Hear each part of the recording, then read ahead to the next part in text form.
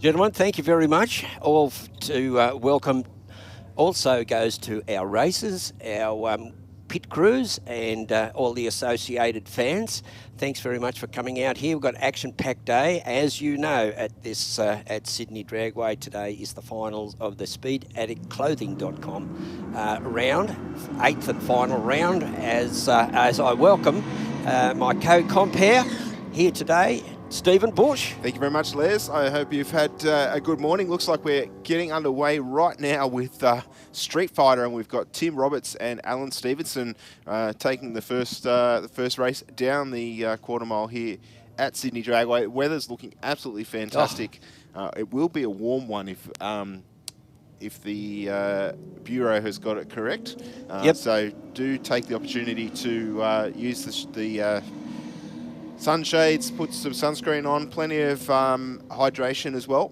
We're tipping high 20s, early 30s today, which is a lot warmer than it has been. So if you're like me and looking a lot whiter than you normally do, yes, that may turn red very quickly. Yes, looks like you'd have been in a sifter in a frying pan, like the Red Lobster. Danny Stadelmeyer from Mount Hunter in the Rocket Lane. Danny switched cars. He's got this little Honda Jazz up against Jack Metasevic from Bridgelli in the Ford Falcon, Barra 4-litre. Wow, that wagon's gone. Oh, that's a pretty quick car as well. Yeah, nice light 020 on the tree. Yeah, 020, yeah, and a 217 for Danny Stadelmeyer. But this is a class that's growing, and gee whiz, we've got 15 or something entries here today. Yep. Yeah, 15 entries in Street Fighter, which is, that's why the field's getting bigger and bigger, which is what we like to see. Scott Goodison from Taree, New South Wales in the Mitsubishi Legnum, 2.5-litre V6 twin-turbo all-wheel drive, up against Mark Roberts from Billy Willinga in New South Wales. The Subaru WRX, the Subaru's gone, a .314 reaction time, and Scott Goodison a 447.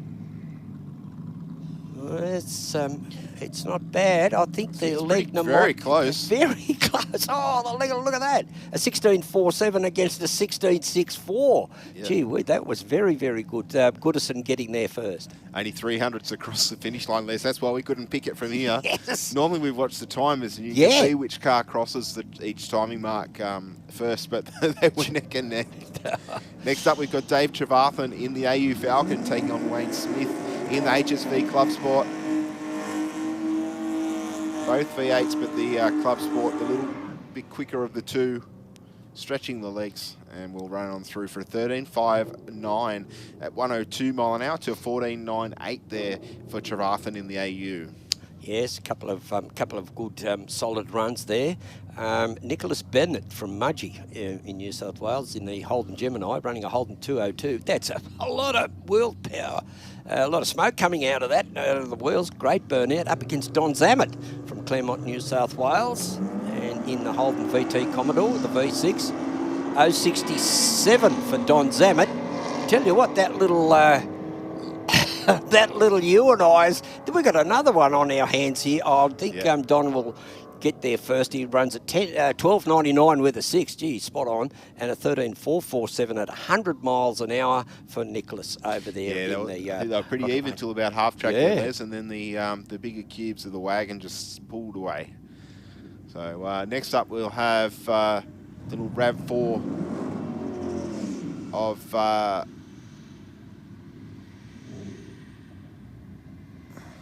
It's not that car. Up against Brett O'Connor in the Holden Colorado. The Colorado is going to take this one, Les. 16.52 with a 4.82 mile an hour there.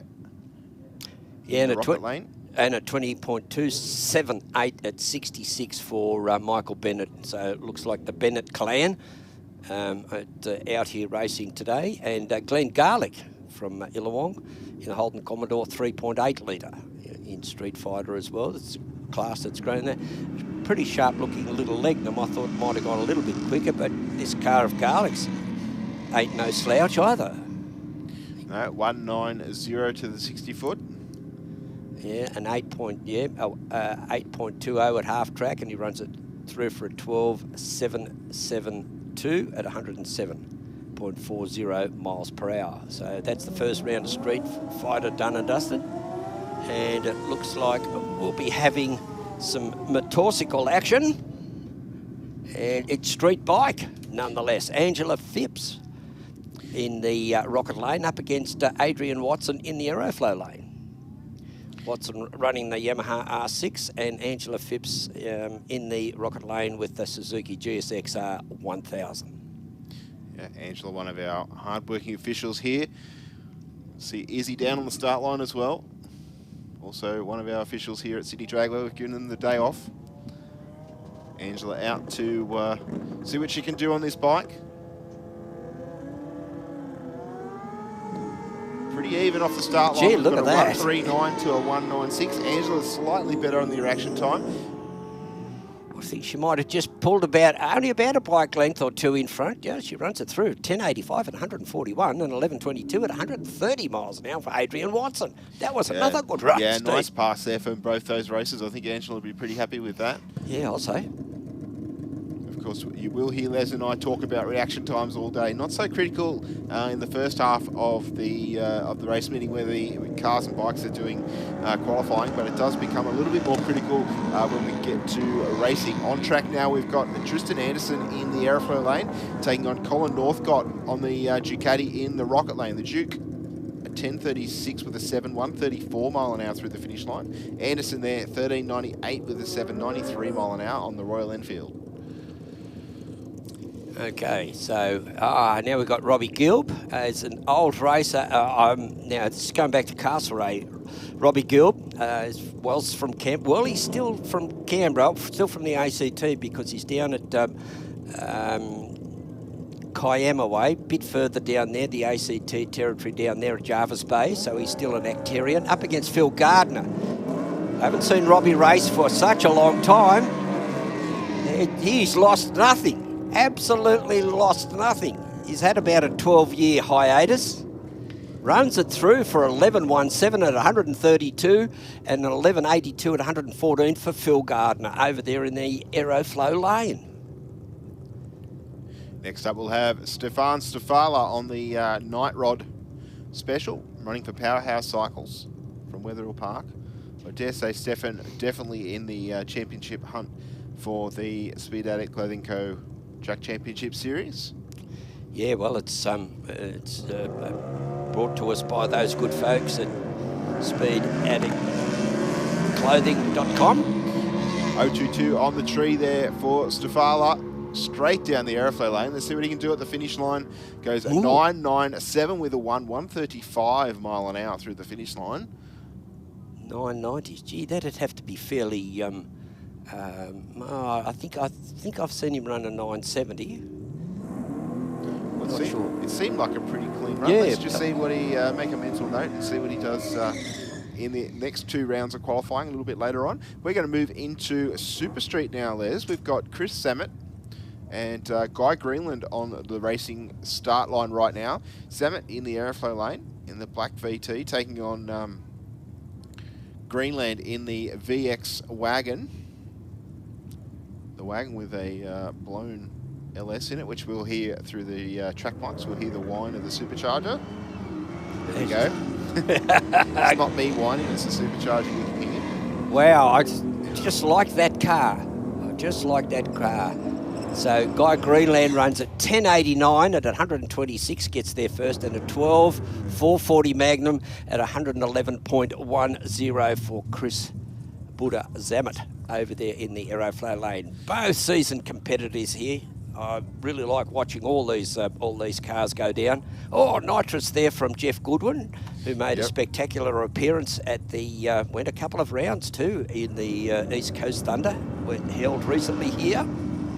Yes, a lot of these races here today went a few rounds, which is great to see that that practice went, got them further in eliminations. 10.19 with a 0, 132 mile an hour there for Craig Warren in the LJ Tirana. Jeff Goodwin, 11.15 at 121.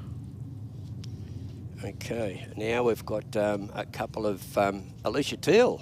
She features fairly prominently too in the results of the East Coast Thunder. That's Alicia in the Rocket Lane in the Holden HQ, running a Chevy 383, up against Adam Bowers. Bowers in the Holden HQ, small block Chev 393. So another close side-by-side run we've got here for these two.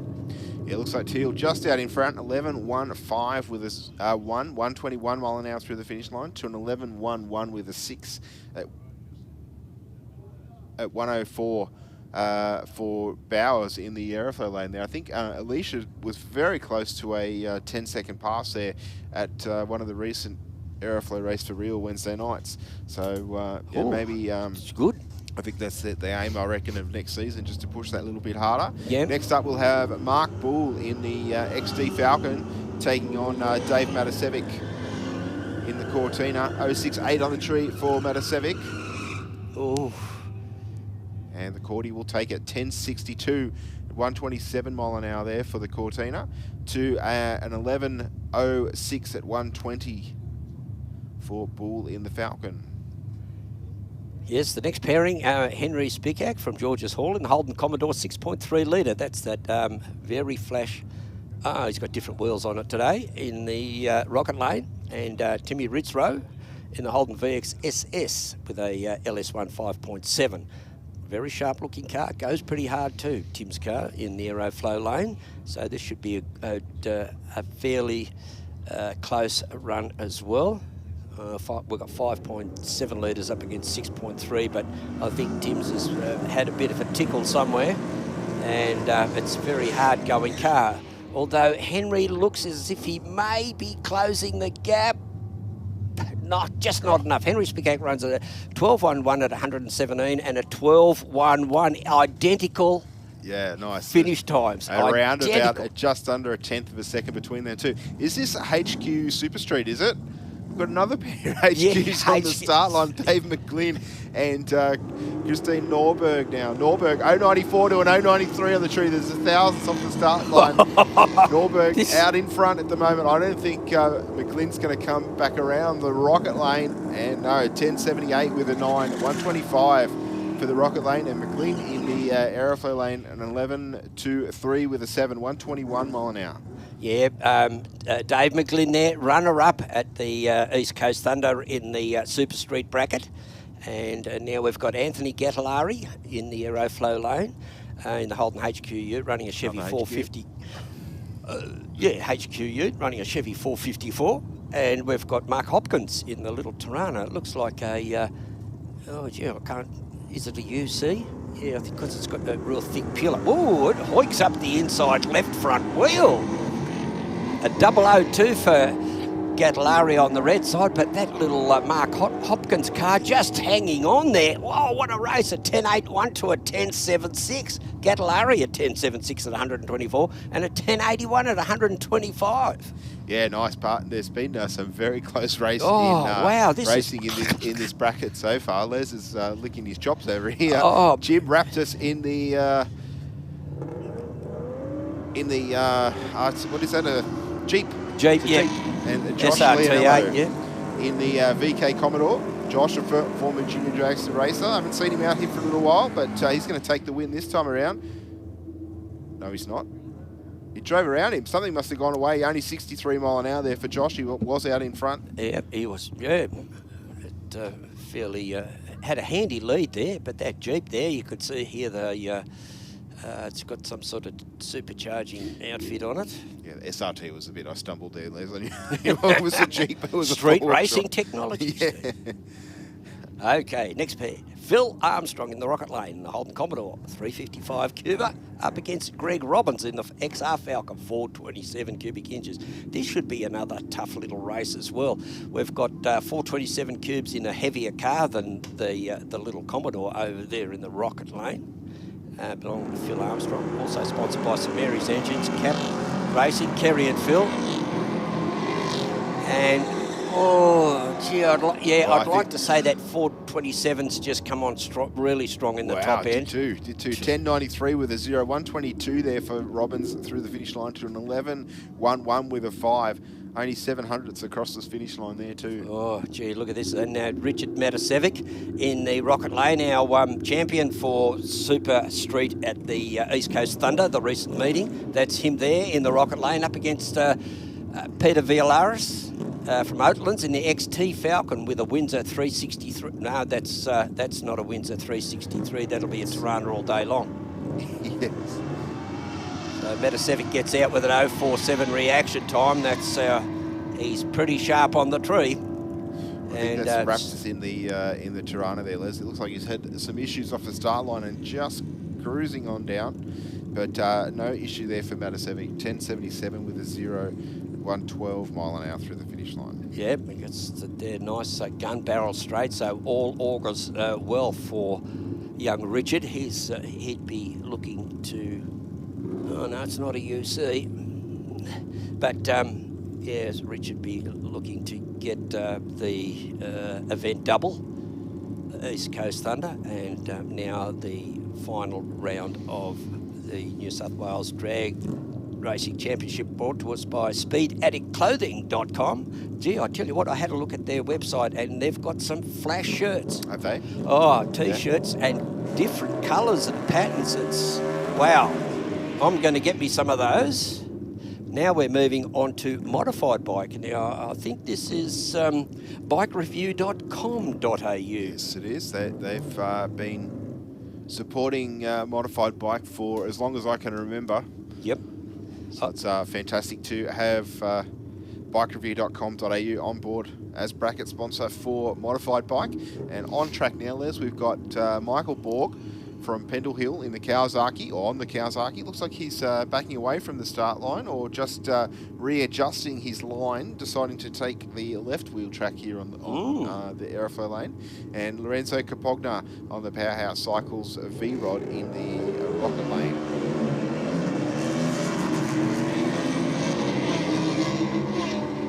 Okay, pair of red lights, but we still get some ETs here. Looks like Capogna out in front will run through for an 8.88 with a 3, 147 mile an hour through the finish line to a 10.92 with a 2 at 135 for Michael Borg. There we go. Michael Borg left before the third amber too, so but at least he's got a time. So yes, that's right. He'll be slotted in accordingly. Probably the most critical thing for qualifying is that you get a time recorded for your run. Yes. Yep. So 019 red there for Dale Williams on the R1. Aeroflow lane. Santina Keith in the Rocket lane on the Royal Enfield. 10.53 with a 5, 124 mile an hour. And a 9.48 with a 6 at 145 there for Williams in the Aeroflow lane. Yes, nice pass there. Unusual for that Royal Enfield to be set up as a drag racing bike like that. Haven't seen one before, but I'm sure it's a lot of work's gone into it. And Santina looks a very capable rider. So yeah, they're getting quicker and quicker each time out with the Enfields. There's usually 3 or 4 of them that come along to the Track Championship Series, and they also run at street meets. It's good. Travis McClellandy on the Suzuki GSXR 750 in the Aeroflow lane. He's out in front and going to run through for 10.03 with a 1.32 mile an hour there for Travis, and a slowing 14.66 with an 8 there for Mark Davis. Oh right, okay. Davies having a few issues there, I think, Les. Yes, just over there in the Rocket lane, just going from side to side in the lane. Hope everything's okay with with both the bike and the rider. Looks like they've got it under control now. Be going around the loop at the top end. Bobby Joe Simmons now in the Rocket lane on the Suzuki Hayabusa for As a Party Racing up against Albie Davidson from Rutherford in the Digger TL1000S, 996 cc's. A lot of black smoke coming out. Might be a diesel. Oh, look at Bobby Joe Simmons, a 004, but a red light, but nonetheless, get him out of the way in qualifying. You won't be penalised. Yeah, 9.70 with a 7, 154 mile an hour for there for Simmons. Nice pass. 11.37 with a 3 for Davidson there. A couple of issues. There seemed to be a couple of flashes of flame out the pipe and that sort of thing, so backfiring and whatnot. So maybe that might tell us why he was having the black smoke layers. Yeah, that's probably running it just a little bit rich. Rob Simmons, Bly Park, Suzuki Hayabusa. Good to see Rob back out on the 2-lane here. Peter Strudwick from Kendall in New South Wales gets out in the Harley V-Rod. Oh, drifting over towards the wall there. Here comes Rob Simmons. I don't think it's enough. No, it's not. Strudwick gets there first at 9.93 at 138, and for Rob Simmons, a 004 reaction time, great reaction time, 9.88 at 142 miles per hour. Wow, action coming thick and fast here. He's our champion from the modified bike bracket, and it's Sean Ricketts over there in the Rocket Lane, the winner, the victor at the East Coast Thunder, up against Ronnie Adams in the Harley Destroyer 1300cc. Two very experienced racers on track. Very. Sean's bike recently got the extended swing arm out the back to help with the launch. As you can see, it works pretty well for him. 034 on the tree, 146 to the 60, and that machine is gone. Some issues there for Ron Adams in the Aeroflow lane. 931 with an 8, 143 mile an hour through the finish line for Sean Ricketts. Nice pass. And an 034 reaction time, and that's that sort of consistency throughout the East Coast Thunder, and then he's carried it over to the Speed Adict Clothing.com round, first qualifying round here at Sydney Dragway. Yeah, so I mean, I certainly remember back when I was racing, when you come off the back of a win, you do tend to have a fair bit of confidence, you know what I mean, and that follows through for the next race meetings, the next couple of race meetings until you get beat, I guess, and then it's crashed back to earth. I didn't hear that. I didn't hear invincible used in anywhere there. No, certainly not. Hocking, turning the tyre on the hit of the throttle there, unfortunately, got a little bit loose. He's going to roll out of the throttle, I think. Certainly not. Ooh. Didn't sound like it was wide open. 10-1-0, 150 mile an hour through the finish line for Hocking there. And I think that concludes our first round of qualifying for bikereview.com.au modified bike. I think we're going to get into the Western weekend at Junior Dragsters next up. I can see them pushing through the tunnel on our staging lane. Here they go. We could just see Claire Little there being pushed there. Good field of juniors here today. Oh yeah, well, wasn't there a few at the East Coast Thunder? Yes, there was a good field across across most of our categories here at that event. But juniors pretty well supported, and of course we also had the first competition event, even though it was exhibition, for junior drag bike. Junior drag. I saw that. That was. That's one of the passes I did see. I was very, very, sort of encouraged to see the performance of these young kids. Yeah, I don't think they weren't as quick as the juniors over the mile, over the 8th mile. Beg your pardon, but. Give them time, that'll change, I'm sure. We all remember that when the junior dragsters first came out, if you ran, I think when I started, if you were in the 11s, you were fast. Where now we see these cars running into the 7s quite regularly, and I'm sure if given no rules, we would see them running a lot quicker than that. Yeah, even quicker than that, because I had a look at one of the cars in Street Fighter, and it was a quick car, or it might have been Super Street. It had covered the 8th in 8.20. Well, 8.20, a junior dragster would have, driven exactly the same as the car. Yep. It would have gotten to the 8th mile first. But clear. But it's interesting, just because you visually think, it's only a small car, you don't. Yeah.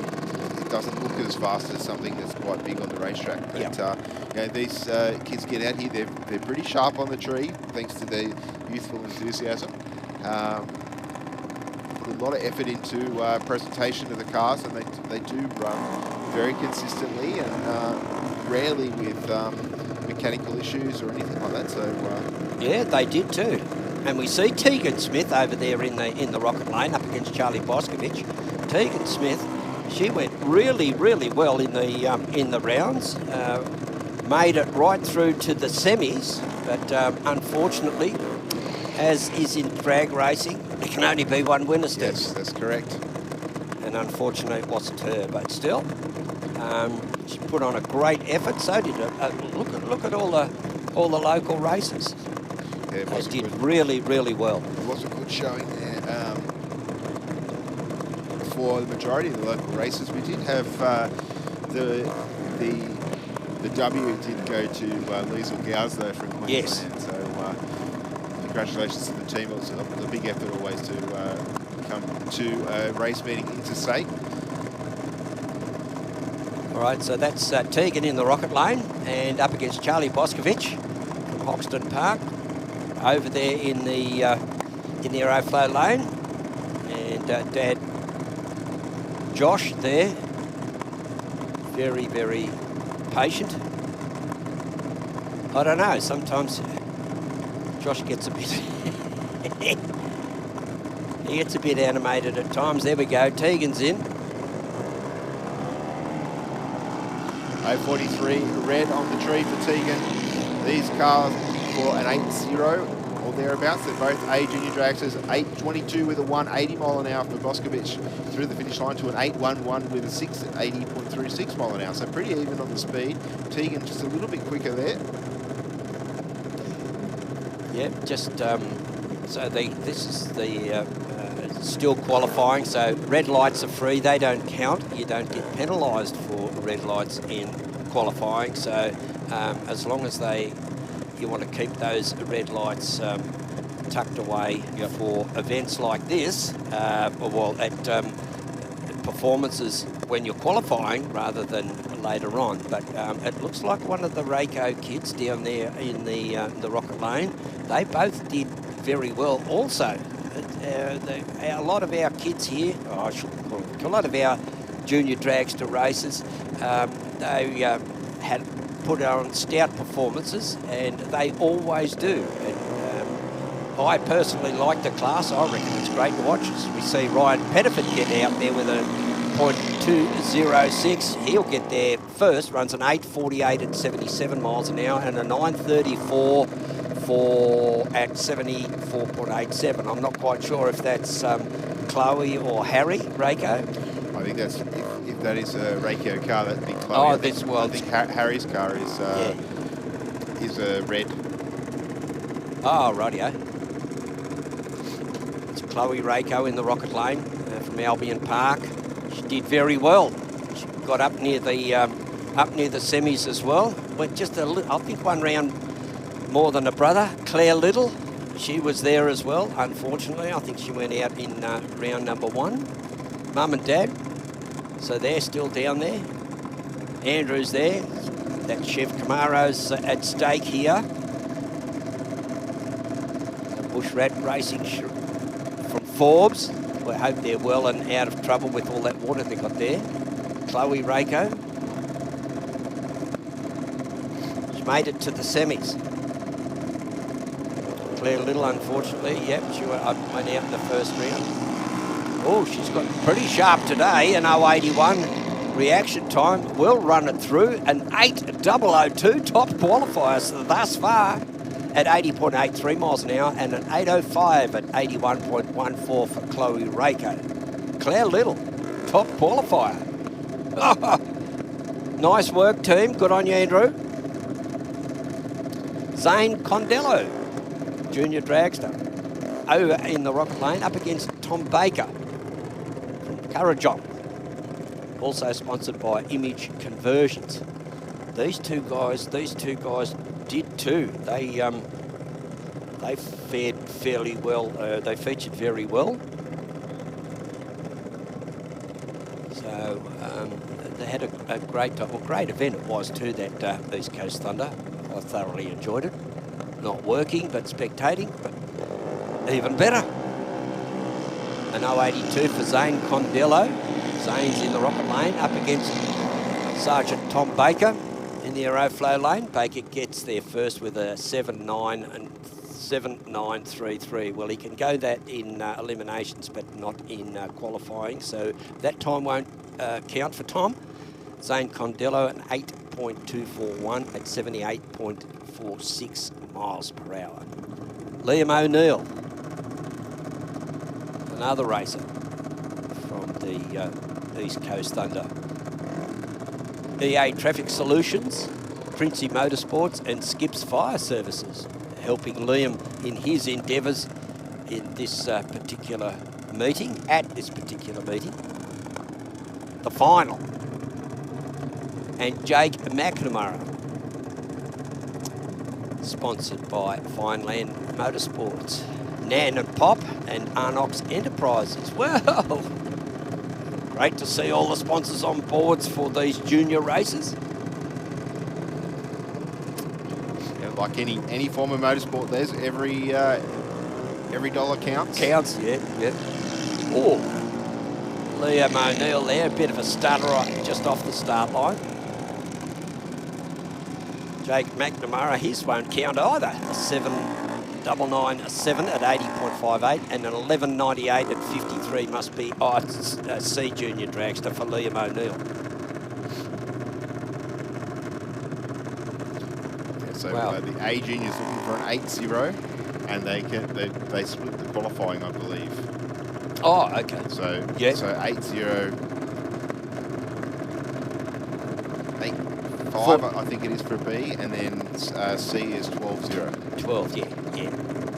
But can go 11.90. Yes, in eliminations. In eliminations, correct. Yeah. Oh, good. It's always good when your co-commentator and yourself are on the same page. I'm not 100% sure of that, but that's what we're going to go with. Steve, we're on the same page. Okay.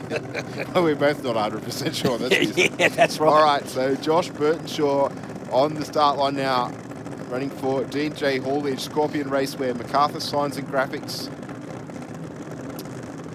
Taking on the racer in the Rocket Lane.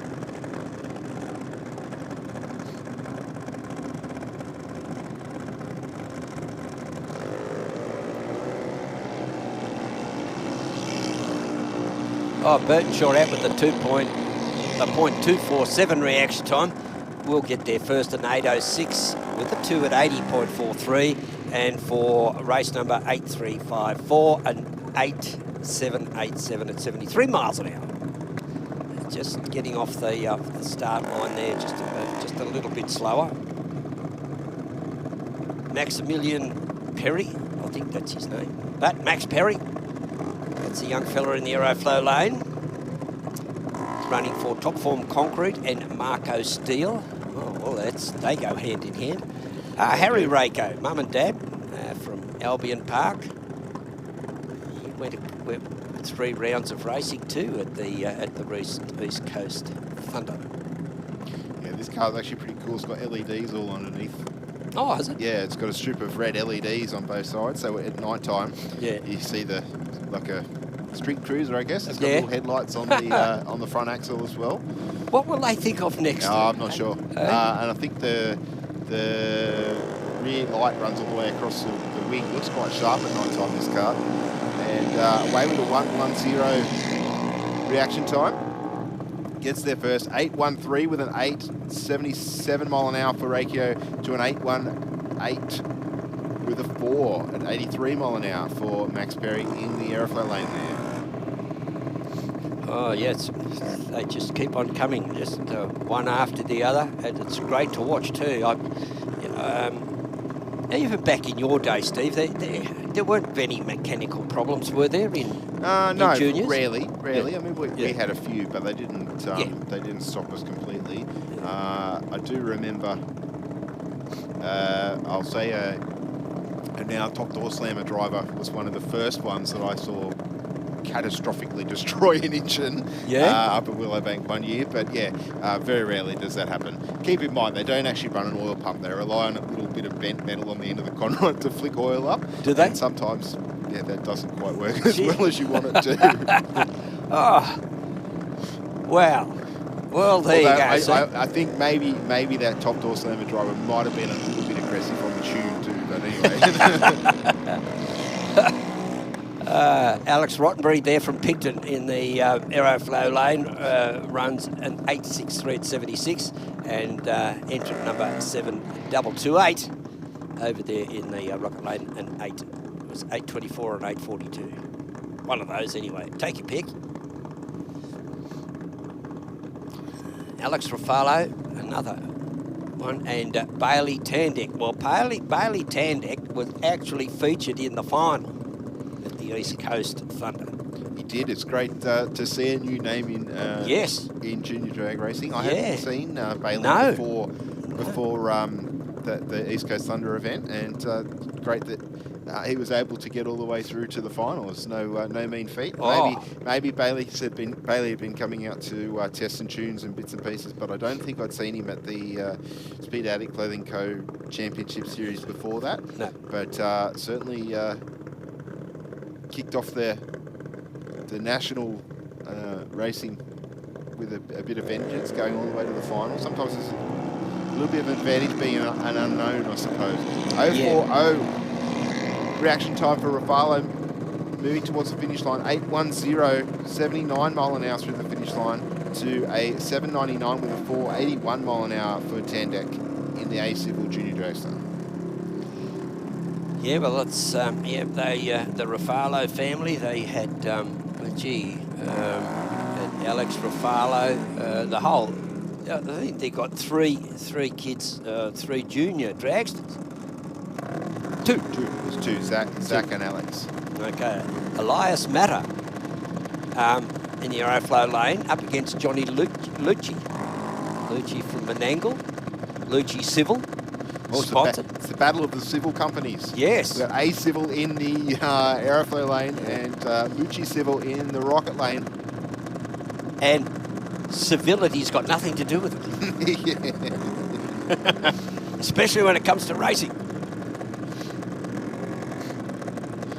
I will say this will be a bit of an unfair fight. Johnny's in the C Junior Drags in the Rocket lane, and Elias Matter in the Aeroflow lane. I'm just sometimes just sit in awe and watch these little kids, particularly in the A Junior Dragsters, and you'd swear that there was every time they go down there was some sort of championship on the line. They're that sharp, and there's good camaraderie in the pits and among the racers as well. So good to see. Elias gets out with a .206 reaction time, and for Johnny Lucci a 222, but Elias runs through for an 11.434 at 78 miles an hour and a 12.13 at 52 miles an hour for Johnny Lucci in the C Junior Dragster in the Rocket lane. So you think if there's an unfair fight, but because if they do split the qualifying, Lucci is actually a little bit higher up the order than Matter based on that pass. Yeah. Ah, that's how it works. Okay, here's Zach Ruffalo now. From a little sleepy place up the road in Vineyard, it's getting fairly crowded out there. Yeah, that it is. Thanks to the urban sprawl. Yes, yeah, oh God, isn't it going? I went out to a mate's place out near Camden the other day, and it used to be just, paddocks and just a one-lane highway when I was coming up to Sydney. It's all changed there now. So Zach Ruffalo from Vineyard. Sponsored by Sydney Waterscapes. 021. Yeah, nice reaction time for Zach on the solo. 169 to the 60 and 803 with a 480 mile an hour through the finish line. Be pretty happy with that, I'd imagine. 80.81 mile an hour. Yeah, 80.81. I don't know what I must look up and see if it's changed, but you look up and there is. They are limited by speed, and they are limited by the elapsed time as well.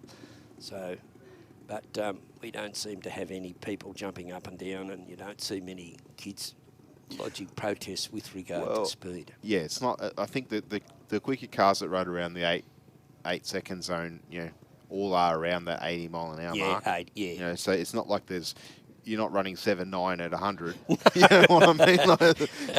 Give them time, Steve. Yeah, doing the old super gas. yeah, that's right, yeah. Oh, wow. Yeah. All right, maybe a licensing pass on the start line right now. Racer 3022 making their way down the rocket lane. And that'll be Cade Fowler. Oh, yes. Okay. Cade was actually out at the East Coast Thunder event. 11:27 with a 6:58 mile an hour there for Cade. Nice work, Les. Yes. Yeah, we got just spent a bit of time up my sleeve in the motel last night. I got to Sydney before the afternoon rush. Oh, nice. Yeah, so I was like coming up the night before.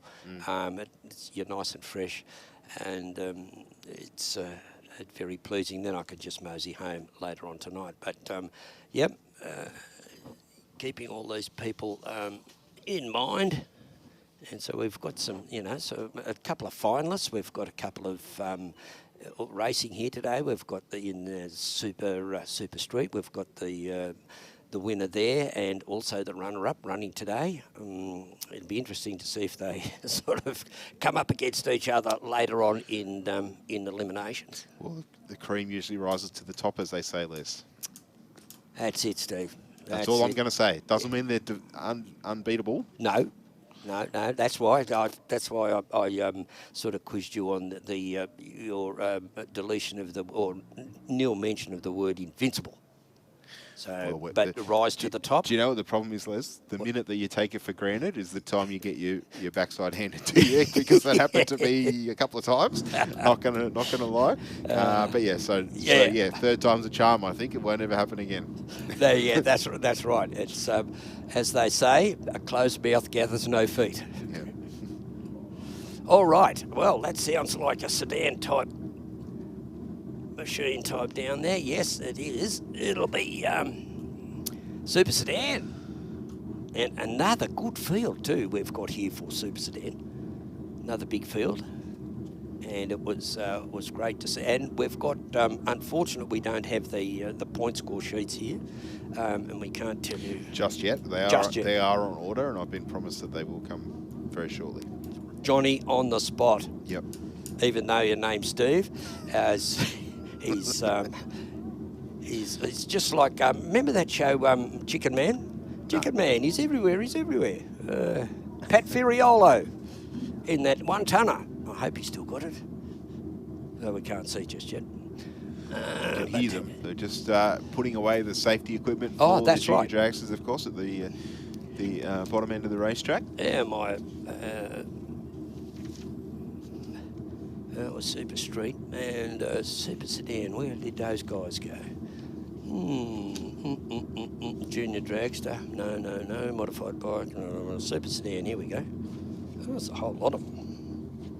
Yeah, we've got, according to your print off here, we've got 21 cars entered in Super Sedan here today. Yep. So there will be a couple of bye runs. That's going to be unavoidable. Unavoidable, yeah. So 553, which will put 553 Super Sedan. It's not here. Not listed there. Yep. Super Sedan here, 553. 5353. 5353. Correct. Here it is. Ronnie Palumbo. Ah, yes, Ronnie came back at the East Coast Thunder in the green Tirana. Yes. Very nice little car for Ronnie. Yep. Just rolling out under the tunnel. It's the problem when they sit down in the shade. I painted my Dodge Charger that colour March the 17th. Yeah, wow, that's a big car for that colour. Oh, mate, it was a great looking car. I was so glad at the way it turned out.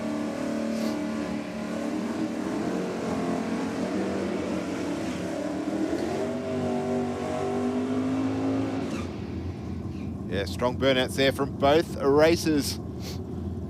Looking absolutely gorgeous in this baked-in sunlight here at Sydney Dragway. It's beaut, isn't it? Sure is. Palumbo in that very nice green Tirana. He won a few rounds as well too, I think, a couple of weeks ago. Yep. Friolo did as well. Well, yep.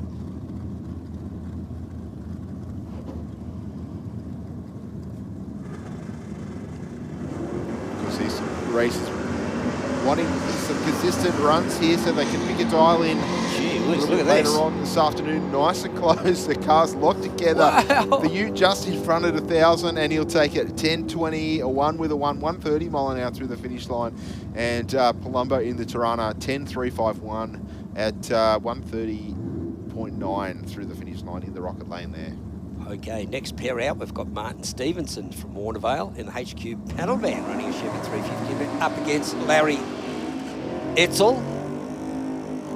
Larry in the 408 stroker motor in the 87 Nissan 300 ZX. Pretty sharp little car.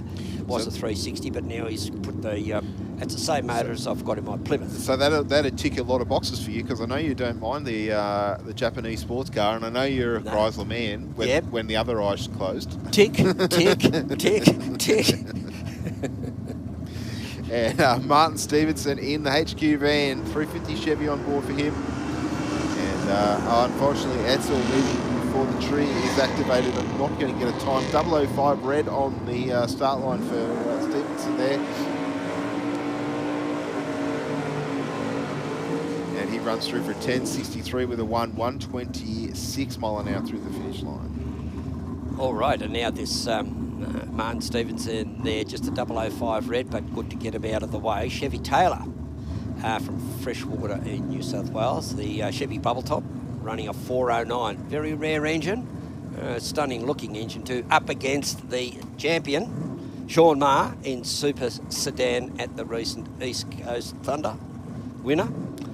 Sean Maher in the HB Tirana running a Chevy 414 cubic inch. So you've got a 409 in such a big, heavy car, and a 414. It's only 5 cubic inches bigger, but in that little Tirana. Nothing in the start line here, only 4,000s, but look, Maher will be out in front. The Tirana obviously a lot lighter, a bit more racy. 9.23 with a 5, 144 through the finish line to Chevy Taylor's 10.15 with the 6 there. Yeah, 10.15. That's pretty good going though, but that's a very heavy car, Steve. It sure is. Big car. It's probably 2 HB Tiranas in that body shell, I reckon. Yes, yeah. It's, even though there's a lot of glass, there is still a lot, especially in the bonnet and the boot. Oh, now we've got Lou Palumbo in the Aeroflow lane, and 2075. I don't know if I've got his detail. It's a quick car, very quick car. 2075 Joe Catanzarita. It is, yeah. I was going to say, normally runs in super gas, but running in Super Sedan here today. 045 on the treat for Palumbo, runs on through with a 9.62 with a 146 mile an hour through the finish line to a 9.37, I think it was there for Catanzariti. Catanzariti, yeah, just faltered at the start there a little bit. Gathered speed, but it wasn't enough. The hard charging. Lou Palumbo was already there. James Denaro, or Jim Denaro from Engadine, New South Wales. He did mention that to me last time. Did he? He said, I was listening to the live stream. It's Jim. Okay. Yeah, right. Yeah. All Jim right. Denaro. Okay. Jim Denaro up against Nathan Watt, another tough competitor. Nathan did very well as well. From Charm Haven in the Aeroflow lane. The VL just moving over towards the right-hand side of the lane off the hit of the throttle. Looks like the VL out in front, 9.18 with a 5, 147 mile an hour through the finish line to a 9.44 with an 8 at 1.42 there for Jimmy Denaro in the Cortina. Yep, it's nice going there. Nathan getting there first. Brendan Costello. Yes, that is Brendan Costello. Pardon me. Very nice looking EK. Keep your eyes on the Toyota Corolla of Cameron Pease from Glenmore Park. This little car from memory hikes the front and left pretty high. Runs into the 9s as well. What? Little 1J Toyota in 1J. 6-cylinder under the bonnet. Yep. Very much an understated car. I think you take the parachute off it, you think it's near standard, I reckon. There goes Chris Costello. His dad's getting very animated at the start line here. Well, Chris gets very animated when he crews too. So Yeah. nice pass, 9.65 with a 7, 139 mile an hour through the finish line, and a 9.10, 146 mile an hour there for Pease in the Corolla. Lido. Here we go. So didn't leave the start line with the same vigour that I'm used to, but certainly a 9.10. Yeah. Nice pass for the car. Yeah, we see Chris Costello there getting very proud. He's just been through bypass surgery too, so he's fared very. It looks like they're congratulating each other in there. Looks like it might have been a PB. Joe Zammit in the rocket lane up against Frank de Grazia in the Aeroflow lane. De Grazia just storms on by, left before the third amber, but this is qualifying, so it doesn't count. He runs a 10.71 at 152, and for Joe Zammit a 10.235 at 115. Next up we have Dean Giddens, one of our hard-working officials in the Ford Cortina. 408 Cleveland on board, running for Shorties at Race Engines, West End Performance and Street Neat Paint and Panel, taking on Nathan Cowie in the Suzuki Mighty Boy. Looks like launch there for the Mighty Boy, 068 red. Oh, gee, I tell you what, that little Mighty Boy's, you know, he's got out in front and he wants to stay there, runs a 9.25 at 134 in the rocket lane and a 9.91 at 134.17 over there in the Aeroflow lane. So those times coming up, and they'll all be noted and they'll be seeded accordingly in later on in the program when elimination time comes around. Do we know who's driving this Mustang, Les? Because it's very nice. Yeah, what's his 3684 we're looking for. 3684. Next up we have Tom Campbell in the Aeroflow lane with the VL Commodore. James Barnes. James Barnes. I was only thinking the other night because we haven't seen his the Gold Falcon for a long time.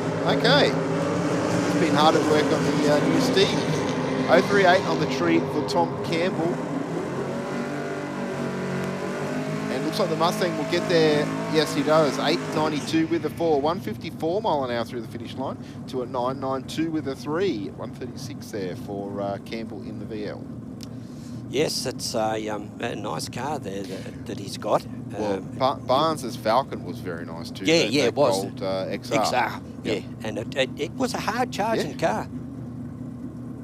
Okay, Robert Velastro in the Holden VL Commodore, at the purple coloured car there, up against that Rex Webster from Madawi in the Austin A40 Ute, running a Chevy 540. Gee, he's had that Chev 540 in a few of his race cars, let me tell you. He had it in that Holden one-tonner when he was manufacturing trailers, horse floats, all sorts of things. But now, the Austin A40 Ute running still that same Chevy 540. Rob Velastro from Queensland, he must have stayed over. Coming down for a few private test sessions as well, so. Oh, right, okay. He's been spending a fair bit of time at Sydney Dragway. 9.53 with a 6, 142 mile an hour for Webster in the A40 to a 12.06 there for the VL, which is unrepresented. Well, it looks like we're coming up to the modified eliminator bracket, and it would Timmy Cotright supplies, but I'm informed that they no longer exist.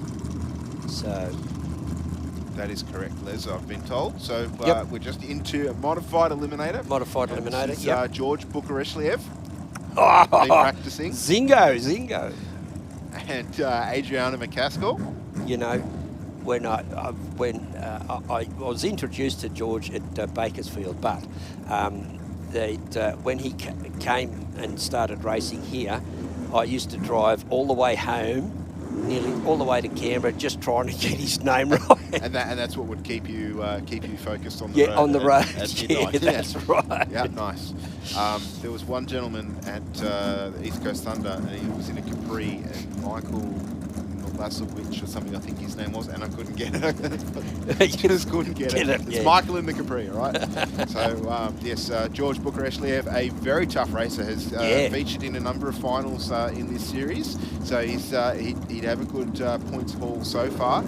Adriana McCaskill, you know the McCaskill name is always very tough. This car pretty quick to 598 cubes, a big block Chev behind Adriana. She's going to take the stripe this time around. 7.06 with a 190 mile an hour to a 790 at 171 there for Booker Eshliev. Keep in mind, the Booker Eshliev car, only a 365 cubic inch LS. Tiny compared to a lot of the engines in this category. Nearly half the size of McCaskill's car. Yeah. It's Jenny Petrie. Now, how about that? Haven't seen Jenny out here for a long time. Yeah, no, we missed Jenny at the East Coast Thunder. Yeah. And I don't think she was here the previous round either. No, she wasn't. And I think that will be Roy Romeo in the hot rod, in the airflow lane. Yep. It's definitely the Romeo crew shirts. Crew shirts, yeah. I'm a bit of a fan of the Brody Roadster. We've got two of them here. Two of them here. The other one is Lee Hartle-Law. Lee Hartle-Law. What about, Roadster. What about the... Graham Millen. What's his name? That ex-Mopar Pro Stocker bloke. Bob Reichel's car. That Corvette. Oh, yes. Yeah. And isn't there I think the Mustang's from Queensland. Gary Franks. No, he's probably... Can't see him in the staging lane. It's a good side-by-side race, though. Oh, look at this. Looks like the hot rod just down in front. No, he didn't get there. 838 with an 153 mile an hour for Petrie in the Fiat. 846 with a 154. Jenny Petrie all the way from Corowa. That's down near Albury on the Murray. Okay, maybe that's why we didn't see it. She was moving. Yeah. Not quite sure. Jess Turner, another one from another racer, young Jess from Epping in Victoria, and tough racer she is too. Same as Rocco Romano. I think he might have made the final in going down in the East Coast Thunder. I think he did. He's certainly up there in the later rounds of racing. Yeah. Which is fantastic to see. It's been a while since Rocco has featured in those later rounds of racing. But ex-junior dragster racer. Did pretty well in juniors. Oh, he was sharp. And Street Fighter and whatever else he drove at the time, he was always on his always pretty good. Yeah, always good to watch. Always good to watch. Jess Turner, same. She's just like very, very consistent, very tough racer from Victoria, and I like watching all the cars we've got here today. Jess gets to see that. Massive tyre shake for out to the 60-foot mark there for Turner. She's got out of the throttle. I dare say she'll have a bit of a headache after that. 745 with the 174 mile an hour. Still around 896 with the 6 at 124 for Turner. But oh my God, that would be very painful in that car, I reckon, right now. Yes, I've never experienced sort of like wheel chatter or a tyre shake like that. And I'd imagine with no suspension, it'd be sort of like, well, with the limited suspension there, it'd be fairly teeth chattering. Mark Tanswell, it's a good return by Mark. Haven't seen him for a while either, from Ashfield in the front engine dragster, running a Holden 205 cubic inch up against Peter Brown. Peter's the opposite. He's got the engine at the back. It's a V8. And he's a very accomplished racer as well. Yeah, whoa! Young Mark Tanswell spent a lot of time near the wall there. Probably wrote his signature on it. Left hand down, mate. Left hand down. Yeah, there we go. Peter Brown goes through there first, gets there first, a 751 at 180 and a 998 at 130 for young Mark Tanswell. Yeah, he went right over to the right-hand side there. He didn't get the wall, did he? He was very close to it. Oh, very close, yeah. Well, we'll see there's one of the officials going down there.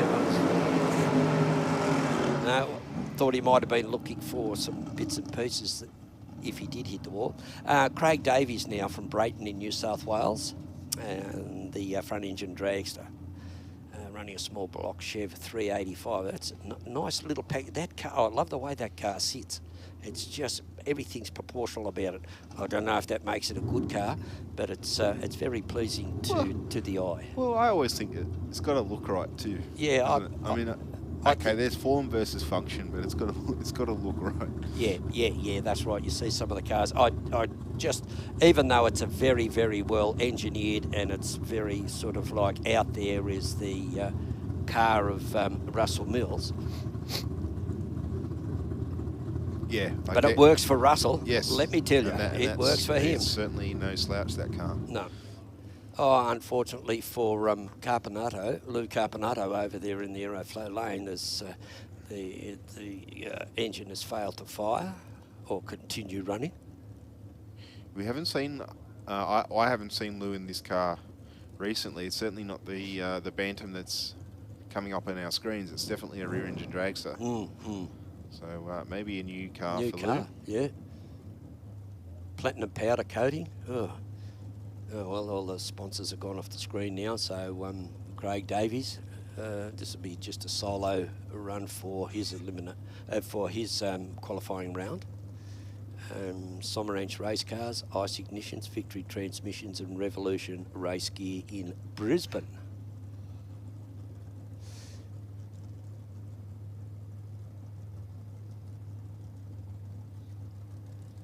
Getting some mixed signals here. Lou's been given ample time to get the car fired. Davies waiting patiently on the start line. Yeah. And just rolling into stage. Looks like the dragster Carbonado will be pushed back. Davies leaves with a 3.82 reaction time. So he probably wouldn't be too happy with that. But an 8.30 with a 3 there for that front engine dragster.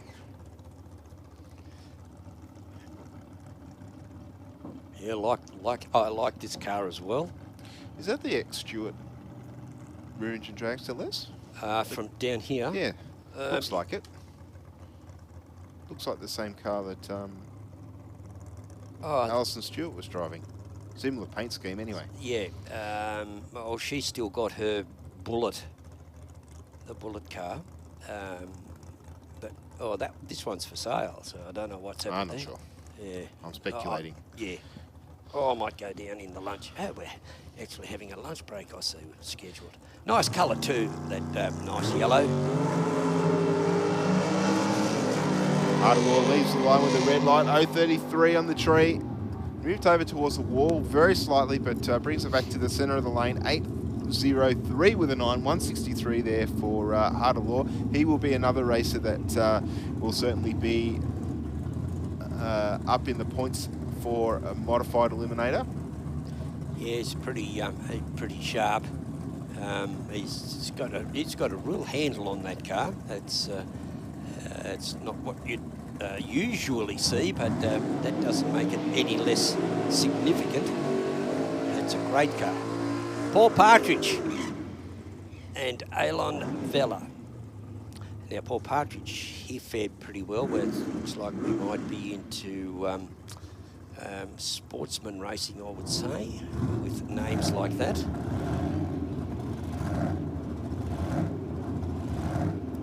Paul Partridge from Acadia Vale. That's the nice little green Ford Mustang. The SVO 604 cubic inch power plant up against Alon Vella. Oh, Partridge is gone. A 001 red light, so he's got that out of the way, and a 00. Oh, gee, look at the Caravella, big top end, 161.29, 8.429 for Vella, and a 792 at 173. 173 miles an hour for Paul Partridge. And the spectacular vehicles, young Stephen Bush, just keep on rolling on. That they sure do. The burnout there of Dave Whitmore, I think, caught Vella's crew a little bit unawares. The blokes will walk up on the limiter. Yeah, right. You see him rushing to cover the ears, and I don't blame him. That car is super loud. It is. And he's taking on Brett Sheard in this battle. A very, very nice Chevy S10 pickup in the rocket lane. Oh, it's beautiful. I think that colour, I think it's a, if it's the colour I'm thinking of, it's a House of Colour, and it's called Root Beer.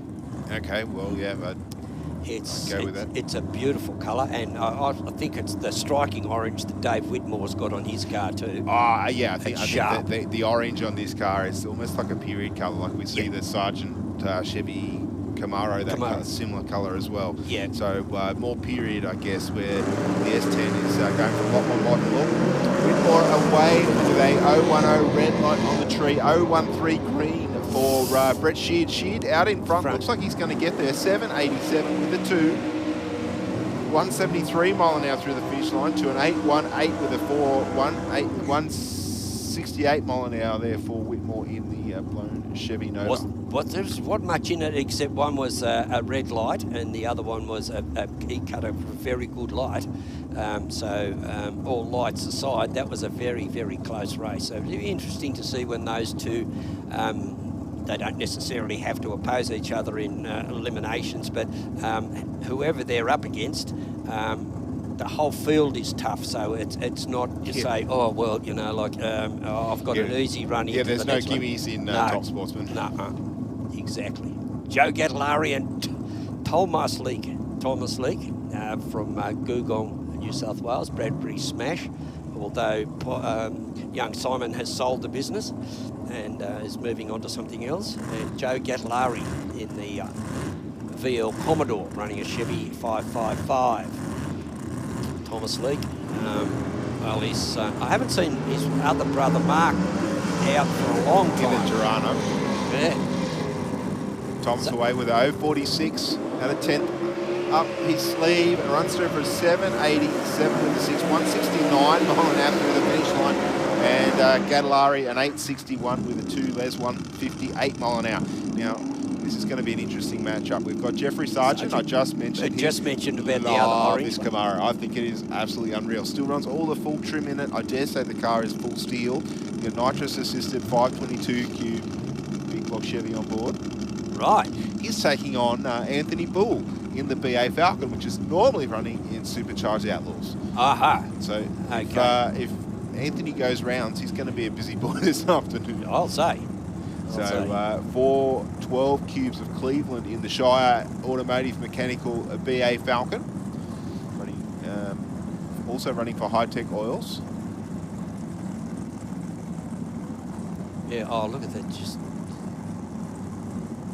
gotta love it. Gotta love it. Is it just me or does yellow seem a very popular Yeah, colour? but they're bright yellows, Yes. aren't they? They're not pale lemons or daffodil colours. They're just all bright. Good to see the hot rate out. Pulled away a little bit loose off the start line. 012 on the tree. Out in front. Sargent not too far behind him. 747 with an 8. 184 mile an hour for the Falcon to a 794 with a 170 mile an hour there for Sargent in the Chevy Camaro. Yeah, 14 miles per hour. That's about 22 kilometres per hour difference at the top end. Makes a difference. Wondering if Anthony Bull's backed that car down a little bit for today. Yeah, perhaps pub up in Paul Foley. Well, it's he and Alan White share the old father time, Crown together. Been racing, well, since drag racing was first made a sport. Two guys that have been at it, hammer and tongs all the time. George Matter in the Holden LH Tirana, that's the one with the Chevy 632 up in the Aeroflow lane. Also sponsored by Al's Race Guides and Mr. Digger. Now, Paul having a bit of drama there in the Rocket Lane. 8 seconds flat for George Matter. 8 seconds flat at 169 and a 903 at 163.04 miles an hour for Paul Foley over in the Rocket Lane. Oh, the Sargents, that must be a fairly dedicated race family as well. Yes, it's Lisa Sargent. We just saw the other Sargent run down the racetrack. Yep. I was going to say Dennis Sargent, but it's not Dennis Sargent because Dennis is a dearly departed Dennis Sargent. He was the proprietor of a suspension company in Canberra, and just an all-round nice guy. You know, he was, but no one lives forever, I guess. Lisa Sargent in that little Chevy Nova. Painted racer suede. Yep. And Joel Burns in that Chevy S10. Got the NO2. He's massive purge of the NO2 on the Chevy S10 right now. 505 cubes a Chev. This car is very quick, and we know that anything out of the Burns stable is a A1 race car. Handles very well, prep work second to none, and Joel, a very, very capable driver. Did super well in Junior Dragster. Stepped up to this car with his... Is that the yes, Joel Burns? with his Look at that. with his brother, I believe, they're sharing the car. Nice launch there. 38 on the tree. The car running a little bit rich due to the nitrous through the finish line. I think shoots out just a tad early. 7:34 with a 5. 180 mile an hour through the finish line. Lisa Sargent in the Chevy Nova. 8:54 with a 4. 1:58 for her on her first pass here today.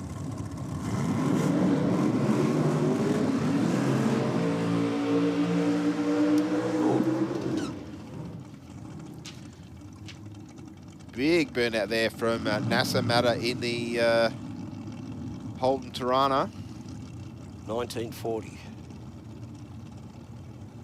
Wow. Okay, Simon Krieger. Ah. Okay, I was going to say it looked like Krieger's car. Yep. Nice it is too. I mean, I'm not a big fan of that, you know, battleship grey or army grey or whatever it is, but on a car like that... Some cars it really suits. It does, doesn't it? Yeah. I know when I first saw it on an Audi, I think it was like... Yeah. Not a fan, but now that I see them, I don't mind them. I don't know if I'd buy one that colour, but... No. If you leased one, it'd be different. Yeah. Because you just give it back after a couple of years. Yeah, that's right. So, yeah, been there, done that. Massamata, A Civil, VP Race Fuels, and Al's Race Glides. That's NASA in the Aeroflow lane. And sharp contrast. I do like the contrast, though. I do like silver cars with orange stripes. And I like orange cars with white stripes. Oh! Both Simon Krieger out. Both cars going to the right there. Krieger out of the throttle. Matter runs through for an 8:28 with a 5, 162 mile an hour. And Krieger there in the rocket lane, a 987 with a 1 at only 116. Yeah, a backed off 116 miles per hour as well. Yeah, both cars pretty aggressive on the launch there. Oh, were they ever? Okay, Mr. Binkhurst, looks like we're going to move into Street Fighter now. Their second qualifying run for the day. Yes, spot on there, young Steve. And it pits, Benny Roberts and Tim Roberts. Oh, the Roberts brothers. Tim Roberts in the rocket lane, and it's an all-Ford affair. And Ben Roberts over there also. Oh, he's in the Aeroflow lane, not also in the rocket lane. You'd have two of them in there. Never get out. 034 reaction time for Tim Roberts and 191 for Ben Roberts. So they're still side by side, but Ben Roberts probably just got the advantage here. Crosses, gets there first, a 14-14. Oh, look at that, all 4s on 1, aces and 4s, good poker hand. And a 14-6-4 for his brother Ben over in the rocket lane. You can't half tell what you do on a Friday night. I tell you, I'm one of those people, is this any good? And it's like the best hand you can get. That was called a full house, too. Full on aces. Glenn Garlick in the rocket lane.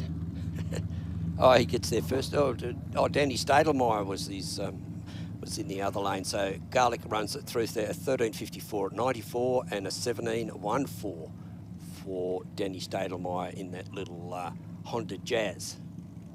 But that's how you go. You get a little Jazz. He probably didn't pay a lot for it. Couple of green.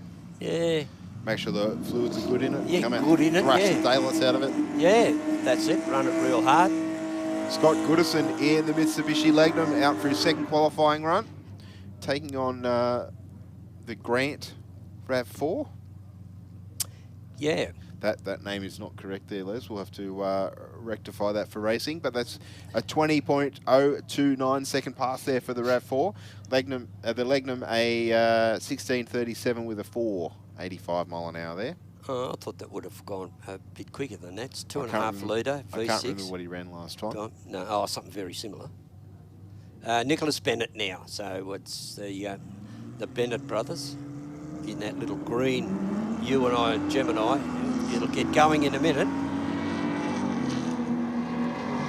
Running a Holden 202 up against Alan Stevenson in that HQ ute. Oh, pretty close. Oh, the HQ does get there first at 12.83 with a 7 at 102 mile an hour and a 13.43 at 101 miles an hour for Nicholas Bennett in that little Holden Gemini. Mudgee Carpet Court. I was going to say you'd want to hope the HQ would get there, but he's only got 51 cubes up his sleeve over the six cylinders. Six cylinder. Only 253. Yep. I was mixing it up in my head with a big block HQ. Oh, that's from Gatalaris or something. Next up we have Brett O'Connor in the Rocket Lane. I tell you what, that thing, it's a Z71. I don't know what that means for Colorados and things like that, but he gets moving all right. He's put the smaller mirrors on it now, so it goes like a tenth faster. Oh, yeah, it tucks it in. It had the big toe mirrors on it before. Sticky Eddie. It's like Dumbo going down the racetrack. Oh, gee, we shouldn't laugh. We're having too much fun here. 14.21 with a 6.101 mile an hour for the Falcon in the Aeroflow lane. Yep. To a 16.55 there for O'Connor in the Colorado. Yeah, I'm surprised. How much was it? 16 something? Yep. Yeah, it's pretty quick. It's not bad. Like, you wouldn't think a turbo diesel would go that good. No. But it'd probably pull the Queen Mary up Niagara Falls with the amount of torque it has in it. Yeah, maybe. And test that theory? No, it's... but it's anyway, that's what I'm going with. Fair enough. David Trevathan from Minchinbury in the Rocket Lane in the Ford XR8 Falcon 5 litre up against Don Zammit. Well, Don's gone, and he runs a 13.020 at 107 and a 15.111 at 92.47 miles an hour for that for the car in the Rocket Lane. Oh, here's this Barra-powered Falcon wagon. I'm not 100% sure if that is the correct car information. Oh, okay. I might be wrong, Les, but... well, one of them sounds rather V8-ish, doesn't it? Yes, that's what I mean. I think that's Shane in that Falcon, if I'm not mistaken. And a 13.86 with a 6.98 mile an hour for the old wagon. And a 15.34, 89 mile an hour there for the car in the Aeroflow lane. Yes, now Wayne Smith. I thought it might have been Timmy Ritzrow, but it's Wayne Smith in the HSV Club Sport Chevy 6 litre. So it'll be an L98, L77, L something else, but it's still 6 litres. Yeah, I'm impressed with that little Gemini. Carpet Court, that's another drags racer that runs for Carpet Court. Yep, 13.72 with a 101 mile an hour there for Wayne Smith. Not sure if he had some issues there, but it seemed to be a little bit slower than what it normally would run. Yeah, like when it came out here and it did the burnout, there was smoke billowing out everywhere. Okay, Phil Gardner, now we're from Googong. He's one of the Googonians racing here today. That's what they call people from Googong, apparently. Our number 6 qualifier. Tristan Anderson. Anderson getting all crossed up on the start line. Oh, there. Was he? Yeah, he had a good look at the Christmas tree even. You can see the tyre mark there. Yeah, I can see it. It's only skinny, but you can see the tyre mark. 11.68 with a 115 mile an hour for Gardner to a 15.005 for Anderson in the Aeroflow lane there, Les. Ah, beauty. And the next pairing out, we've got Adrian Watson. Shed Built Racing in the Yamaha R6. He's our number 5 qualifier. Thus, this is the second round of qualifying. So coming into the second round, he's number 5 qualifier. And Angela Phipps. Well, Angela had a big storming run in her first qualifying round, and she's number 3 in the bracket for street bike, and that's Angela in the Aeroflow lane. GSXR 1000. 027 on the tree to an 022. Only 5 thousandths off the start line. Looks like Watson is, or neck and neck, I tell you what. Oh. Phipps just pulling away at the end, 1082 with a 138 mile an hour. I'm sure the biker Watson was in front of the 1,000 there. Yeah, and there was nothing in that, a 1080 and a 1090. Go to both those Robbie Gilb from Wandandian in New South Wales in the Kawasaki 1100. That's Robbie in the Rocket Lane up against Stefan Stavala in the Aeroflow Lane from Wetherill Park in the Harley Davidson Night Rod 1250 cc's. Our #1 qualifier thus far in street bike here today. Robbie Gilb, number 5. Come on, Rob.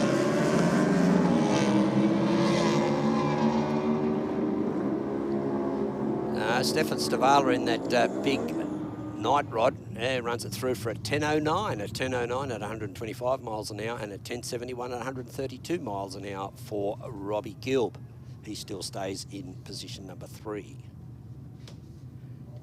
Cole Northcott in street bike from Bass Hill, Ducati Diavel, 1200 cc's, 1198, our number 2 qualifier. So we've got a Harley Davidson Night Rod in #1 qualifier, and we've got a Ducati Diavel and number 2 qualifier. And Robbie Gilb in the, was it Kawasaki? Oh, here we go. Oh, must thank John for bringing these point scores up. Oh, this is very interesting, Steve. Okay, that looks like it might have rounded off the street bike second qualifying round. Now it is must be Super Street. Yes, it correct. Is. And it pits Craig Warren over in the Aeroflow lane, our #1 qualifier. He'll probably dial in at a 10-1, but his #1 qualifier, he qualified that with a 10.190. Chris Salmon, our number 19 qualifier, with a 12.440. So Chris there in that Chevy. Look at the difference between 10.19 and 12.44 is 18 places. So good reaction times from both races. The Tirana moving over to the left-hand side of the lane, as it does every time. A 047 on the tree for Craig. Runs on through for a 10.15 with a 9, 132 mile an hour through the finish line. Chris Samet in the Rocket Lane, 12.17 with a 1. So big improvement for him at 111 mile an hour through the finish line there. Yeah. Yeah, I was in the wrong class. Tim Ritrose in Super Street up against Jeff Goodwin. Goodwin in that sharp-looking Holden Monaro, LS1, 5.7 litre, our number 13 qualifier. He's running for Speed for Sale, Gear Exchange Services, Craig's Automatics, Pedal to Metal, Sultan's Automotive, and Yamaha Australia, that Monaro. Oh, what's Tim Ritzrow there? He's done the right thing. Not quite sure what happened, but Jeff Goodwin runs it through for an 11.11 with a 5 at 121.62, and unfortunately for Tim Ritzrow, something's gone awry with that vehicle. A lot of smoke coming off it, so he'll go off into the short turn-off area, just as you can see there. It's a bit of concern. It looked very white, didn't it, the smoke? Yeah, smoke, yeah. Actually, it looked more like steam. I was going to ask the same question, but yeah. Well, we'll soon find out. We do have a number of officials. Looks like they're marking, well, certainly doing the foot test. Yep.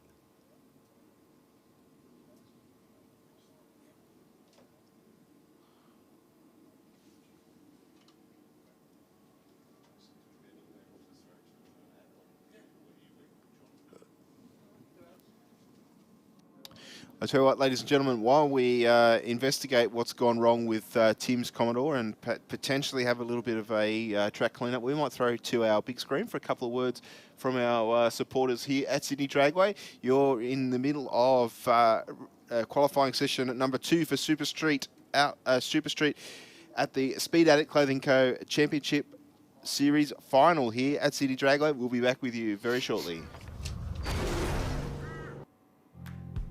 Bank said no to your home loan? Talk to us. Not a bank. Talk to Australia's real-life non-bank for home loans, car loans, personal loans. Pepper Money, the home of loan options.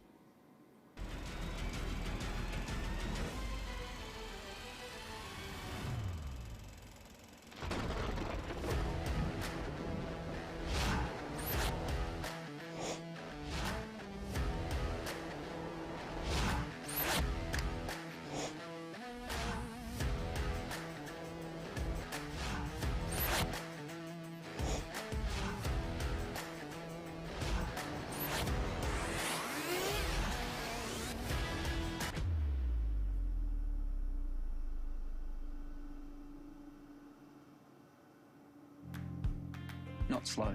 Not difficult. Not just ticking boxes. Not a bank. Talk to Australia's real-life non-bank for home loans, car loans, personal loans. Pepper Money, the home of loan options. Stay informed, up to date and entertained thanks to Para News. Para News is Parramatta and the Cumberland area's leading free and local newspaper, delivering the best content from on-the-ground journalists and providing businesses with direct access to potential customers. News, sport, entertainment, puzzles and so much more. Para News really is the heartbeat of Parramatta and Cumberland, and it's out every Tuesday. Get your free copy at selected locations in the area or check out paranews.com.au. Aeroflow Performance provides a wide range of high-quality performance products for racers, street machines and hot rodders.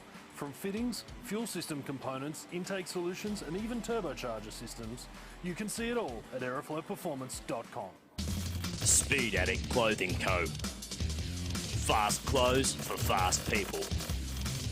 Shop now at speedaddictco.com.au.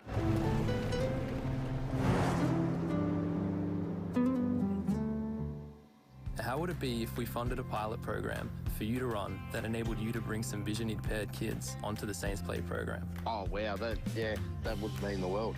My reward is the smile on the kids' faces. And since you've given so much to others, we'd also like to do something for you personally. How would it feel if Pepper sent you, your partner, and your daughter Molly to the Gold Coast for a few days? Yeah, awesome. I don't know what to say. It amazes me. Thank you very much. Introducing the brand new aeroflowperformance.com. Featuring a new powerful search function to provide more relevant and accurate results. The new and improved menu increases speed and ease of navigation. Once you've found the right products, you will also find important information and specifications for your selection. Then, simply add to cart and proceed to checkout. Your Aeroflow Performance products are only a few secure clicks away. Try the new aeroflowperformance.com today. We've always had a few cars. They're all special. The T-Bird. Oh, that's mine. The Combi for when we want to get away. The XR8. It's going to be a classic. They're all insured with Shannon's. We've also got Shannon's Home and Contents cover, which helps protect our automotive collectibles, tools and memorabilia in the home and garage. If you're motoring enthusiasts like us, it's got to be Shannon's. Shannon's, insurance for motoring enthusiasts. Call 13 46 46 for a quote.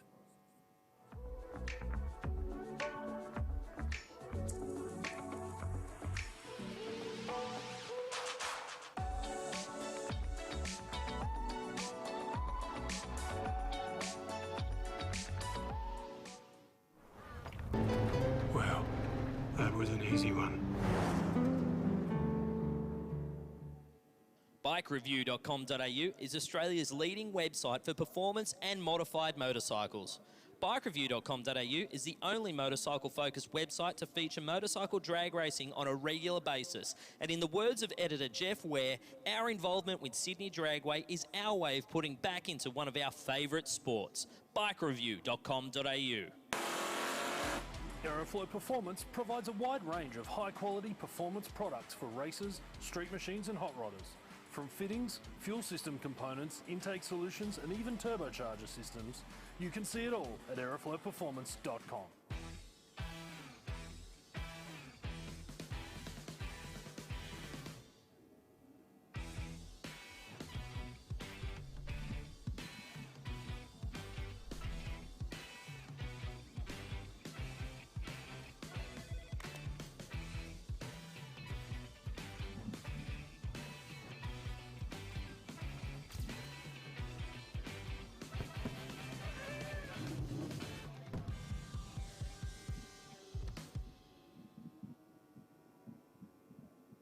We have these things pegged at 9,000 RPM for up to 50 laps, copping mud and debris. As the crew chief, it's my job to make sure my wife Michelle has the safest and fastest car possible. My customers want race car performance with show car looks. From skiing to ocean racing, we run for over an hour at full noise. Quality and reliability is everything. Doesn't matter what you drive, rotor, import, street, race. These aren't your standard performance parts. Designed here in Australia, we've been involved in testing since the beginning. The range started with a few hundred parts and has progressed to well over 10,000. We need something that'll perform and outlast the competition. That's why I use the best performance parts on the market. That's why I use Aeroflow. That's why we use Aeroflow. Aeroflow's got something for you.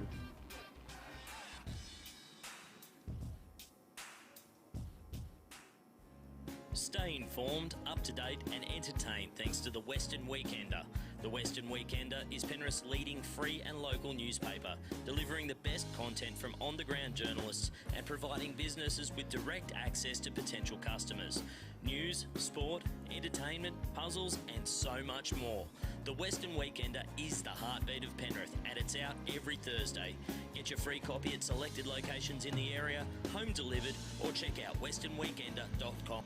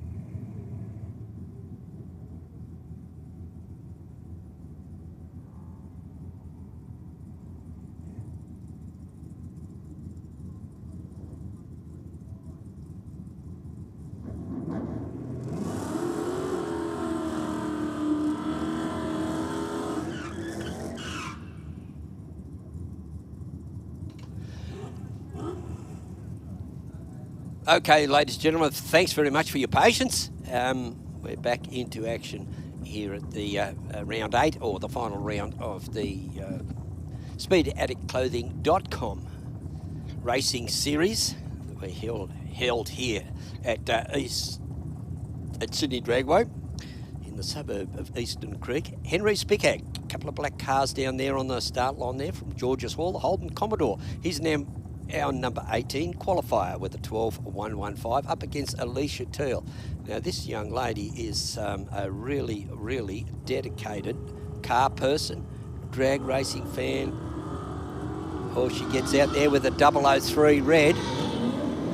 Doesn't count. Henry Spickhack, an 032, which is pretty good too for dial-ins later on. Alicia runs through for an 11.134 at 121. And, gee, look at that, 4 aces and a 2. And Henry Spickhack there, a 12.49. Okay, Adam Bowers in that pretty tough-looking HQ. I really liked that shape even when it came out. Holden VX, Guy Greenland, listen to it. Oh, gee, this is, hey, look at this. Adam Bowers might just have, no, he's gone through. Guy Greenland goes through a 10.928 up against a 10.84. This is Super Street. Greg Robbins in the Ford XR Falcon 427 Cubes, our number 9 qualifier. That's Greg in the Rocket Lane up against Dave McGlynn, our runner-up. Oh, it's Super Street. Look at this. What a great drive that was. Dave McGlynn in the HQ. I think he's still out in front. He'll run it through. He gets there first. A 10.77 with an 8 at 125 and a 10.95 at 121 for a Greg Robbins. Wow. That was a good one. Josh Leonello now in that sort of duck egg blue Holden VK Commodore. It actually doesn't look too bad on that car, does it? No, it looks good. There wouldn't be many in that colour if that's No. a factory colour. No. But and Christian Nordbergen. That's Nordbergen. Oh, gee, he runs it through. Drove around a bit. 10.84 at 123.63 and a 10.90 for the Rocket Lane there. Nordbergen. Just before we announce the next pair, Les, I've got a little bit of a community announcement. One of our photographers collected a mobile phone off the racing surface during qualifying. If you've lost your mobile phone, it came from a crew member, I believe. If you've lost your mobile phone, see Grant Stevens down on the start line, or hang around the media room, which is the door facing the staging lanes under the tunnel. We'll try and get that phone back to you. One of the crews, I think it was in modified, dropped it. So yes, just a bit of a community announcement. All right, that was Philip Armstrong and Mark Bull doing their second qualifying run. 11.18 with an 118 mile an hour for Armstrong, and I didn't quite see what Bull ran there, Les. No, it's I was looking at the Gattalari machine that's now positioned near the start line in the Rocket Lane, our number 3 qualifier. So it's bright primary colours, isn't it? Yes, yeah, it's primary colours today, or straight tint. Gee, that car at Greenlands is a beauty. Up against Mark Hopkins in that little Tirana. I think it says LX, so now we know. It's confirmed, the number plate says that. Oh, Gattalari's got his hands full here. Wow. Yeah, oh, well, the little 312 Holden motor sticking to the big block, 1075 with a 6, 123 mile an hour. Gattalari there, 1082, I think it was. Wow. We think it amazing. Peter Violaris from Oatlands in that bright yellow Tirana down there. It's not a Ford XT Falcon, if that's his name. I think that's Jim Raptus. Is it? Yeah. Okay. Oh, Jim Raptus. Well, actually, I tell a lie. Peter damaged the Falcon at the 400th under, so maybe he's borrowed Jim's car. Oh, okay. Peter has that really aggressive XT Falcon with the manual gearbox in it. Oh, right, okay. We'd hate to come back as a clutch in that car. They're my sorts of worries as well. it ever plays on my mind. 1191 at 113 there for. Well, Jim Raptus is showing that he's in the Jeep. So maybe. I don't know. I'm confused. I'm just a humble commentator, Les. I just read the screen. Oh, yeah, that's and right. look out the window. Look out. And make terrific cups of coffee. Thanks. I've been told that before. I mean, you should be a barista. Yeah, you know, this could be your second calling. Although being a barista is a lot more difficult than a teaspoon and hot water and a bit of milk. But it's the priorities in which they go in. Especially when people ask for all these fancy things. All right, so Dave Matasevic and Richard Matasevic doing battle now. David in the black Cortina. He's our number 2 qualifier. Richard, our number 5 in the yellow ute. Someone was telling me the other day about a barista down. 000 on the start line for Matasevic in the Cortina to an 0.34 for Richard in the ute. I think they were trying to outdo each other there, but David got bragging rights for sure. 10.62 with a 3 at 127 for the Cortina to a 10.69 with a 2 at 125 there for Richard Matasevic in the ute. Yes, so it's a fellow who makes he's got three types of coffee that he makes, Les, and if you're not one of those, he doesn't make it. But he's like $3 instead of $4.50. Oh, righty, okay. Well, that's usually the clincher. Yep. Oh, look at this. So money talks. Yes. All right, looks like we're moving back into bikereview.com.au modified bike. And we've got Lorenzo Capogna doing battle this time around with Dale Williams. Williams on the Yamaha R1.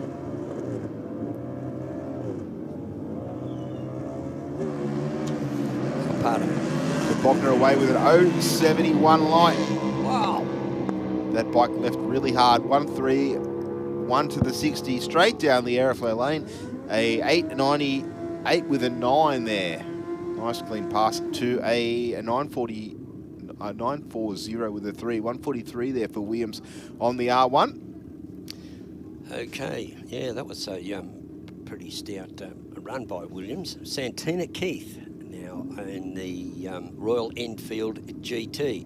Now look at it, it's set up as a purpose-built race bike, of which the kind I've never seen before, but it's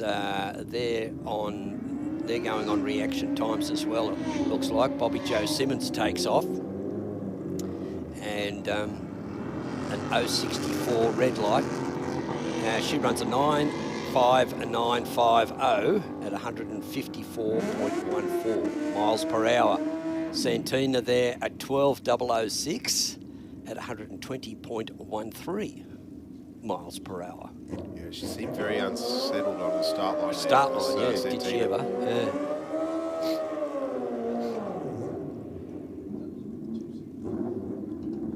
I don't know if I saw Michael Borg in the first qualifying round, but here he is up against Mark Davis. So we've got Michael and Mark Davis in the Suzuki GSX-R 999 cc's up against Michael Borg in the Kawasaki ZX-12R 1198 cc's. Michael looks like he's got out there in front, left a bit early, but it's only qualifying. He runs a 977 with a 1 at 143 and a 965 at 139.59 for Mark Davis. No, in the Rocket Lane. Chris Hockey, he's a pretty accomplished racer as well, up against Albie Davidson. Albie Davidson in the Digger. I have no idea what that is. A TL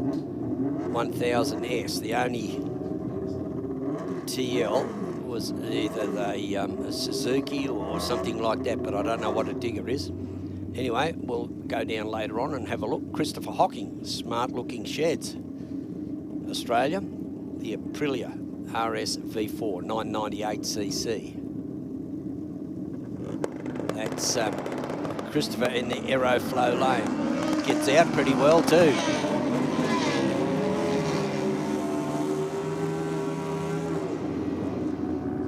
runs it through for a fine 8.93 at 145.16 miles an hour. And for Albie Davidson in the Rocket Lane at 10.49 at 129.49 miles per hour. Two very clean runs, two accomplished riders.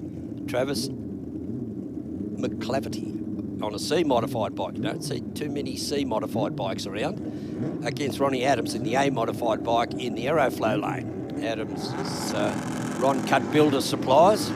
Oh, there we go. Ronnie Adams out there.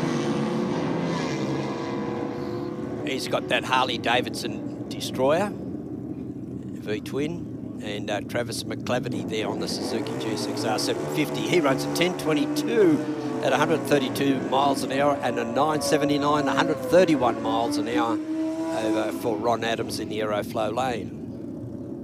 Action aplenty coming thick and fast here. Sean Ricketts, king of the kids at the cleaned up in modified bike at the recent for East Coast 400 Thunder. A modified bike from Castle Hill, ZX12R, up against Pete Strudwick in the Harley Davidson V-Rod. I'm back. Welcome back, Steve. Welcome back, Cotter. Oh, here we go. Towards that wall again. He did that on the last run too. Yeah, he did. Big arc. Supposed to go on a straight line, Pete. Straight. Yeah. 10.31 with a 7, 133 there for Strudwick in the Aeroflow lane to a 9.29 with an 8 at 143 for Sean Ricketts. Yep, short up now. The I think the final racer for the second round of qualifying here is Rob Simmons from Bligh Park. As a party racing, running the Suzuki Hayabusa 1441cc. No, we've got some more bikes down here. That's Extreme bike. Oh, Extreme. Coming up. Yep, right, okay. So Simmons is definitely in mod bike. Yep.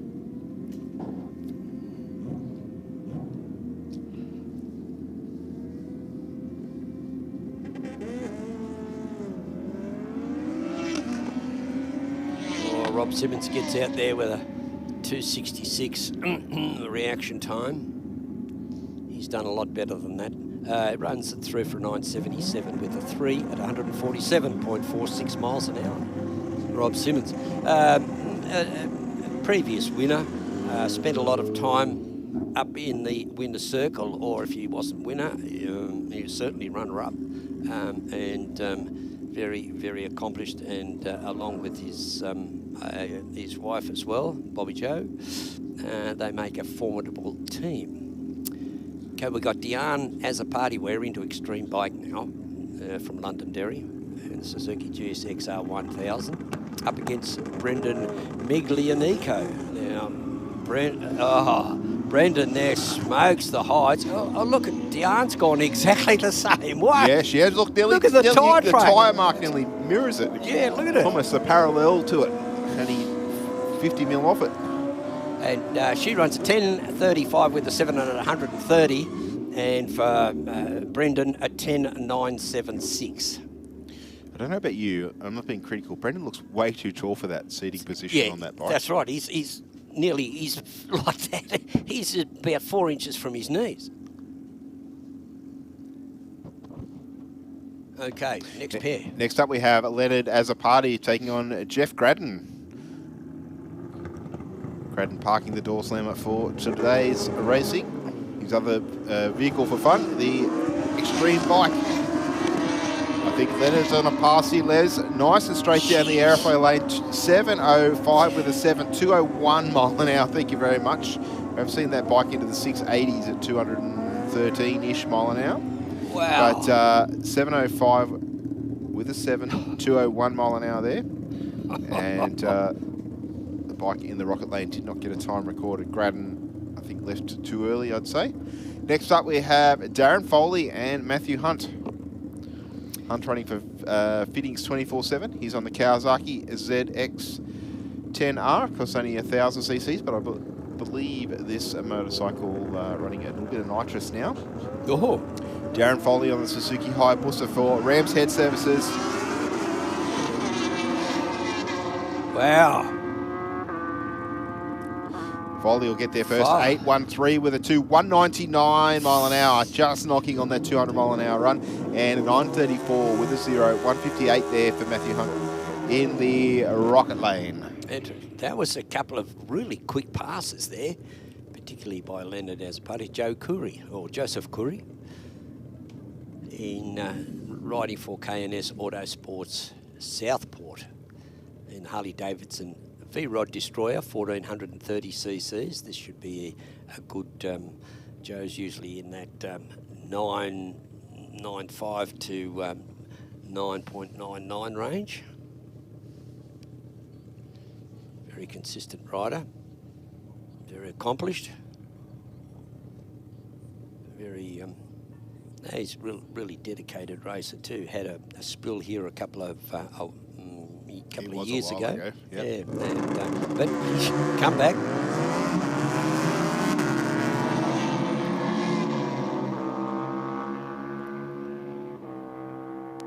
Oh, he's going. 9.1, 9.153 at 143.8 miles an hour. 9.15 at 143. Okay, so that there we've got a bracket of 6 motorcycles in that particular extreme bike. It started out with about 2 or 3, so it's good to see others, particularly Jeff Graddon. I always look for that big Chrysler Saratoga of his, running in Slammer, Pro Slammer, but it's good to see him get on the bike. He's been doing it for a while too, hasn't he? A couple of years now. He has.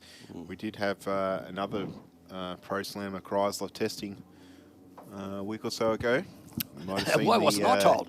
You might have seen the container sitting in the pits there. Oh, right. Yes, I did. I did see that there. What was doing there? Good to see Peter back behind the wheel. Yeah, right. Okay. Oh, wow. Looks like we're going to get some more junior dragster action coming our way, Les. We got their second round of qualifying coming up for the Western Weekender. Yeah, the Western Weekend, that must be one of those little sort of like the Daily Chronicle or whatever it is. It's a local publication to the Nepean area, I believe. Yeah, well, let's look, there's a lot of interesting things. They're very, the good thing about those newspapers or those publications is that they centre on the local areas and all the, you don't see them even on the back page or the last couple of pages of a major of a publication. You'll never see them, but you know, you have a look and you see what kids are doing, achieving things, and what's in your area as far as entertainment. And, they're terrific. They're pretty good publications. I mean, even like I know my local newspaper is getting thinner and thinner, unfortunately. But there is another publication which is a lot closer to what the Western Weekender is, and it still covers, you know, as you say, all local events. And, you know, it might be someone of historical note has passed away recently. So they'll do a story on that. And, you know, you'll learn things about people that you just didn't realise. You know what I mean? Well, exactly, and then you find out, you know, like there's, you know, they might hold card nights or something like that, or they have bake-offs. Well, we know you do them. The card nights and the bake-offs. I know you're keen on a bit of sweet tooth. I was just saying to young Benny before, I've had to cut back on all of those good things. They're the things that we're not allowed to tell them Yes, about. that's right. Yeah, so. I don't stop you. It's just weird. No, but the doctor stopped me. Ryan Pettiford, the young fella from Fairfield West. That's Ryan in the Rocket Lane, our number 13 qualifier, up against Zane Condello. Zane's over naturally in the Aeroflow lane. He's our number 10 qualifier. So this is their second round.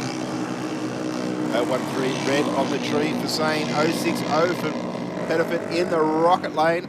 Looks like Condello will get there first. 816 with a 0.78 mile an hour through the finish line. And Pettiford there, a 846 with a 6. Backs up his 848 with a 6. Yeah. Not bad, is it? Super consistent there. Bailey Tandek, our finalist, or the finalist in the East Coast Thunder just gone. Our number 21 qualifier. Failed to qualify, that's why. Ran too quick. ran a 7.994. 6,000's too quick. So that run doesn't count and you go to the bottom of the field. Up against Piper Bennett. Now Piper's our number 16 qualifier with a 9.340. B Junior Dragster up against, that's Piper Bennett, and Bailey Tandek is in the A Junior Dragster. Can go as low as 8 seconds flat in qualifying and 790s in eliminations. Let's see what happens at Bailey this time. Bailey runs at 8:39. Well, there we go. That's better. At 78.12 miles an hour in the Rocket Lane. Piper Bennett there at 866 at 76.21. The problem for Bailey is he's got 4/10 difference in his time slips that he's needs to try and see what he does on the third run to see where he dials in at. Yeah, correct. 4/10 is a fair difference. Okay, Alex Ruffalo in the Rocket Lane. Our number 5 qualifier thus far up against Chloe Rako from Albion Park in the Aeroflow lane. Our number 3 qualifier. How did she come on like gangbusters? 8:056. Claire Little was top qualifier in the first, well, she was top qualifier as of the first round of qualifying in Junior Dragster. A fine effort too, straight off the trailer. Straight off. I thought we were having a little staging duel there, but both men, Chloe's in, Alex is in. 2 red lights, one an 065 and an 047. It doesn't matter who owns which.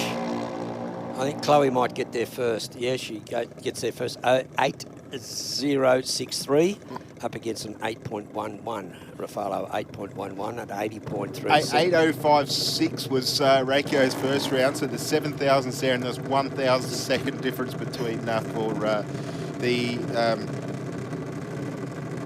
Ruffalo car in the Rocket Lane. Zach Ruffalo. Yeah, what? Gee, close, isn't it? Hey, super close. That's between their 2 runs. I'd love to be able to work out how that thousandths of a second relates to a distance in time. I'm sure I could work it out, but I'll give you a big blackboard and then you can work it all out. No, I'll just Google it, Liz. Oh, right. I'm sure there's a converter there for it, mate. Jeez, mate, you've got all the comebacks, mate. How much distance? Well, you could work it out. Well, how much distance over speed over time? Yes. All right, we've got Claire Little, our number 1 qualifier. She's 0.02 of a second over. So nice and safe over that 8 flat. A Nice 003. Nice and safe 2,000. Wow. 8.03 with a 3 there for Claire Little. She'll get the W this time around. 80 mile an hour to an 8.04 with a 9 for Tegan Smith. She runs a little bit closer to that 8.0. Whether that lifts her up in the qualifying area, qualifying list. Oh well, she was number 6 there, so we'll see how she goes. Well, if you run an 8, or Claire Little ran an 8.03, so that's she ran an 8.02 before. Josh Burtonshaw in the Rocket Lane, our number 5 qualifier with an 8.062. A Junior Dragster, C Junior Dragster. Liam O'Neill, the young fella, over there in the Aeroflow lane. Our number 19 qualifier, he ran an 11.981, so he might be just a little bit quick there. Burtonshaw's on top of the heap for the point score at the moment. He's leading Alex Rottenbury by 50 points at the minute. Okay, oh, well, yes, we've got the point scores here. Beauty. Burtonshaw through with an 8.08 with a 0. Backs up his 8.06 with a 2. And Liam O'Neill there, 12.09 with a 2. 53 mile an hour. 12.09, well, that's better. Yep. Better than 11.998. Next up we have Harry Rako in the Aeroflow lane. We got like, a DFM. Did not make it. Oh, yeah, DNM. Did not make it to the end to turn off. We've got Zach Ruffalo in the rocket lane now as we get that junior dragster. They're running down. It's getting pushed away now. So maybe shut off a little bit too soon there. Yeah, maybe.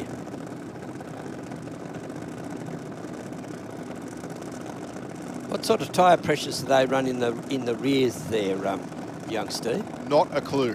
Oh, okay. Different times. I wouldn't know. Yeah, right. Well, they'd be no different to any other slick, so they're probably only a very low pressure. Pressure, yeah. Okay. Well, we've cleared that racer off the surface there. And now young Booney's probably breathing pretty heavily down there at the finish line after having to run up to pick Liam up. It's not easy running in that fire suit, I'm sure. No. All right, so Harry Rakio in the aeroflow lane taking on Zach Ruffalo in the rocket lane.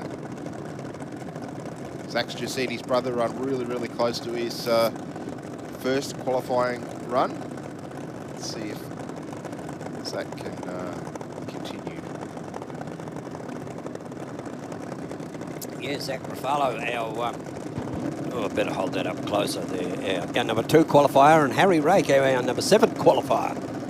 So it's 7 versus 2, but it's only... It's not elimination, so... 0.23 on the tree for Rakio, runs on through for a 8.07 with a 9. A little bit quicker than his first round, and an 8.07 with a 0 for Zach Ruffalo, backing up the 8.03 with a 4. That looks like Charlie Boscovich. And yes, it is. Over in the aeroflow lane, our number 10 qualifier with an 8.221, running a junior dragster. That's the quickest we have in this country. New Zealand, they have an A junior dragster, is a motorcycle powered. Yes, it's 125cc and it's a gearbox class.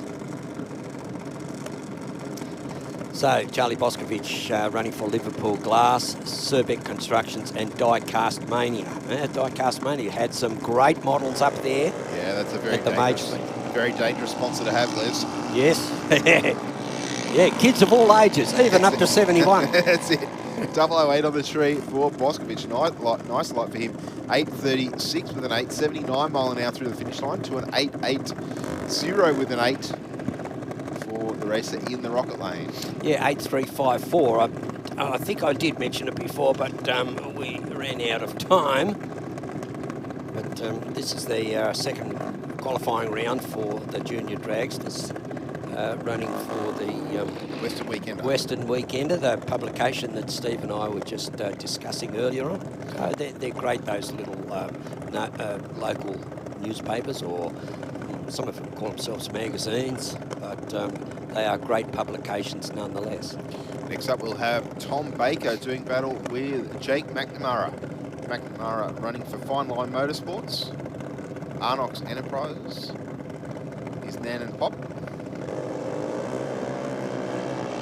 0.38 on the tree for Jake. 1.6 seconds to the 60. These cars locked together. 8.02 with a 5. 80 mile an hour there for McNamara to an 8.15 with a 6 for Baker. Yeah, Tom Baker, not Thomas, Tom Baker. I have to get used to the correct pronunciations.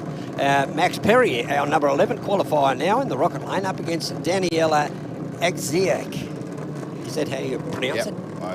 That's how I say it anyway. Yeah, is it? Oh, good. Yeah. Okay. Yeah, I think Daniela's car used to belong to one of the Perrys. Oh. So they've, the car, I saw the car a couple of weeks ago on Marketplace on Facebook. Oh, really? Another very dangerous website to be on, because you see all this stuff that you want to buy. That you don't have any trouble finding those, do you? Or they have no trouble finding correct. you. Yeah, I'll just follow that one, follow that one, follow that one. Yeah. And then before you know it. Right, another side-by-side race again. 7.94 with a 0. 82 mile an hour for Daniela to an 8.20 with a 0 for Max Perry in the rocket lane there. Backed up his 8.18 with a 4. Yeah, for Daniela, she'll have to, that one didn't count, so she's got a first one to go by, and then her third qualifying round, and then she'll have to pick her dial-in time between those two instead of having an option of 3. Elias Matter in the Aeroflow lane, up against Alex Rottenbrink, Hunter Race Engines, and Quinto Agricultural Supplies. Yeah, Alex is one to watch here because not so much in this race, but when it comes to eliminations, he is 50 points behind Burtonshaw in the championship hunt. So he needs to basically win the event and Burtonshaw to go out early, I think, for him to overtake Burtonshaw in the lead. So this time around, he's run through for an 8.63 with a 76 mile an hour through the finish line. And Elias Matter in the Aeroflow lane, a 8.27 with a 3, 79 mile an hour for him. Next up, we'll have Cade Fowler in the B Junior Dragster. Well, that's must be, well, that's a third generation racer. And Greg, Steve, and now we've got Cade.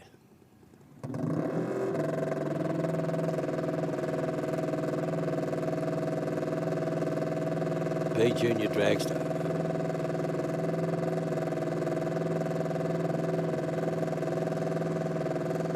015 red on the tree for Cade. That does not matter at this point in time.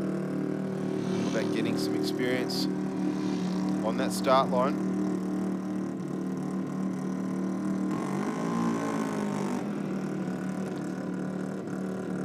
Well, we've still got one more to go. And Cade ran through for an 11.43, 57 mile an hour there. Oh, that's good going.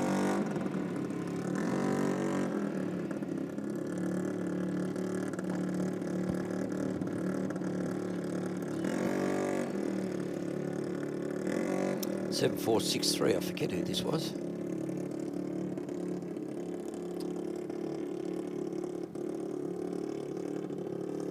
There was a name come up before, I thought, but yeah.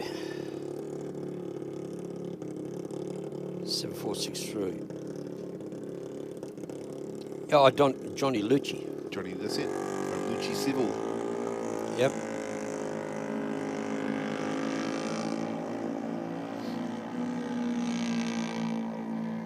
Got out pretty good too. 12.040. That's good. 12 flats, the quickest that young Johnny can go in a C Junior Dragster, and 12.040, like you were saying earlier, Steve. That's not bad. 400s over safely. Yep, looks like the next category out will be Super Sedan. They're just packing up the safety equipment at the bottom end of the racetrack. We'll be back with you very shortly. Bank said no to your home loan? Talk to us. Not a bank. Talk to Australia's real-life non-bank for home loans, car loans, personal loans. Pepper Money, the home of loan options.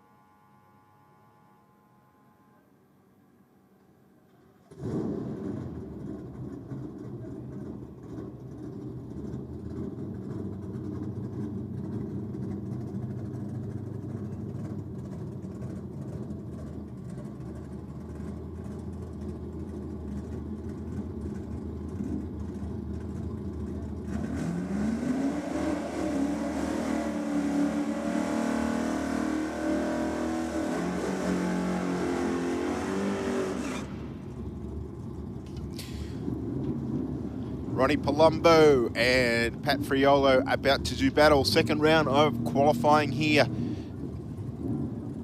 at the Speed Adict Clothing Co Championship Series. Our final round of the series here at Sydney Dragway this morning.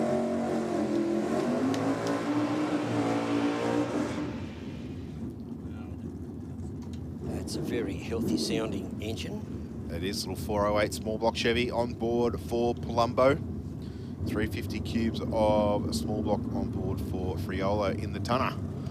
Here we go now. Pat Friolo, he's third in the point score. He's coming third. He's Sean Maher's on top of the point score, followed by David Gruber and then Pat Friolo. So Sean Maher on 400, Dave Gruber on 370. Any of those two win it. Even Pat Friolo on 360 points as we see them take off. 0.29 reaction time for Ronnie Palumbo and Pat Friolo in 0.46. Friolo gets their first runs at 10.185 at 131 and at 10.24 at 131 as well for Ronnie Palumbo. Martin Stevenson now in the rocket lane up against Robert Velastro. Velastro, our number 19 qualifier in that VL Commodore, that purple car, up against Stevenson from Warnervale in the HQ panel van, running a Chevy 350. He's our number 17 qualifier. A lot of smoke still coming from the wheel wells of that van. That's because the van's full. They're full of smoke. You can see it. It's just Look at it in the back window. You can see it in the back. Yeah, great. Well, it's a beaut shot. And Martin Stevens, our 17th qualifier, gets out with an 0.83 reaction time. Robbie Velastro there, a 0.219. Oh, he's charged off down runs at 9.021 at 144. And for Martin Stevenson at 10.62 at 127. That's not bad for a Spano, especially such a big car like that. Running a Chevy 350. He used to run a 253. He said, I think it had a 350 in it all the time. But anyway, that's neither here nor there at this point. Wouldn't be like somebody to stretch the truth in that department, would it, Les? No, that's... it's in drag races aren't like that, Stephen. It's only a 350. Yeah, it's only... But it's a 600 stroker. Yeah. It's only a small block. Yeah. 600 cubes, though. Oh, dear. Yeah, Brendan Costello up against Nathan Watt. Watt in the rocket lane, and Brendan Costello in the aeroflow lane. Two reds, but they're still side by side. They are pretty much locked together. Nathan Watt just pulling ahead at the finish line. 9.23 with an 146 mile an hour there in the rocket lane to a 9.67 with a 2 at 138 for Costello in the EK. Yes, and at the start line at the moment we have Tom Campbell and Sean Maher. Sean Maher, winner for the East Coast Thunder recently in Super Sedan, leading the points score in the Speed Adict Clothing.com series we're running here. And he's on top of the points there, so he's having a great couple of weeks. Sean Maher, he gets out with an 0.17 reaction time. Fantastic. Tom Campbell's no slouch either, an 0.46. At 0.46. Maher races down through there in the rocket lane, a 9.25 at 145 and a 10.06 at 135 for Tom Campbell. Wow. All right, here we go. Dave Gruber, we talked about him not being here for the first round of qualifying. You think he slept in? Yes. High probability. You can say that. You know him a lot better than I do, although I have known him for some time as well. Dave Gruber running for Specialised Towing leaves the line with, that's going to make it very difficult. This car very well sorted though, so Dave will know what times it should run. 0.71 on the tree for Etzel. I think Etzel didn't get a time on his first run either because he left way before the tree came down. That's right. This time he's got a 10.45 with a 3 at 128 mile an hour. Dave, I think Dave Gruber will dial in with a 9.21. Okay, well they are looking at the Christmas tree, so I'm not sure if they're just changing the bowl or what. Yes. I'm not sure.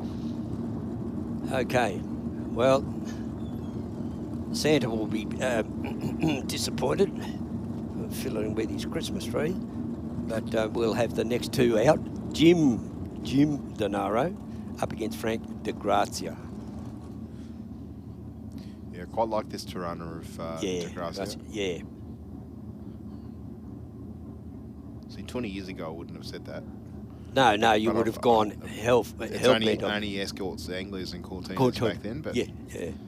I appreciate more cars nowadays. Not everything, but a little bit more open. You wait till you get to my age, mate. You're then, when you become a mature citizen, not an elderly citizen, a mature citizen, you tend to mellow a lot more, and you can say, I never used to like those cars, but gee, somehow 50 or 60 years later, I really like them.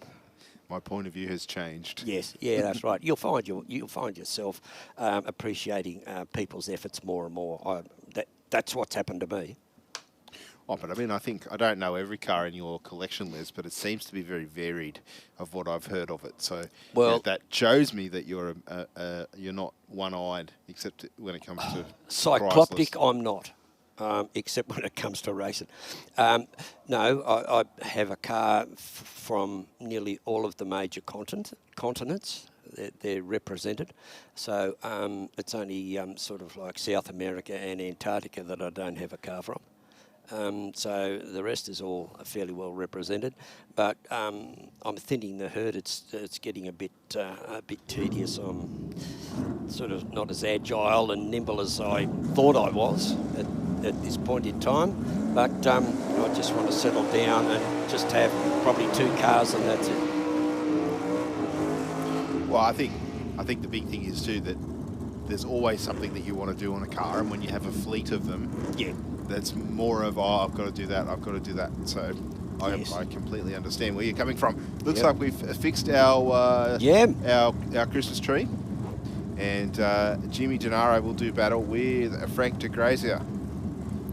Yes, in that deciding who gets the quickest time.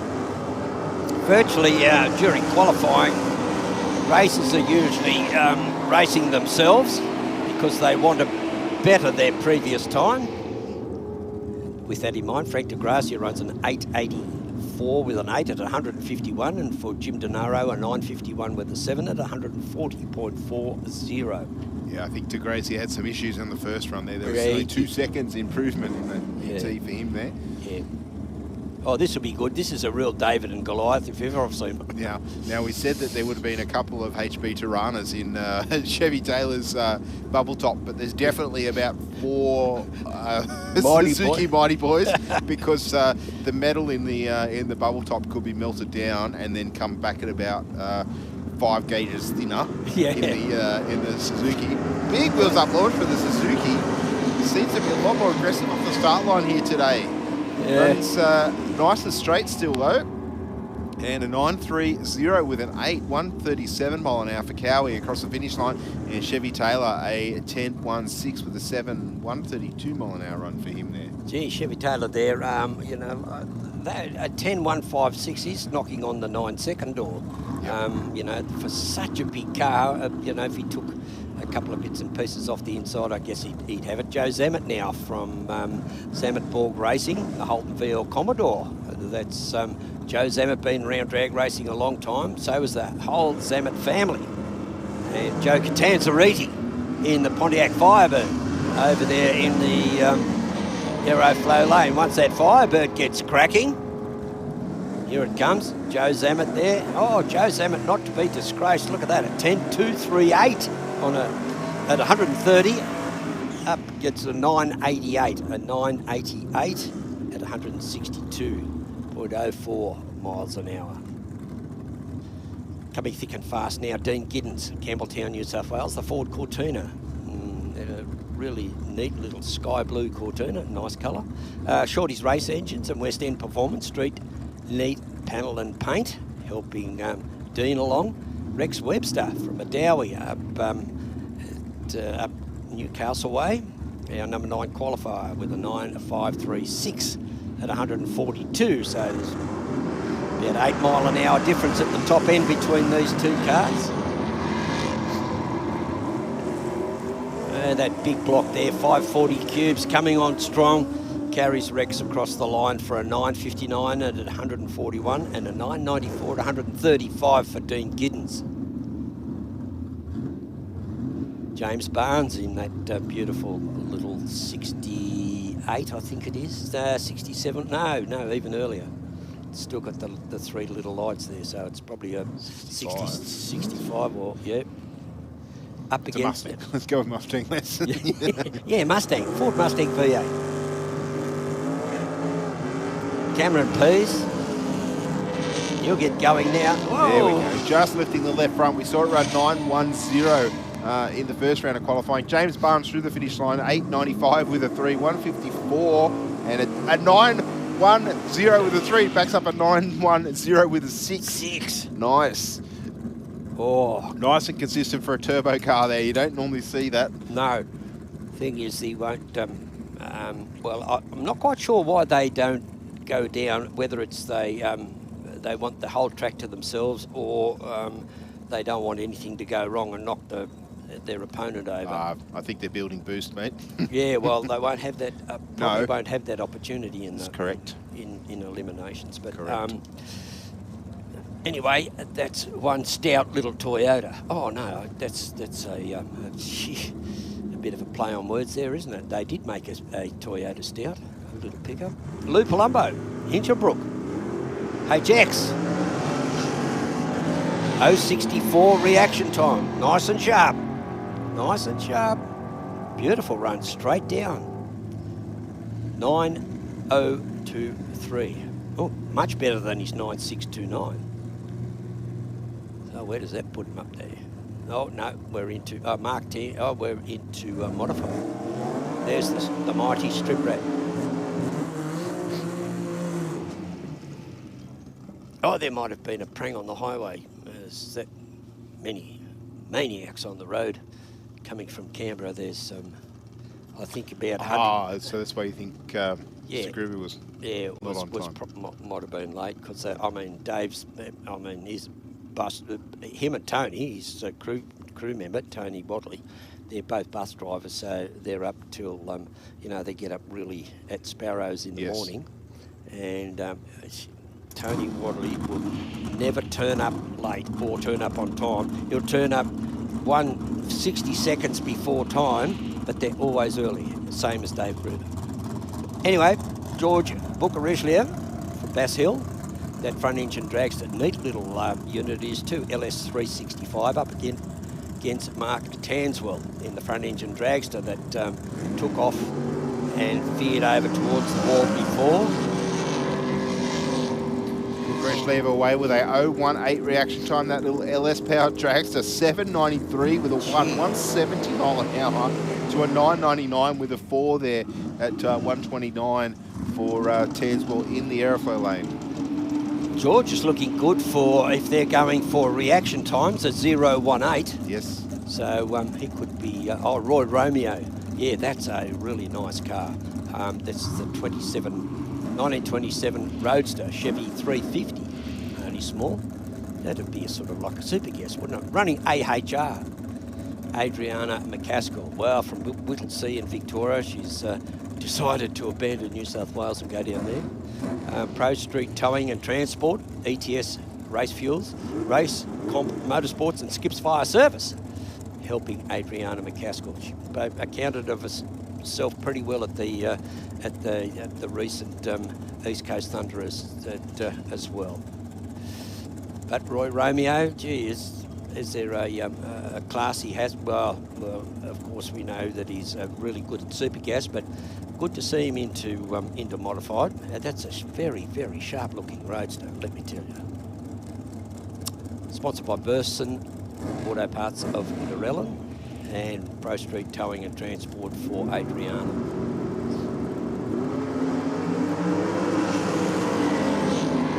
0.34 on the tree for McCaskill, 0.23 on the tree for Romeo. McCaskill will take it. That car is super fast. A 7.08 with a 6, 189 mile an hour run, and an 8.47 with a 6 there for Roy Romeo. Gee, that's not bad, is it? Yeah, no, that's a pretty good time. There's that hot little Corolla. That's a beauty. Well, it looks like Jess Turner's car down there. It is Jess Turner's car. And young Rocco Romano from Indenser Park. Rocco Romano in the rocket lane. And Jess Turner in the Aeroflow lane from Victoria.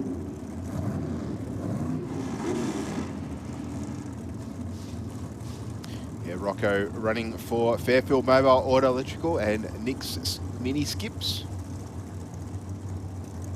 598 cubes of big block Chev on board in this car. Jess Turner's had massive tyre shake on the first round. I don't think I've seen visually that bad before. So let's see if she can get down this car. Normally in the high 6 second zone, 200 mile an hour. Nitrous assisted 410 Chevy. Kavanagh Auto Parts, Dominator Converters, Denso Spark Plugs, and ETS Race Fuels. 0.49 to an 0.32. Romano with the reaction time advantage, but Turner with the performance advantage. 6.74 with a 7. 199 mile an hour. Yeah. Thank you very much. 104 to the 60. Rocco Romano 720. 182.9 mile an hour through the finish line. Wow. Well, that's some fine performances just in qualifying. Just shows you how attuned these races are to the conditions today. And I wouldn't be surprised, just in as I spoke earlier, we've probably seen a couple of PBs from races that ordinarily aren't at the top, at the top of the tree. But I'm sure that people are running PBs today. I've seen some figures there, and I've looked at the car, and I'm just trying to go through the memory bank and see what they are. I think there's two, at least. Brendan Costello, I think his run today was a personal best, and there was one other. I just can't get it off the top of my head. Peter Brown, who's down there over there in the rocket lane, he's number. I think he's number 2 or 3 in the points. And there he goes down there. 004 Redline, the 006 for Craig Davies. Both those guys are in the points. A 7.53 at 179 for Brown and an 8.31 at 160 for Craig Davies over there in the Aeroflow lane. Now, Lee Hartle-Law down here is the current points leader in modified eliminator. He sits up there and he's doing really, really well. Modified eliminator, Lee Hartle-Law, then Peter Brown, then Craig Davies. Well, 2 of those guys have just run down. So Lee Hartle-Law on 410 points. So that shows you how consistent Lee's been throughout the year over this. Well, I think we've had 1 or 2 abandoned rounds. So Lee's shone through at the end to come up with 410 points. So he's currently leading. I kind of feel though, Les, that Peter Brown's probably the only one in the hunt there for Lee Hartle-Law, unless Lee goes out first round. Yes, that would be, I think, right. The only way that either Craig Davies or George Bukareshlev can come around. Agreed. And based on Lee's form,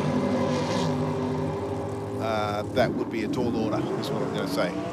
Wow, another great race, an 8.03 at 168 for Lee Hartle-Law and for Jenny Petrie there. This is the best I've seen her run for a long time. 8.410 at 154 miles an hour from Corowa in New South Wales. Right down on the border there with Victoria by the Murray. Nice shooting, Tex. Now, this is a new car. This will be Daniel Moore. This is an ex-Brendan Luke car. Now, Brendan sold it many years ago, and over to WA it went, had a small block in it. He then sold it to somebody else in WA, and they raced it for a while. Then Daniel purchased the car and brought it back over to the East Coast. Had a small block in it, now it's got a big block. Daniel had a rear-engine dragster, didn't he? Yes. An older style rear-engine dragster, which I think he had an accident in, is that correct? Yes, yeah, he did have. Yeah, so good to see Daniel back here at Sydney Dragway once again. Oh, yeah, I was talking to them. I didn't recognise he and his father. And He must be just having it. They said it was more or less a test in June for them. He's rolling on through, runs at 10.94, 80 mile an hour there for Daniel Moore. It was straight, wasn't it? Yeah. Yeah, nice and straight. So he'll be pleased. The whole team will be pleased. They're met his lovely partner as well last night. Next up, we're into Top Sportsman, Les, and we've got Paul Partridge. Our #1 leader. Yes. Up against, well, Joe Gatlari, that's not him. This is one of the, this is Jeffrey Sargent.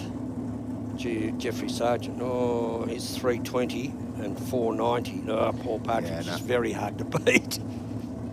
I think Thomas Lee could be. Yeah, he's Partridge is unbeatable. Les, he's 160 points ahead. Yeah. Yep.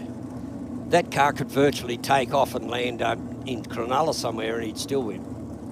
Jeffrey Sargent in the rocket lane. Sargent's roofing in the Chevy Camaro, running a 522 Cuba. As we're checking the racing surface for some for a spillage perhaps, but that's why no, getting the all clear. And Paul Partridge, Acadia Vale.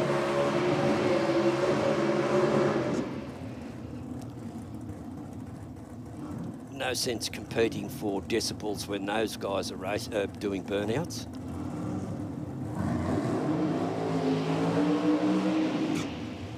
Yeah, Paul Partridge there. It's, yeah, he's way out in front. Yeah, that Roy Romeo. What a beautiful looking little... Oh, I didn't see the silver top. Isn't that neat? Very nice. Big purge of the nitrous on the start line there for Jeff Sargent. Chevy Camaro, very pro street style. I think anyway. Still got all the chrome bumpers and the door handles, the trim inside it. Is it? All that? Yeah? Oh, really? We'll have to go and have a look at that. Tell you, I haven't seen for a little while in the front engine. Oh, he's gone through. Going on the trans brake there, and unfortunately not going to get a time recorded at all. 0.43 on the tree for Paul Partridge. Runs on through for a 791, 172 mile an hour. Yeah, Jeff Sargent there. I think he just tried to line it up or get closer to the line, but just rolled on through it, and immediately they were both in the hands of the starter. So they once the driver walks away, the crew person walks away, that's it. You're on your own, Reg. Thomas Leake from Googong in the Pontiac Grand Am. That's the 1974 Pro Stock car of Mike Edwards, 2004 Pro Stock car, going to Rick Chilton and now to Thomas Leake.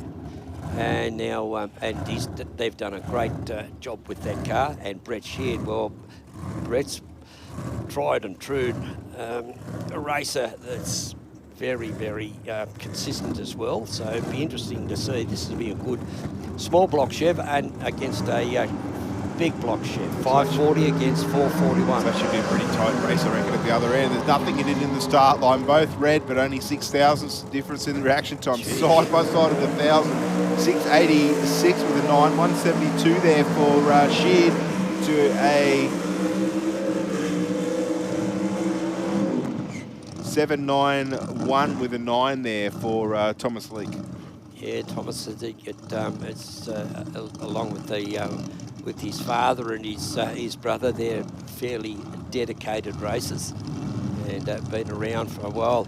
I think Dad Bruce was Pro Stock champion in 92 and 94. I'd have to check on the 94 one, but definitely 1992 in that little Chevy Monza.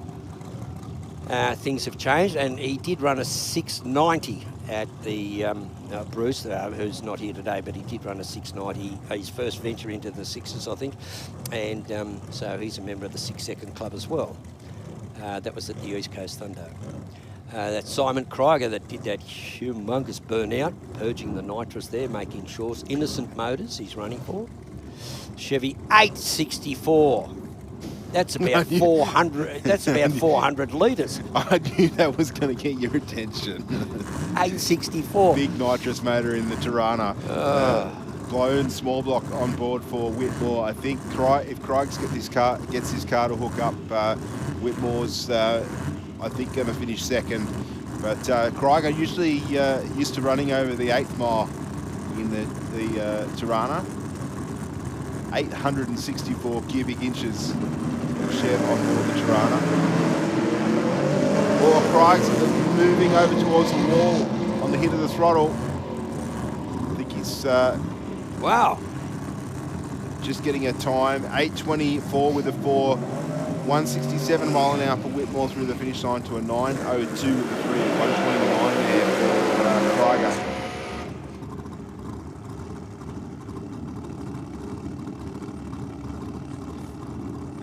Yeah, that was Anthony Bull doing the big burnout. He's blown one of Whitmore's cruise hats a lane and a half over.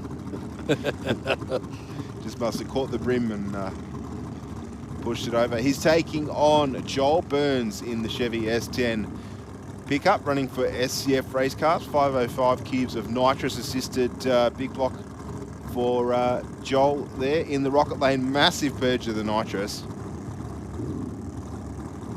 Yeah, that car of Krieger's, 10.3 litres.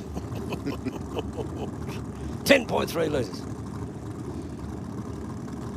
Oh, that's those climate activists that be, well... They're not going to be at a drag racing event in the first place. They won't. You won't find them up here either. No. Joel Burns. Young Joel in that beautiful little Chevy S10. You had 505 cubic inches. He did himself very well. Burns lifting the front wheels on the hit of the throttle. The car moved over towards the wall a little bit. Bull's going to get there first. 7:47 with a 9. 184 mile an hour through the finish line. Burns in the Rocket Lane there. 7:33 with a 0. 185 mile an hour. So actually a fair bit quicker there than Anthony Bull. Yeah.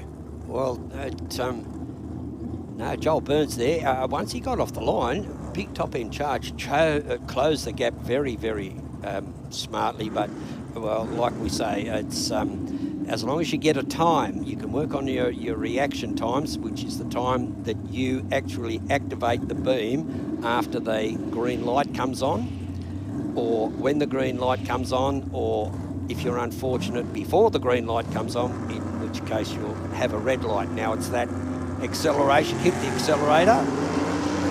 Oh, Lisa Sargent's got out. Big wheels up launch there for Vella in the Ford Capri. Brandy's PB earlier this morning runs on through for an 8:46 with a 3. That time around 160 mile an hour through the finish line, Les. And Lisa Sargent's there 8:93 with a 4 at 154. Nice. Gee, I reckon this is a great class. I'm glad that these guys have transgressed from Super Sedan and are in a class of their own, because that's where they should be, because all the cars there are in a class of their own. They're all immaculately prepared, and it's a tough bracket because the engine size is up, the speeds are up, the times are down.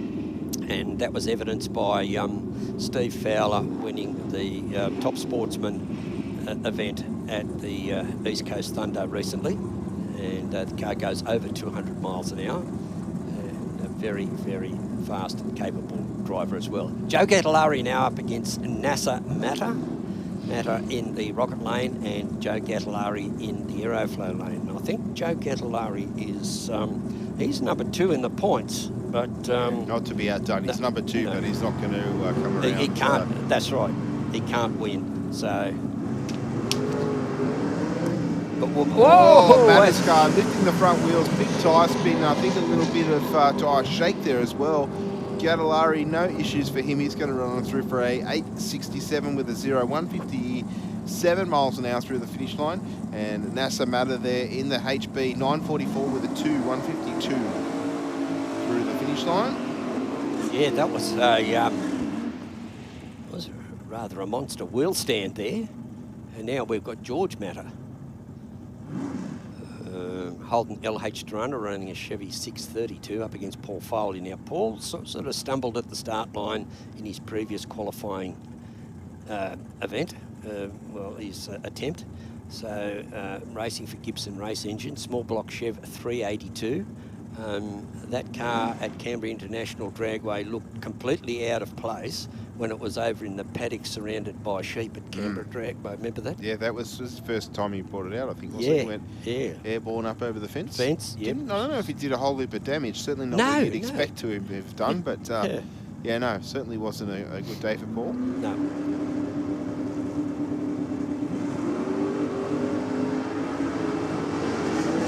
A lot better off the line this time. 0.65 on the tree for the Hombre. 0.27 for Matter in the Tirana. He's got it going now. Tirana's going to get there first. 8.08 with a 2.170 mile an hour and a 9.004. Foley way over towards the fence. Did you see that? Yeah, he's skirted. Oh, right he's hit the wall. The chutes. I think the throttle's stuck open there for Foley. He's into the sand.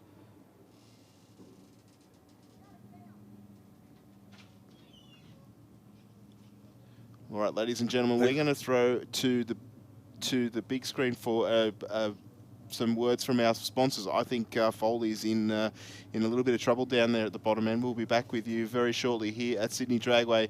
We're in the midst of top sportsman qualifying. We'll be back with you as soon as we have some news. Thank you.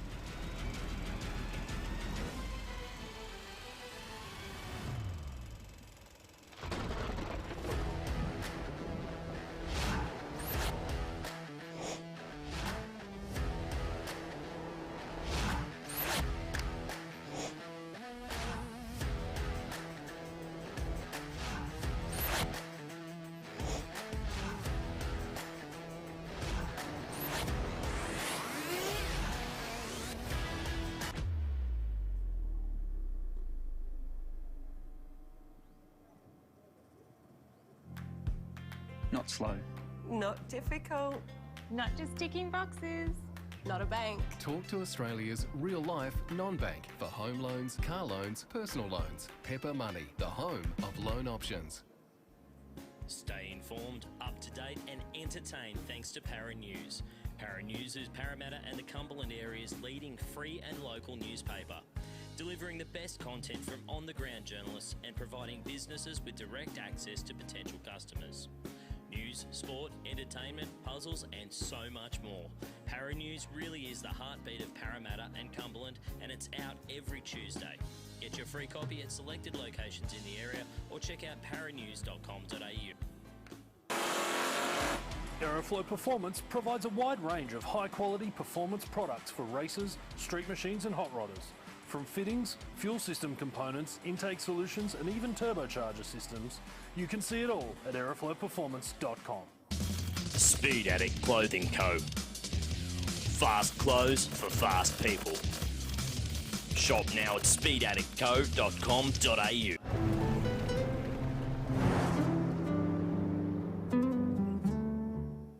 How would it be if we funded a pilot program for you to run that enabled you to bring some vision-impaired kids onto the Saints Play program? Oh wow, that would mean the world. My reward is the smile on the kids' faces. And since you've given so much to others, we'd also like to do something for you personally. How would it feel if Pepper sent you, your partner, and your daughter Molly to the Gold Coast for a few days? Yeah, awesome. I don't know what to say. It amazes me. Thank you very much. Introducing the brand new aeroflowperformance.com. Featuring a new powerful search function to provide more relevant and accurate results. The new and improved menu increases speed and ease of navigation. Once you've found the right products, you will also find important information and specifications for your selection. Then, simply add to cart and proceed to checkout. Your Aeroflow Performance products are only a few secure clicks away. Try the new aeroflowperformance.com today. We've always had a few cars. They're all special. The T-Bird. Oh, that's mine. The Combi for when we want to get away. The XR8. It's going to be a classic. They're all insured with Shannon's. We've also got Shannon's home and contents cover, which helps protect our automotive collectibles, tools and memorabilia in the home and garage. If you're motoring enthusiasts like us, it's got to be. Shannon's. Shannon's, insurance for motoring enthusiasts. Call 13 46 46 for a quote.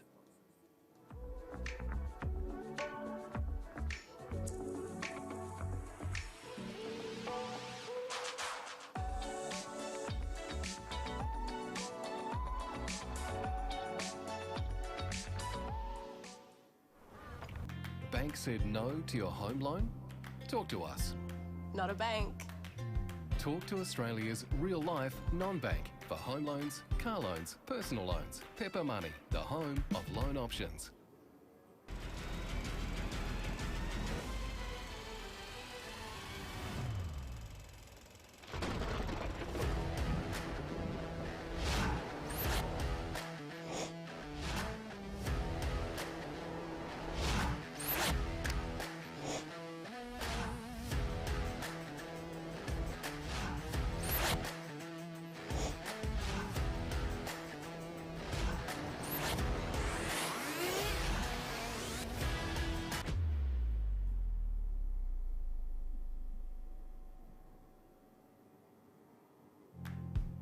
Not slow. Not difficult.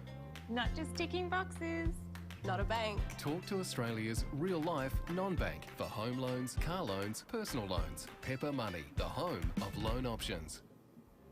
Stay informed, up to date and entertained thanks to Para News. Para News is Parramatta and the Cumberland area's leading free and local newspaper. Delivering the best content from on-the-ground journalists and providing businesses with direct access to potential customers. News, sport, entertainment, puzzles and so much more. Para News really is the heartbeat of Parramatta and Cumberland, and it's out every Tuesday. Get your free copy at selected locations in the area or check out paranews.com.au. Aeroflow Performance provides a wide range of high-quality performance products for racers, street machines and hot rodders. From fittings, fuel system components, intake solutions and even turbocharger systems, you can see it all at aeroflowperformance.com. Speed Adict Clothing Co. Fast clothes for fast people. Shop now at speedaddictco.com.au.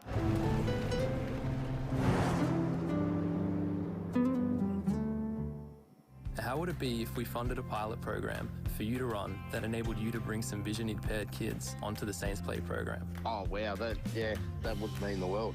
My reward is the smile on the kids' faces. And since you've given so much to others, we'd also like to do something for you personally. But how would it feel if Pepper sent you, your partner, and your daughter Molly to the Gold Coast for a few days? Yeah, awesome. I don't know what to say. It amazes me. Thank you very much. Introducing the brand new aeroflowperformance.com. Featuring a new powerful search function to provide more relevant and accurate results. The new and improved menu increases speed and ease of navigation. Once you've found the right products, you will also find important information and specifications for your selection. Then, simply add to cart and proceed to checkout. Your Aeroflow Performance products are only a few secure clicks away. Try the new aeroflowperformance.com today. We've always had a few cars. They're all special. The T-Bird. Oh, that's mine. The Combi for when we want to get away. The XR8. It's going to be a classic.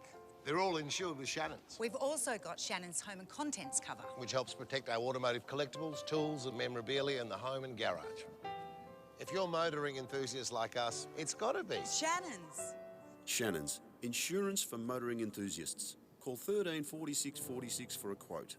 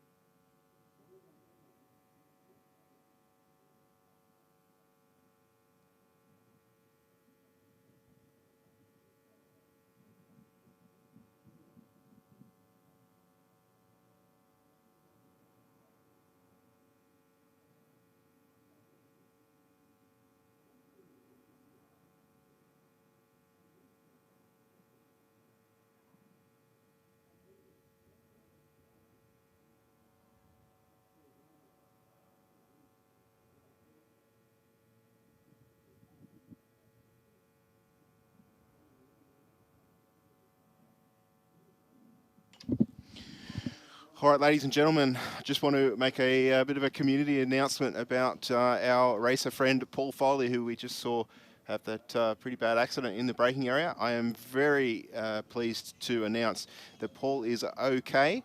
He has a small injury to his hand, but he's being treated. He's in the transfer ambulance right now. So just to stem any chatter down in the pits, Paul is okay and is being medically assessed now as we speak. So if any further news comes to light, we'll bring you that news as it comes to us. But yes, Paul is fine, and we're just underway of rectifying the catch net system and the barriers at the bottom end. And we'll be back under racing conditions as soon as we can.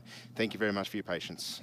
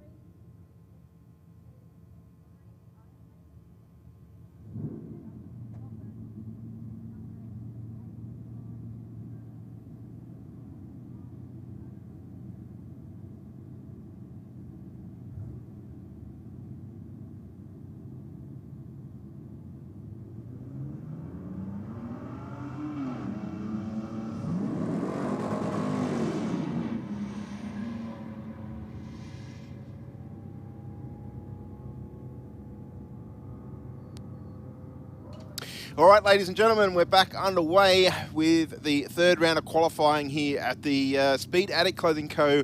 Championship Series at Sydney Dragway. This is the season finale for that series, and we've got on track now Glenn Garlick in the VT Commodore taking on Scott Goodison in the Mitsubishi Legnum. Garlick away nicely, has left the red light on the start line. It doesn't matter at this point. He's going to get a time recorded. Next time he's out, he'll be in round number 1 of racing.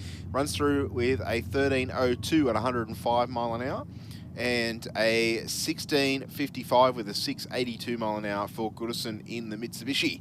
Next up, we have Shane McGregor. That was the surname I was trying to remember before. Les was McGregor. Knew it was Shane's car, just couldn't remember his surname. Sorry about that, Shane. 0.90 reaction time for the wagon. Away nicely, taking on Con Esther in the Ford Falcon. McGregor's going to take this one, though. Out in front, runs on through with a 13:75 with a 6:98 mile an hour through the finish line. And Con Esther in the BA at 14:09. Next pair of cars out, we have Alan Stevenson in the HQ Ute, taking on Dave Trevarthen. Trevarthen in the AU Falcon. Just coming into stage now. 039 red on the tree for the utility. Trevarthen 029 green.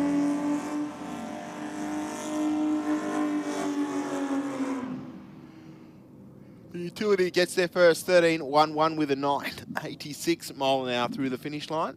And the AU Falcon, a 15:21 with a 7. All 302 wins are on board in that one. Next up, we'll have Wayne Smith and Nicholas Bennett completing their third qualifying run. Smith in the HSV Club Sport in the Aeroflow lane. Bennett in the Gemini. 0.67 on the tree for the Gemini.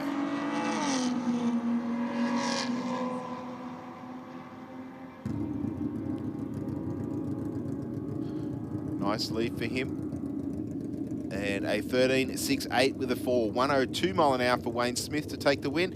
13:63, 98 mile an hour for the Gemini. Next up, we'll have Brett O'Connor on a solo in the Holden Colorado Ute, running for Jenkins Performance Engines and FKF Mechanical Repairs. Welcoming back to the microphone, Les Binkhurst. Thank you very much, young Stephen Bush. And we're back in action here at Sydney Dragway for the New South Wales Drag Racing Championships, brought to you by speedaddictclothing.com.au. And what a fine company they've been. We've welcomed them on board, and if you want to see what their business is all about, just hop on that website, speedaddictclothing.com, and have a look at the choice quality items that they have posted up there. It's something like Red Book. They're on Red Book or something like that. You'll be directed to that website, and there's some bargains galore.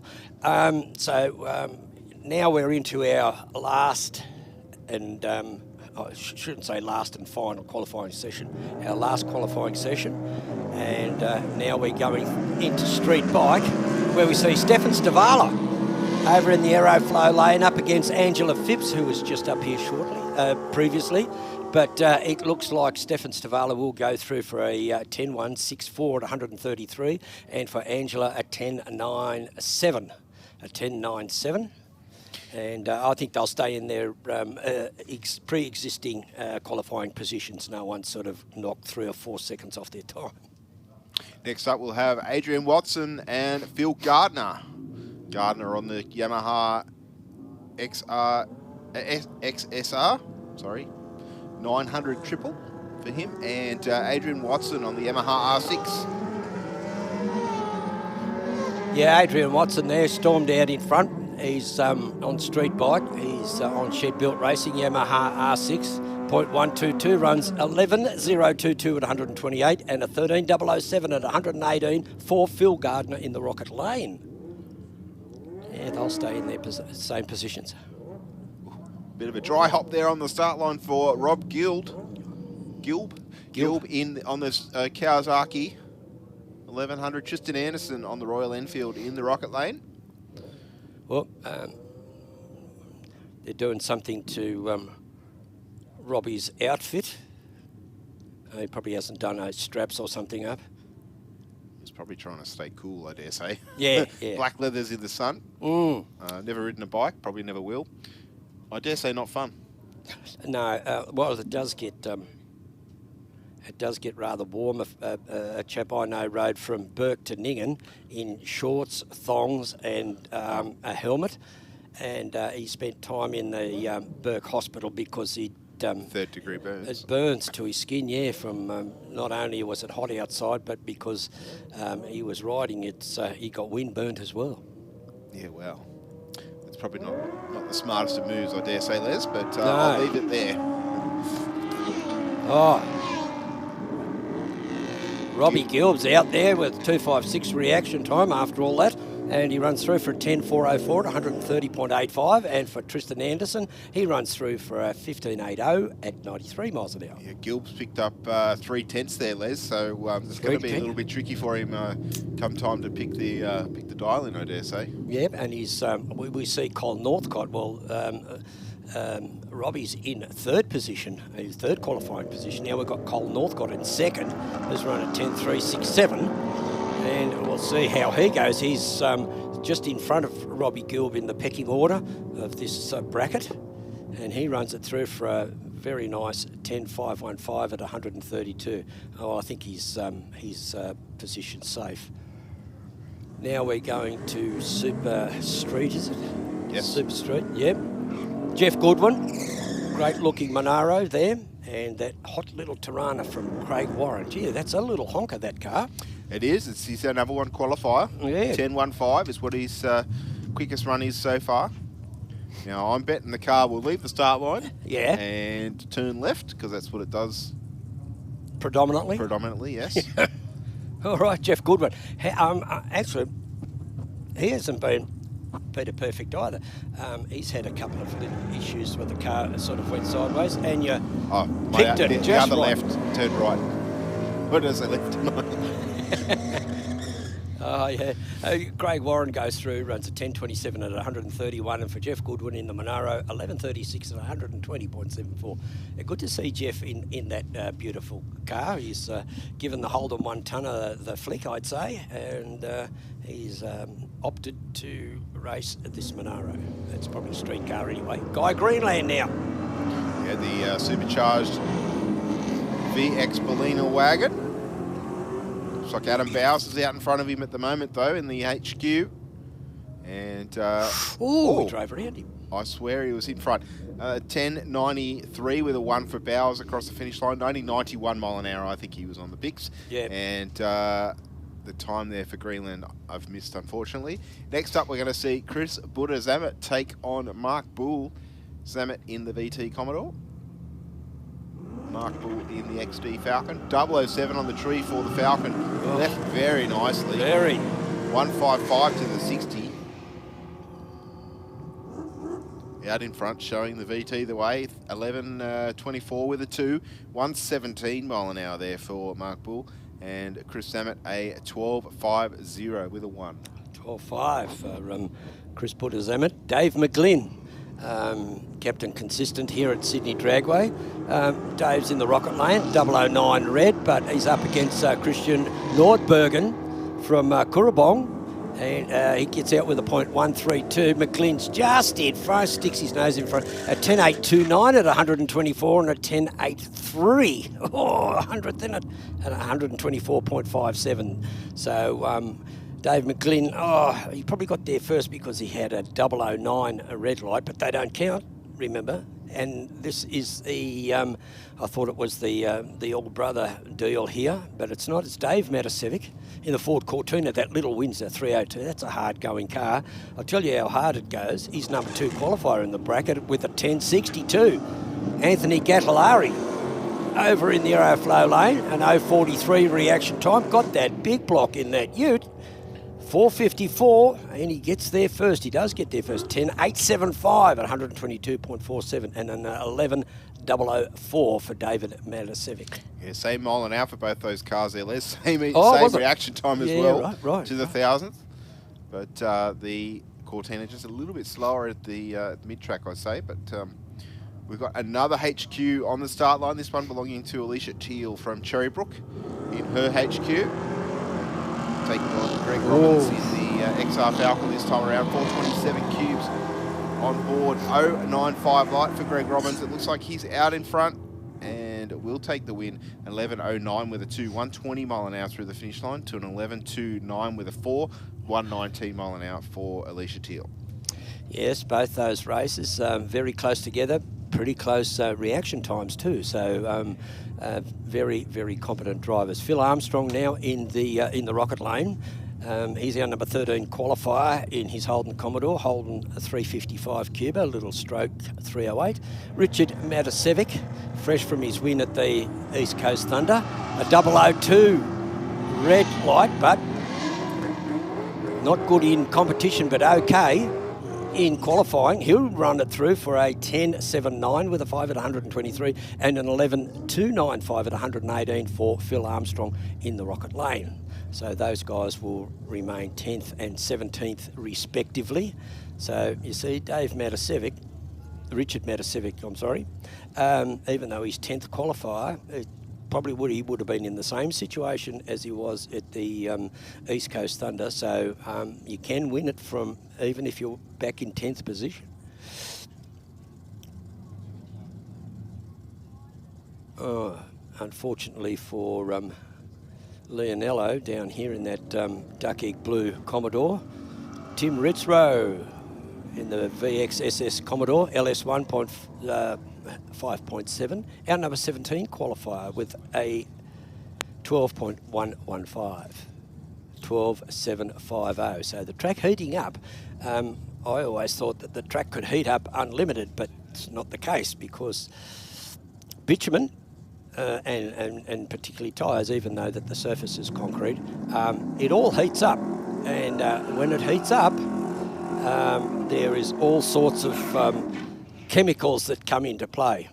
And that's what happens here, even though it is a concrete surface, so that we won't find oil seeping up or leaching up from the bitumen that's usually on the track, because we don't have bitumen on the racing surface. It's just in the braking area that we do have bitumen, and that's why it's you'll see a lot of the cars still wheel spinning.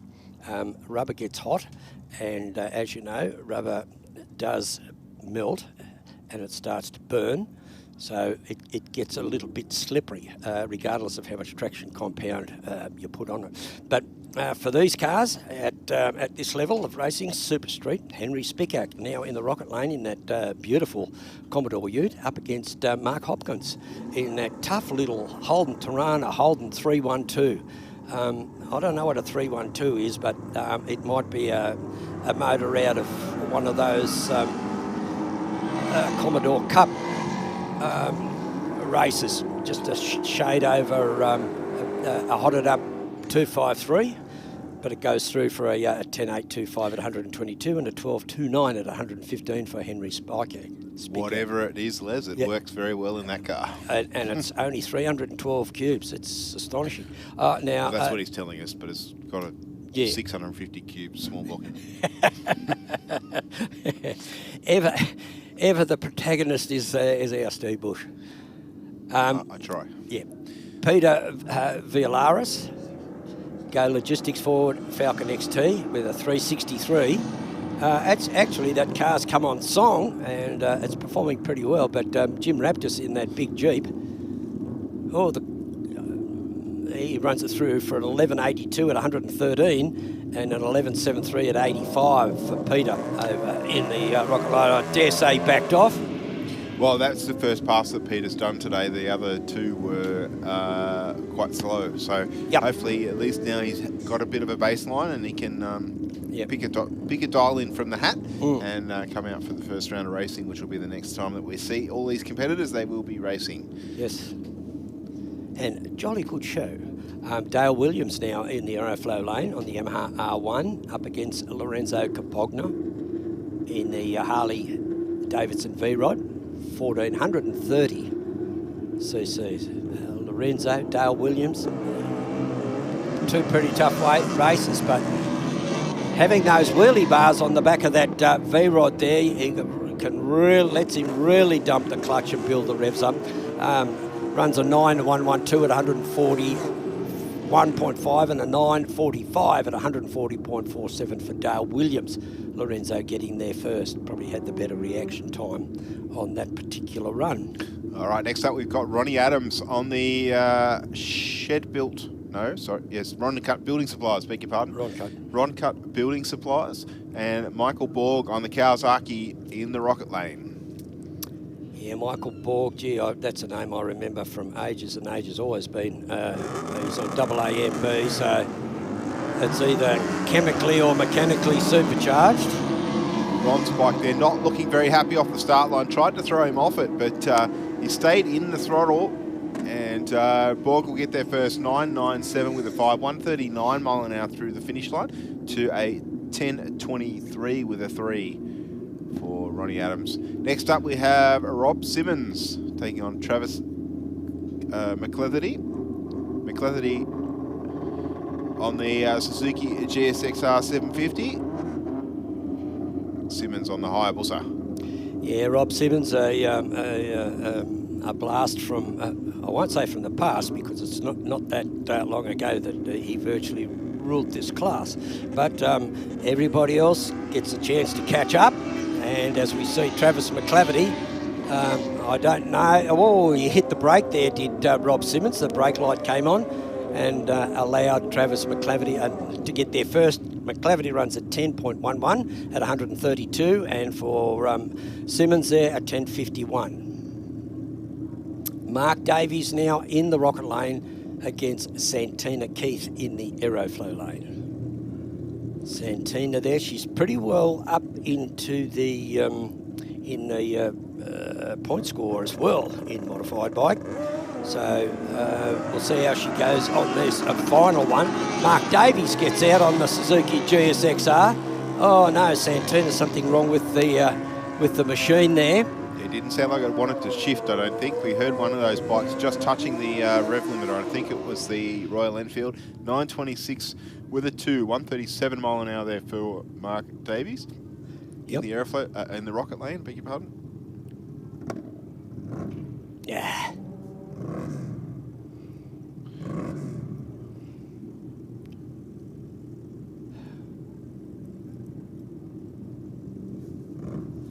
All right, next up we'll have Sean Ricketts and Peter Strudwick. Strudwick on the V-Rod. Yeah, over here in the Rocket Lane, and our current points leader with 440 points in modified bike is Peter Strudwick. He's got a 60-point lead over Santina Keith. Now, Keith hasn't had the best of days so far. No. I think each run she's had a mishap of some form. So she'll be relying on some of the testing that she's been doing out here. 004 red for Ricketts in the Aeroflow lane. Runs on through for a 9.42 with a 6, 141 mile an hour through the finish line. And a Strudwick in the Rocket lane. 10.06 with a 5, 133.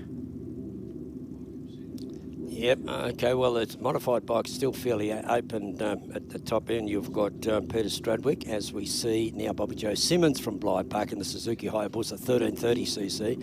That's young Bobby over in the Rocket Lane. Chris Hocking in the Aprilia RSV4 998cc. That's Chris in the Aeroflow lane.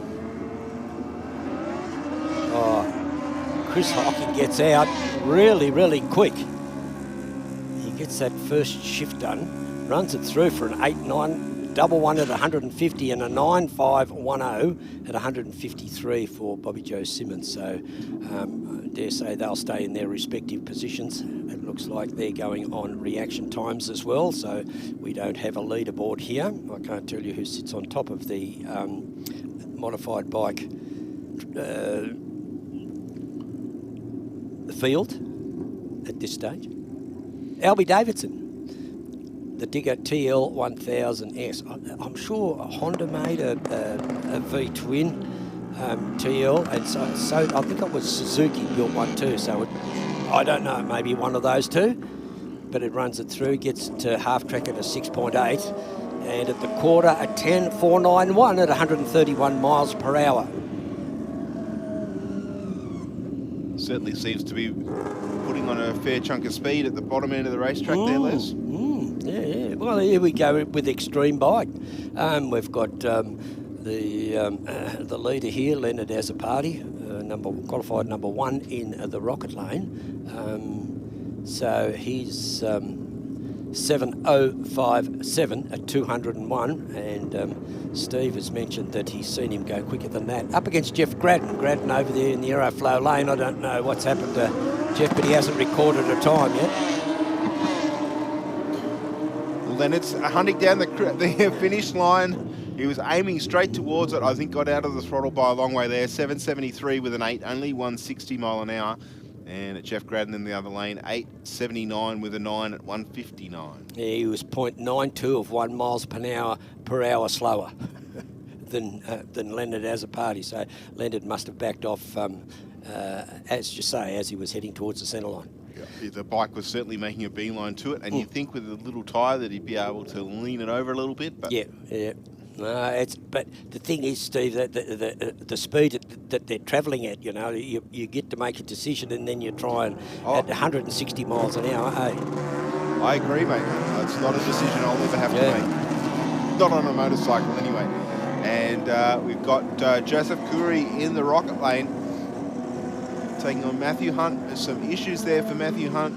The bike slowing. And a 9.20, 144 mile an hour run there for Curry. Some very interesting points that young Brett White brought up in his little chat upstairs here.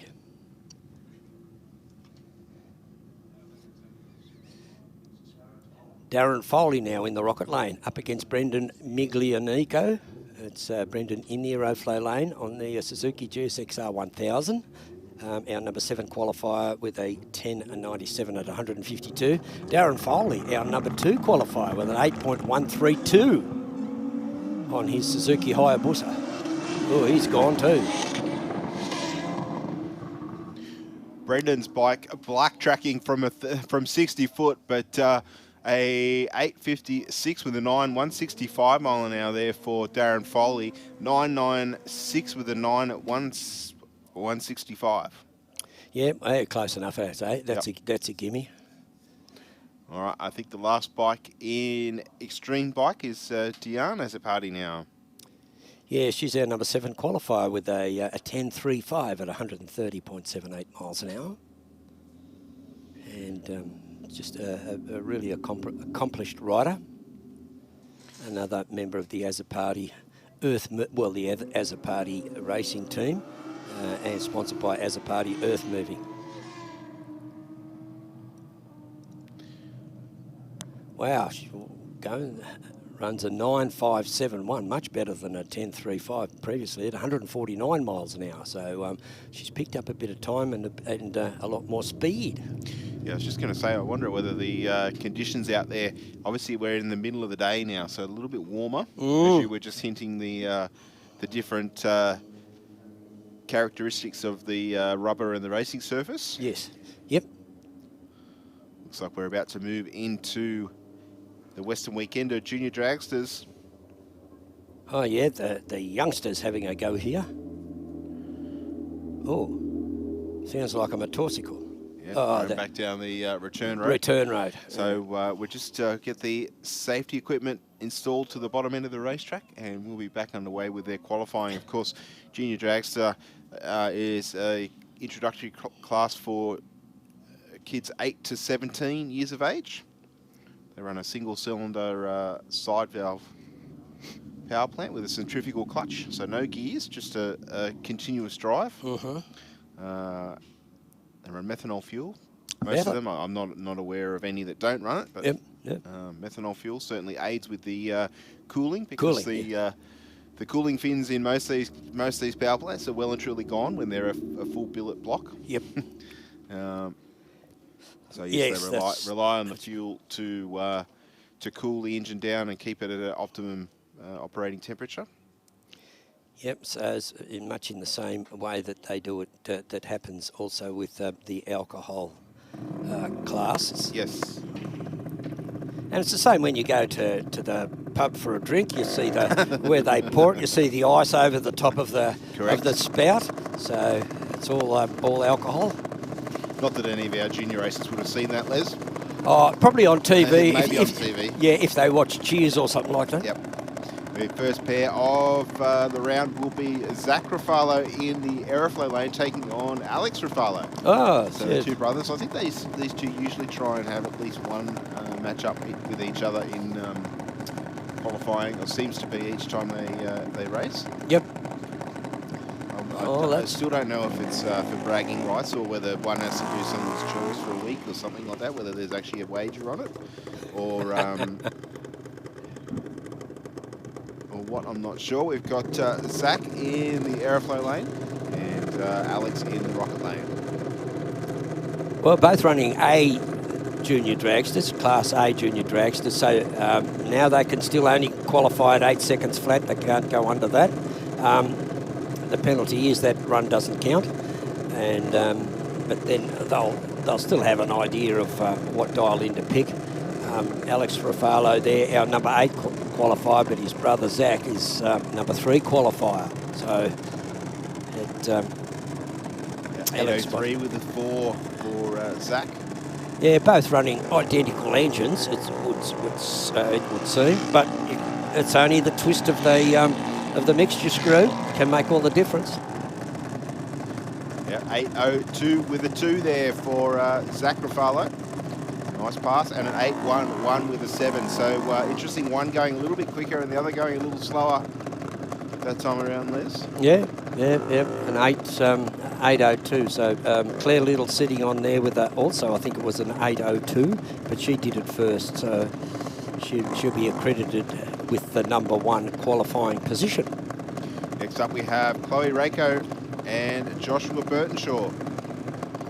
Rako from Albion Park, as is Burtonshaw. There seems to be a lot of races from the Albion Park region. Yeah, they've overtaken Musselbrook as the hotbed of races.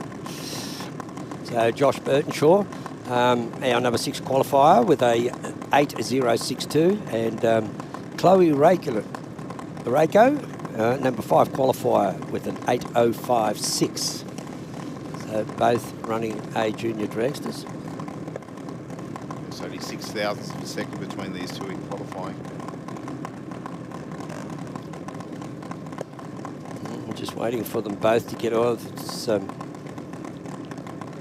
Josh is in, both cars in. Yeah, Burtonshaw is our leader for the point score so far. Looks like Rako out in front, 810 with a 280 mile an hour through the finish line for Chloe, and Burtonshaw an 814 with a 0. Yeah, cars just running just a lot of them are just running just a little bit slower than what they did earlier on in the first and second qualifying sessions. Kate Fowler from Arcadia Vale over there in the Rocket lane, our number 20 qualifier with an 11276. He's running B junior dragster, so that's within the limits. And Piper Bennett from Alford's Point, running at position number 18 with an 8.669, also in a B junior dragster. So this will be to see who's in front of who in the B division. Bennett running for Stratus 4. Gee, mum and dad, I hope it's not the same mum and dad as you see of all the other ones, because they're all the sponsors. There is a bank of mums. Haven't seen that this time around, but looks like Bennett will take the win here. 875 with a 275 mile an hour, and 1137 with a 5 there for Kate Fowler. 56 mile an hour through the finish line. Yeah, good runs by both of those. Claire Little. Oh, no, she ran an 8002, not 8022. So no worries there. Negate everything I said about that before. I thought she'd ran an 8022, but she ran an 8002. 0.02 of a second over in the safety zone. Well done, young lady. Max Perry, the Perry racing team. I think Max is the last one left in junior. Is he? I thought they were at all done, but Max obviously racing here today. 0.50 on the tree for Max, taking on Claire Little from Forbes. Of course, our thoughts go out to all those in Forbes with all the flooding in the local area. 8.07 with a 778 mile an hour there for Little in the rocket lane, and an 8.09 with a 182 mile an hour there for Perry in the aeroflow lane. Look, it's if Ms. or Miss Little can maintain that sort of consistency, she might have a chance in the to end up right at the top. But don't count anybody else out. There's been varied figures all day. Tegan Smith now in the rocket lane. Our number 4 qualifier with an 8.049 up against our number 3 qualifier, Jake McNamara from Fairfield West. Now they're all members intermingled with the White Clan. Now I came in halfway through the discussion, but this is Brett's nephew. Brett's nephew. Okay. 0.93 on the tree for Jake. He runs through for an 8.02 with a 3, so there's 2 races split by thousandths of a second there. Yeah. And Tegan Smith, 8.04 with a 7. Wow, so look at that. She's only 2 thousandths away from her previous qualifying run. I'll tell you what, there's not much in these junior races in terms of qualifying, and there'll be even less in racing. Yeah, that's right. Yeah, so true, so true. Charlie Boscovich over in the rocket lane up against Tom Baker. Tom Baker, I don't know why, but he's sort of, I'm always thinking that there should be a defence term like Sergeant or Major Tom Baker in front of his name, but he's only just one of the youngsters here in an A junior dragster, so he's somewhere between 12 and 17, I take it. And Charlie Boscovich. Josh is the dad. And Josh not running in the top. No, not running today. 005 red for Charlie, but that's neither here nor there in qualifying. An 8.37 with a 4 at 78 for Charlie, and an 8.08 at 78.56 for Tom Baker. That's just 8.156, 8.087. Ooh, might pick up 1 or 2 spots there. An 8.0 and then an 8.1. Not sure. Next up we have Zane Condello from Barrack Heights, taking on Harry Rako.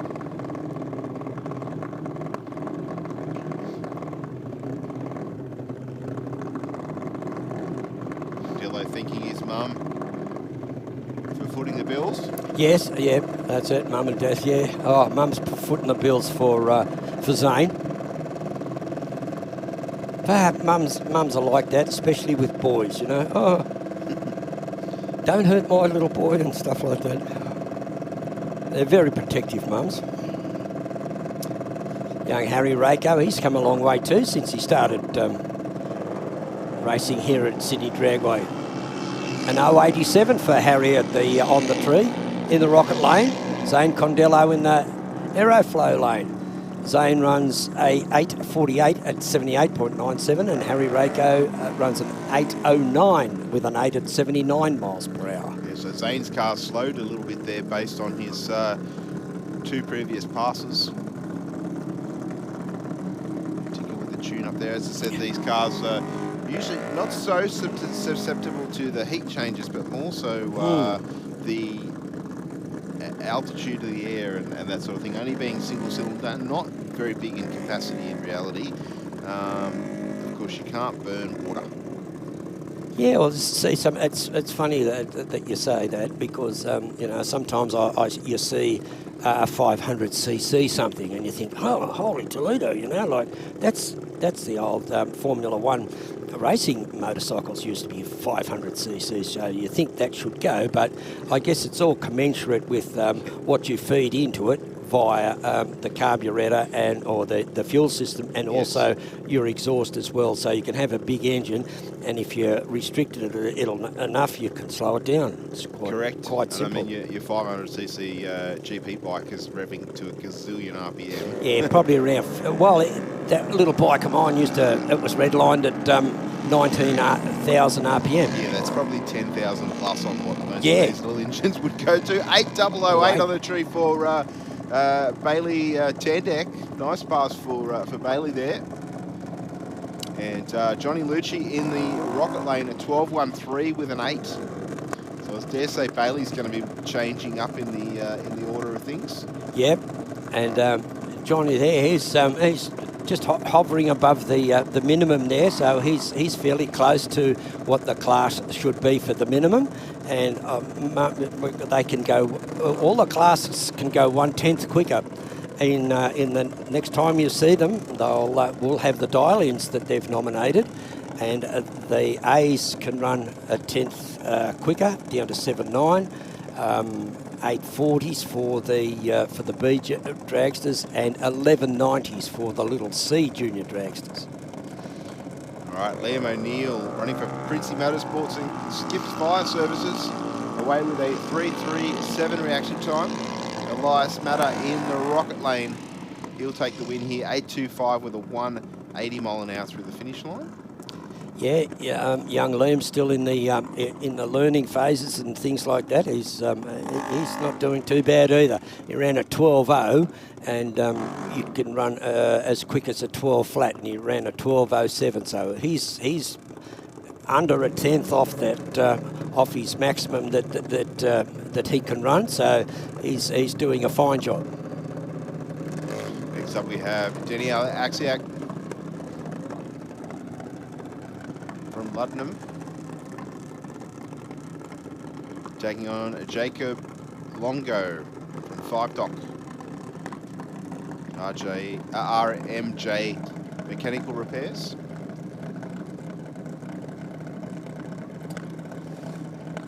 Yeah, Daniela there, our number 15 qualifier, running an A junior dragster on an 8.424 over there in the Aeroflow lane, and Jacob Longo, our 19th qualifier, with an 8.787 in a B junior dragster.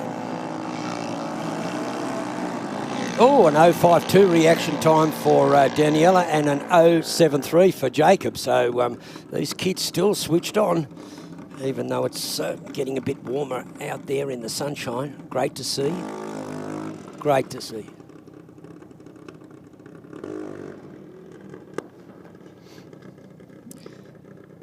So Alex Rottenbury from Picton is now in the is going to face the tree for his final qualifying run. Currently sitting at position number 17 in a B junior dragster, so can't go any quicker than 8.50. He's gone 8. His best time is an 8.637, so he's very safe there. Might just do a little tickle. Who knows? A 1.13 reaction time. You might be a little disappointed at that, but he does have a...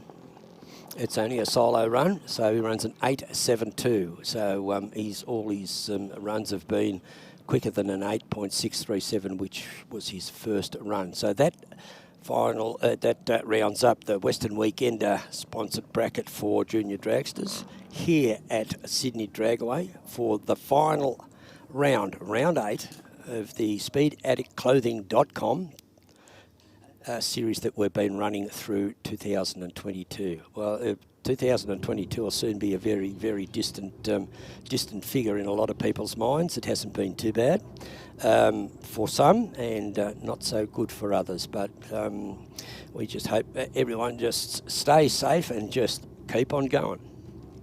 Ronnie Palumbo and Pat Furiolo, they'll be the two protagonists coming out for a qualifying their last qualifying session here at Sydney Dragway for the Super Sedan bracket. And there's been some, that's pretty hotly contested too. We have Sean Maher at the top, then we have Dave Gruber, and I think it's Pat Firiolo.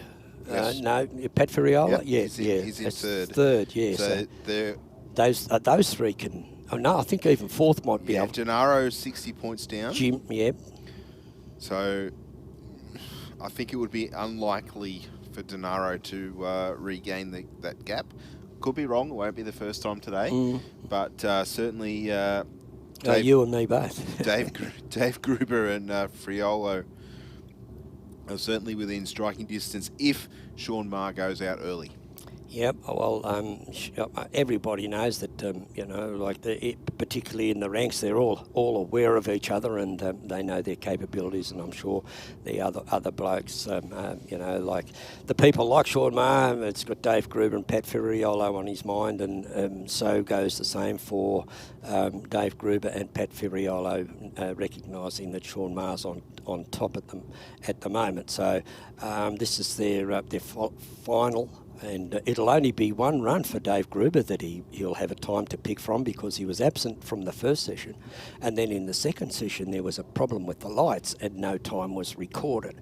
So this will be a good opportunity for him. He was a bit concerned that they may have dropped the final qualifying round, which meant that he didn't have a time, and he was going to see what he could do to rectify that with the meeting director, but he didn't have to do that. It's we've forged on very quickly after the clean-up down the bottom end, and I certainly hope that young Paul Foley is sort of like cognizant of in his actions, and he just gets better and better as the day goes on.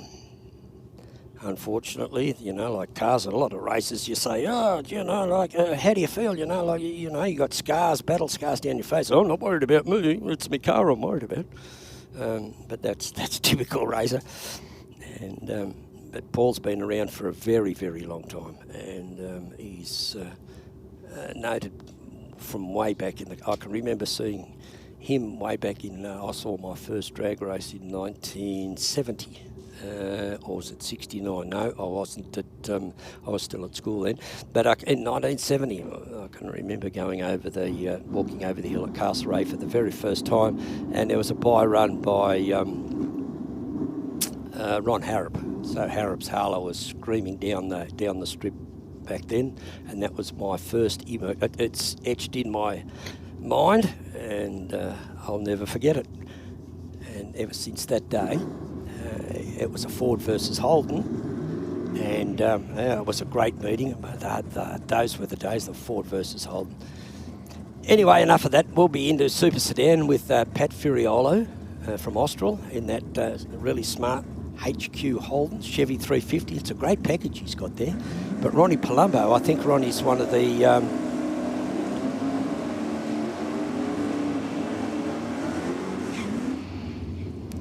the racers, and also on the board here at Sydney Dragway. So Ronnie's good to see that Ronnie's out and able to find time to come and participate. That's a very sharp little car. He's our number 18 qualifier with a 10.247 at 131. Pat Firiolo is our number 16 qualifier with a 10.185 at 131. So these cars, 131.02 and 131.72 for the mile per hour. So both cars fairly evenly matched. An 0.27 reaction time against an 0.47. Well, that is absolutely astounding. Pat's on the picks. He runs a 10.364, but this is his final round, so he's got 10.364 and a very similar time for Ronnie Palumbo. Brendan Costello now in the Rocket Lane in the Holden EK, running a Chevy 406. He's our number 11 qualifier with a very stout 9.657 at 139. And Nathan White, well, Nathan was been really good at racing, not only in the 400 Thunder, but here at Sydney Dragway. He's our number 6 qualifier with a 9.185 at 147. That's Nathan in the Aeroflow lane in that really, really sharp Holden VL Commodore, running a Chevy 383. Brendan gets out with a 025 red light, but that doesn't count. An 031 for Nathan Watt is his reaction time. He runs it through for a 942 at 146 and a 970 at 138 for Brendan Costello. Yeah, nice pass from both those races there. Very nice, Steve. Very nice. Here's our Canberra friend. Yes, Dave. I was going to say Hands, but he didn't like Hands. He tried that as a nickname, but apparently that's the baddie of one of the Die Hard movies. He didn't want to be referred to as that. So anyway, Dave Gruber in the rocket lane in the strip rat, away with an 064 light. And Tom Campbell was almost beside him all the way down. 931 with a 0 at 143 there for Gruber. Les, a little bit slower than what we thought. Yeah. 10.08 I think it was there for Tom Campbell. Okay, Martin Stevenson now in the HQ Spano and up against Larry Etzel.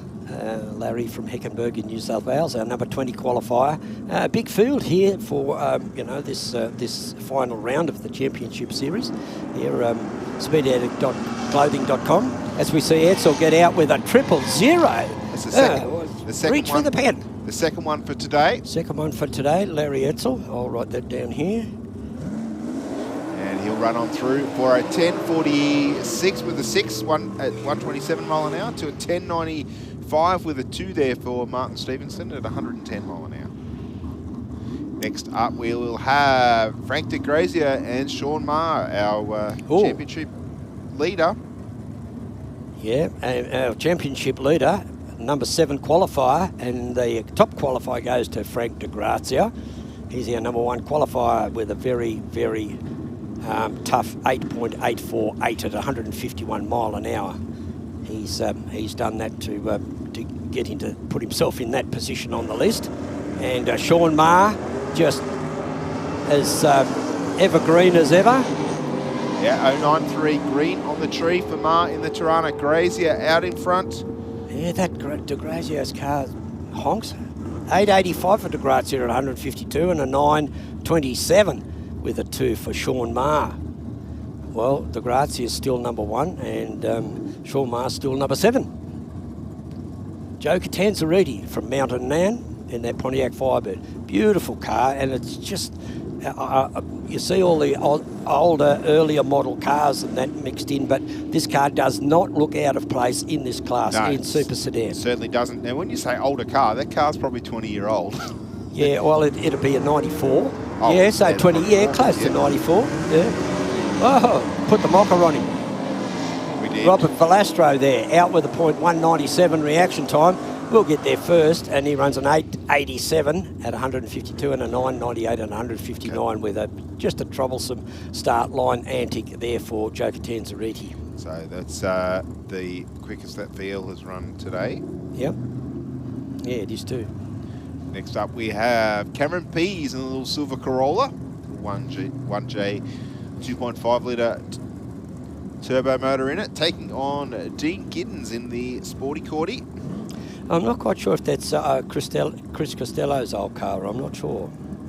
Chris now riding Harleys and things like that. He gets away with a .102. Cameron Pease there. Oh, look at this car go.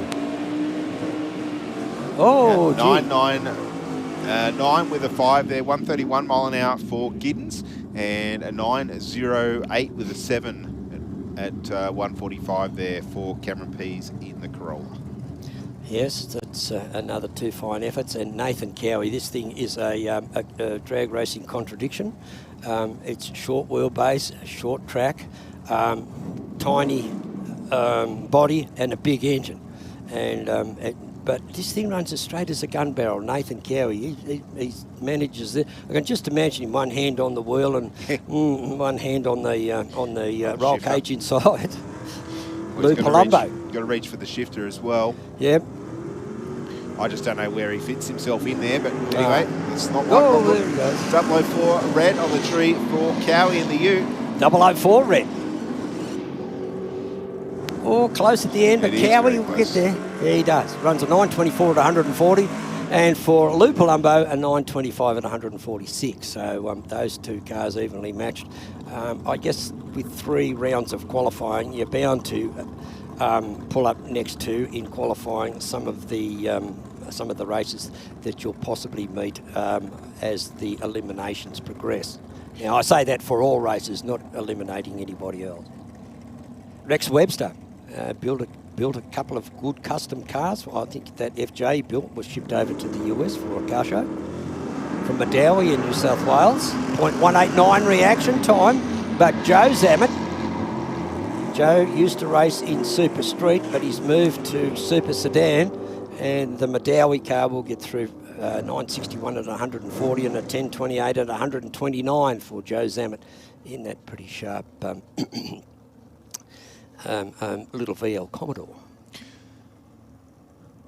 All right, James Barnes got the solo, or the last run of the round of qualifying for Super Sedan, running for Zoo Fitness. Zoo Fitness. Very nice little car. Always like the Ford Mustangs. 440 Boss power plant on board. Car running nice and straight down the rocket lane there, Les. Yes. 896 with an 8. 152 mile an hour through the finish line. There was a lady driver that had one of these that I wonder if it's the same car, and her husband had a Mustang as well, and it was really, really brightly painted. Taylor? Yeah, that's the one. That's exactly what the one. Yep, it was black. His car was black, and hers was a blue, but it was more street orientated, I'd say. Yep. That's the way I'd describe it. Didn't have the big tyres under it that very you see there for James Barnes. Paramodified dragsters going through their burnout procedure right now. Yeah, it's two tough lady races too, and they're both accomplished. I think Jess may have just a bit more experience up her sleeve, but that's only from the races. I don't get to see all of them, as you know, some of the other commentators up here do, and but Jess Turner, Dad was a really, really good racer too. He had a front engine. Was it front engine dragster? Yeah, he had hoiked the wheels up over here, over in the rocket lane on several occasions, and you can see all the photographers ducking behind the wall or running up towards the grandstand. And but gee, he was a tough racer as well. So it must run in the family. They're just well, they say it's in your blood, don't they? Yes, yeah. And then when they have a blood test, there's a bit of blood in here. The rest is just alcohol. Adrenaline. Fuel, I should say. Oh, Jess Turner, yeah, look, she's going to run away with it, Steve. 6.781 at 198, an 074 reaction time. Adriana McCaskill, an 024. She runs a 7 at 137, 187. Lots of sevens in there. So, if they're going on reaction times, there was been a couple of good reaction times. An 012 I saw. If they're going on reaction times, rather than who had the ET and the speed, is that, well, speed's just part of it, but lowest ET of the bracket usually dictates where you are placed in the field. But when you modified races have gone on reaction times, which makes it tougher on the racer to get that number one qualifying position. It's not always the guy that's got $3 million to spend and the car goes 500 kilometres an hour. It's just not the case. I think it's a good way of levelling out the field too for when you're seating them. George Bucharest, Race Max Direct, the front engine dragster. That's George in the rocket lane. Up against Roy Romeo in that stunning 27 Roadster running a Chevy 350. And for George, he's got an LS small block, 365 cubes in there. I tell you what, he's accounting for himself really well, does young George. Runs an 8013 at 167 and an 853 at 151 for Roy Romeo. I'm sure he went into the sevens a little bit earlier today, Les, so not his fastest run, but I think that car does very well for only 365 cubes Next up, we will have Lee Hartle-Law in the yellow Roadster. Yeah, points leader in the bracket. So, young Lee. Yeah, where he is? He's in, where is it? Junior? Hamster? No. Oh, what? So next in line to him, Les, yes. is Peter Brown, who's Pete racing Brown. today, 360 points. Yes. Hartle-Law's out front with 410, so he has got a little bit of a little bit of a buffer there. Yeah. A good choice of word there, buffer. That's exactly what he has.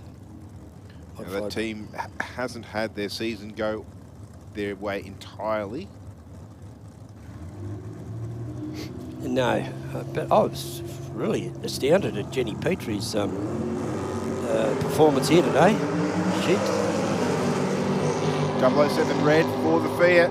Hartle-Law over towards the centre line, slowly bringing it back towards the middle of the lane. 810 with a 3, 164 mile an hour through the finish line to an 847 with a 5, 153 mile an hour there for Petrie in the Fiat. Yeah, she's done really well. Maybe that move down south sort of assisted a little. Get her away from the big smoke. Craig Davies in the rocket lane. Front engine dragster, small block Chev, 385 cubes of small block Sommerench race cars. Ice ignitions, good ignitions. I got them on my RT Charger. Victory transmissions and Revolution race gear in Brisbane. And for Mark Tanswell, well, sponsor, Mark Tanswell. So he went over to the wall in the rocket lane on his first qualifier. Hope he goes nice and straight here. Craig Davies has been running very, very consistently, and that setup of that car looks really, really good. Leaving the line nicely. 001 red there for Craig Davies. He's out in front of the six-cylinder, runs on through with an 837 with a 0, 159 mile an hour run to a 1025 with a 7, and 127 for Tanswell in the airflow lane. Yeah, well, here's our number 2 man in the Peter Brown. He's in the rocket lane there. He's backing up against Daniel Moore. Daniel's having a bit of a test and tune session with his car. Hey, Daniel, where you going? There we go. Nice. Got the big block in it. I think this might be its first run because it had a small block in it previously. So they're doing pretty... It's got here small block Chev 342, but that was probably still in it when he entered the event. So, but now it's a big block. Well, I think he's been advertising an engine on Marketplace, Facebook. Has he? Marketplace for a little while. Well, so yeah. I'm guessing that's the engine that's listed here on the entry. Yeah. Nice young man. Grown up to be a fine young man too.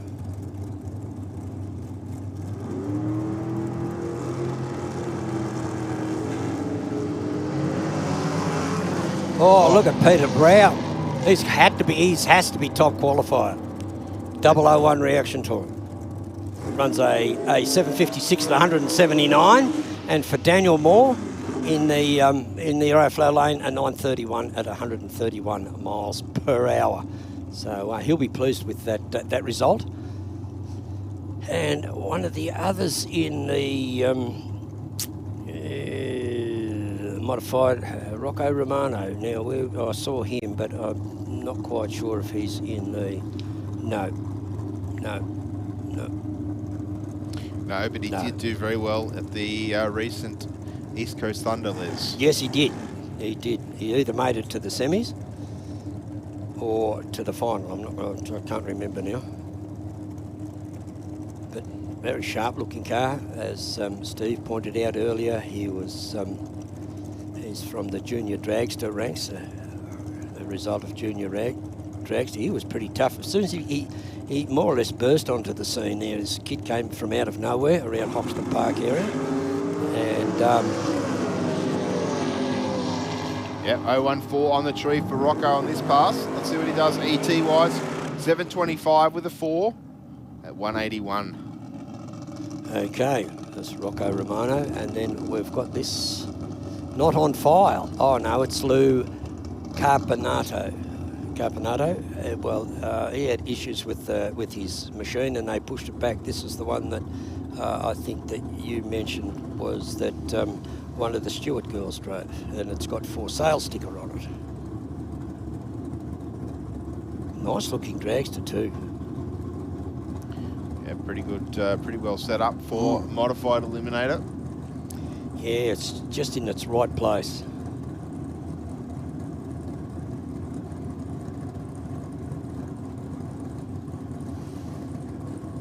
Just rolling up towards the towards the beams now, and this will be the final run for them, and then we'll be into top sportsman. I can see.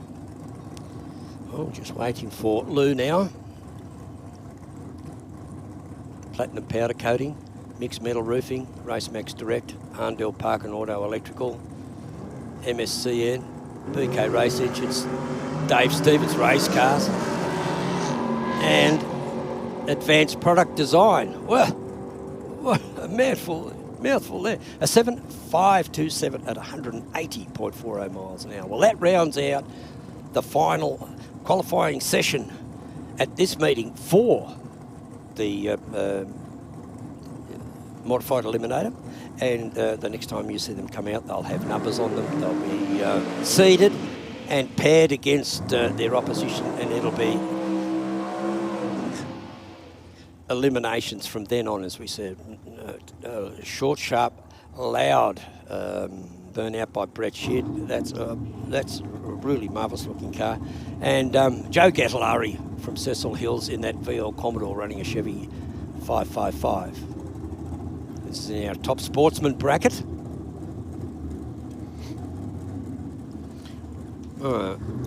And I forgot to mention, I neglected to mention that the round and the bracket is sponsored by, for a junior dragster, sponsored by the Western Weekender. Yeah, it's great to have all the bracket sponsors on board. Yeah. Oh, yeah, and we thank them dearly and genuinely too. Sheared away with a 005 red light.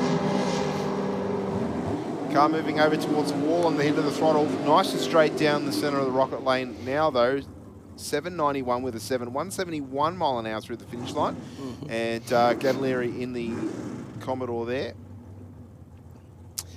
Alan Vella, this Capri, I somehow think a lady used to drive it. No. No? No. Okay. Don't think so. Okay. It's actually a friend from work's father-in-law. Oh, right, okay. Yeah, so 450, we get a little bit like 450 Windsor on board for Alan. Reddy's PB earlier today, sounding like spinning the wheels and not happy in the car at the moment. So Alan out of the throttle, but Paul Partridge, our championship leader at the moment, runs on through for an 8008. Oh, 8008, a palindromic number, same backwards as it is frontways. 170 miles an hour. That's a tough car. Anthony Bull. So's the one in the aeroflow lane, Les. Yeah, that 10.3 litre. Is that what you worked out? Yeah, 10.387 litres. Yep.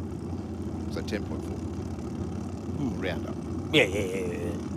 What's a few? 10.4. Yeah. What's a few? Yeah. What's a few CCs? Hey. Oh dear.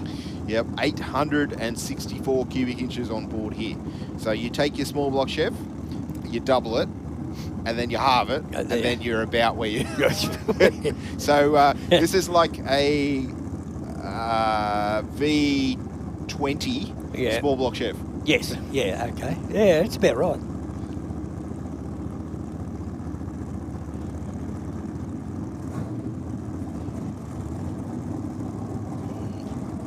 Okay, Anthony Bull now over in the rocket lane, running for Shire Automotive Mechanical. Got their trailer out up in the pit area there. Simon Krieger now.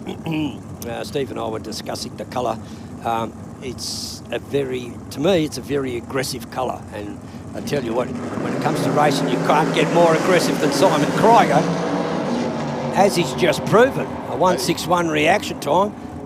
Backs off, pops the chutes there, runs a 739 at 144 and a 755 at 181 for Anthony Bull. Just to give you an indication there, Leslie was doing 157 at half track. So the 157. shoots out at about 1,000 foot. 1,000 foot, and, yeah. And we need to just correct your maths. So you might have been working off memory. It's 14.1 litres of Is it? big block chef goodness in that car. Oh, right, yeah, 14. And Yeah, about 10 sounds. Doesn't sound very much. And about 1,000 horsepower nitrous kit on it. Oh, yeah, Maybe. well, there you go. That might be exaggerated, but it's certainly a good number of kits on it.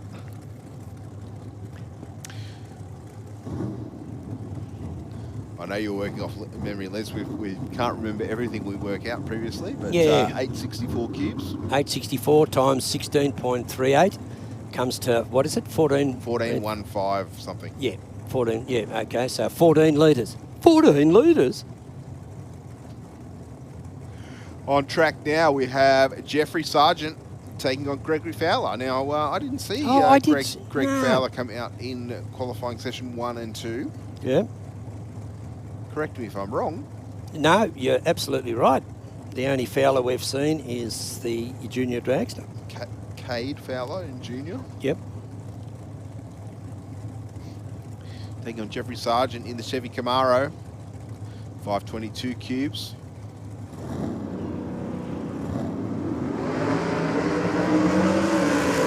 Sargent away with an 88, like 001 red for Greg Fowler. A little bit of haze out of the car at half track there. That's a bit. Didn't seem to hurt it too much though. 762 with a 4, 179 through the finish line, and an 8-0 with a 0 for Sargent in the Camaro there. Yeah, well, young Greg Fowler, he's the senior in the family there, Greg Fowler. He's lost absolutely nothing from his last appearance that I saw him. And he's running as a 001 red light. Is good to get red lights out of the way, but 001, that's almost a perfect light. But if you're running a 001 red, well, your miles will run 3 days red. It's all the same. You lose. Thomas Leake now in the Rocket Lane from Googong, Pontiac Grand Am, Chevy 540, also sponsored by Peg's Auto Trim. Up against Joel Burns. Now, this is the Joel Burns that whose career we were following before, and we pointed out Joel Burns from Junior Dragster days. Good to see him in this. He's a pretty tough pilot too. He's a good steerer, and he's got this Chevy 505 cubic inch S10 pickup up against Thomas Leake. So a couple of American cars, body cars. 028 on the tree for Burns. 002 red for Leake. Burns out in front. Nice straight pass from them. 735 with a 0. 183 mile an hour through the finish line. And a 795 with a 5 there for Thomas Leake. 166. Wow. Now, Leake's car's pretty quick, but Burns has nearly put 20 mile an hour on him there. 20 miles, that's right. That's a big difference. My fur coat. Dave Whitmore in the Rocket Lane up against George Matter. Oh, now I was going to say that's got to be that yellow Tirana, so yes. It is. Yeah. Correct. So Dave Whitmore, this is the car that I ran in up at English Mountain Dragway in Newport, Tennessee. It was a 720 car all day long with an experienced driver in it. I could only get a 752 out of it. That was my effort. What does that tell you? Oh, but that's the first time I'd used a car with a trans brake. Okay, yeah, nice. More practice, Les. Yeah. That's all it means. Yeah, it would have been. Ask for the keys more often, mate. Oh, well, it was offered to me, and the guy that, he's a great fella, and he works at a chef dealer, and it just had a Mr. Goodwrench 383 in it, and I ran a 752, and it was a 720. That's over the 8th. Yep. Oh. 092 to an 046. The Nova out in front, good side-by-side race here. The Tirana out in front at 1,000. Goats there first. Ooh. With a 812 with an 8. 166 mile an hour through the finish line to an 823 with a 166. Yeah, look at that. 812 and then an 8231. Not much in it. No, just over 500ths of a second across the finish line. Yeah. Next up, we'll have NASA Matter now in the silver HB, taking on Lisa Sargent in the, what do you call it, Races Suede? Is that what you said? Yeah, Races Suede, yeah. Yeah, that comes from the Magic Doctor, John Matajasic from Famoso Dragway when I was announcing with him, because they don't have commentators political commentators and so forth, but when you're in drag racing, horse racing, any form of other racing, you're an announcer. So just the different sort of wordings that they use over there for various things, like like hardly any words in the English language are the same as compared to America, or them compared to us.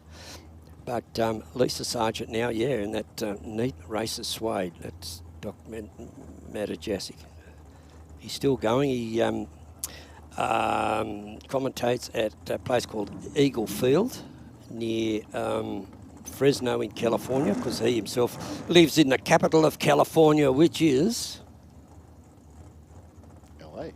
No. I have no idea. No, it's Sacramento, up in the hills. Okay. Outside, east of San Francisco. You could have told me it was Blacktown. I wouldn't have known any better. Well, that's better. When Jay Leno asked this lady at the school, if I told you that I was having lunch in Florence, Italy, what country would I be in? And the girl said, Paris. Oh, really? That's what we're up against. Yeah, okay.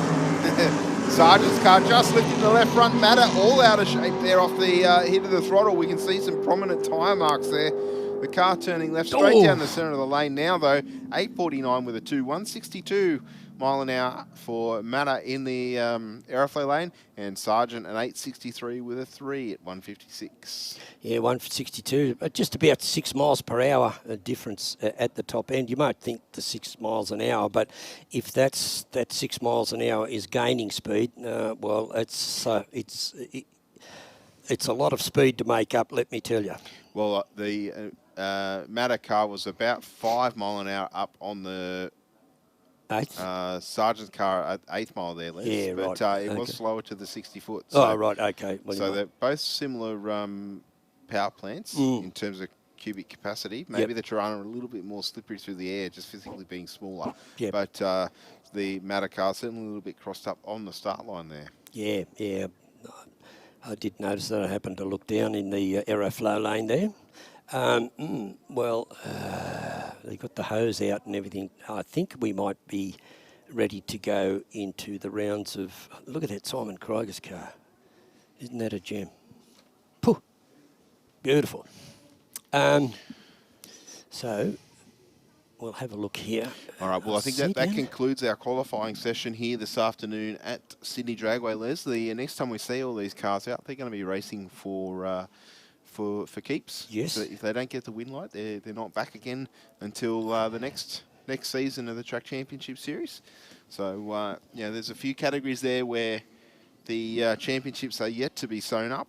There's a few races in the pits that are probably a little bit nervous right about now, I think. The butterflies are starting to churn. They might not have had the morning that they'd hoped for, or they might have had the morning that they've dreamt of. Let's just see what will unfold. We will be back with you here at Sydney Dragway as soon as those cars are all paired up and seated, and we'll be underway with some racing.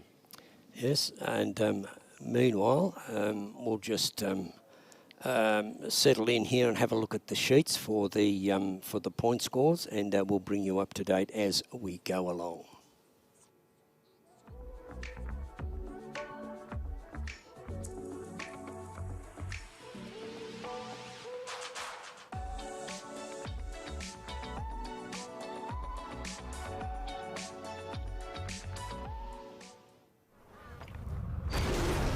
BikeReview.com.au is Australia's leading website for performance and modified motorcycles. BikeReview.com.au is the only motorcycle-focused website to feature motorcycle drag racing on a regular basis. And in the words of editor Jeff Ware, our involvement with Sydney Dragway is our way of putting back into one of our favourite sports. BikeReview.com.au. Aeroflow Performance provides a wide range of high-quality performance products for racers, street machines and hot rodders. From fittings, fuel system components, intake solutions and even turbocharger systems, you can see it all at aeroflowperformance.com.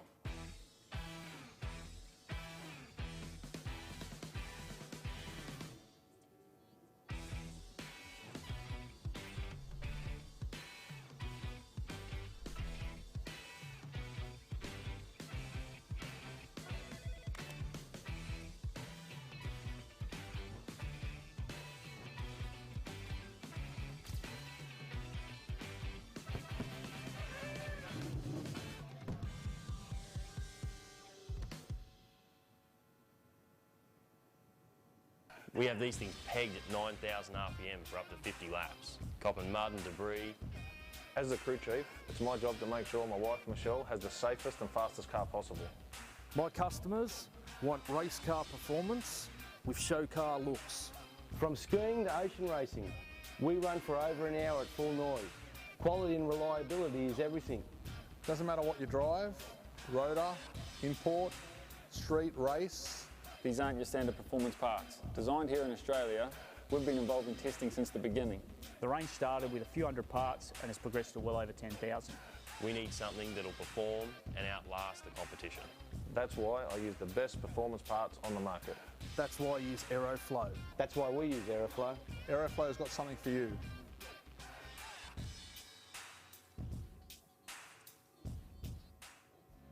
Stay informed, up to date and entertained thanks to the Western Weekender.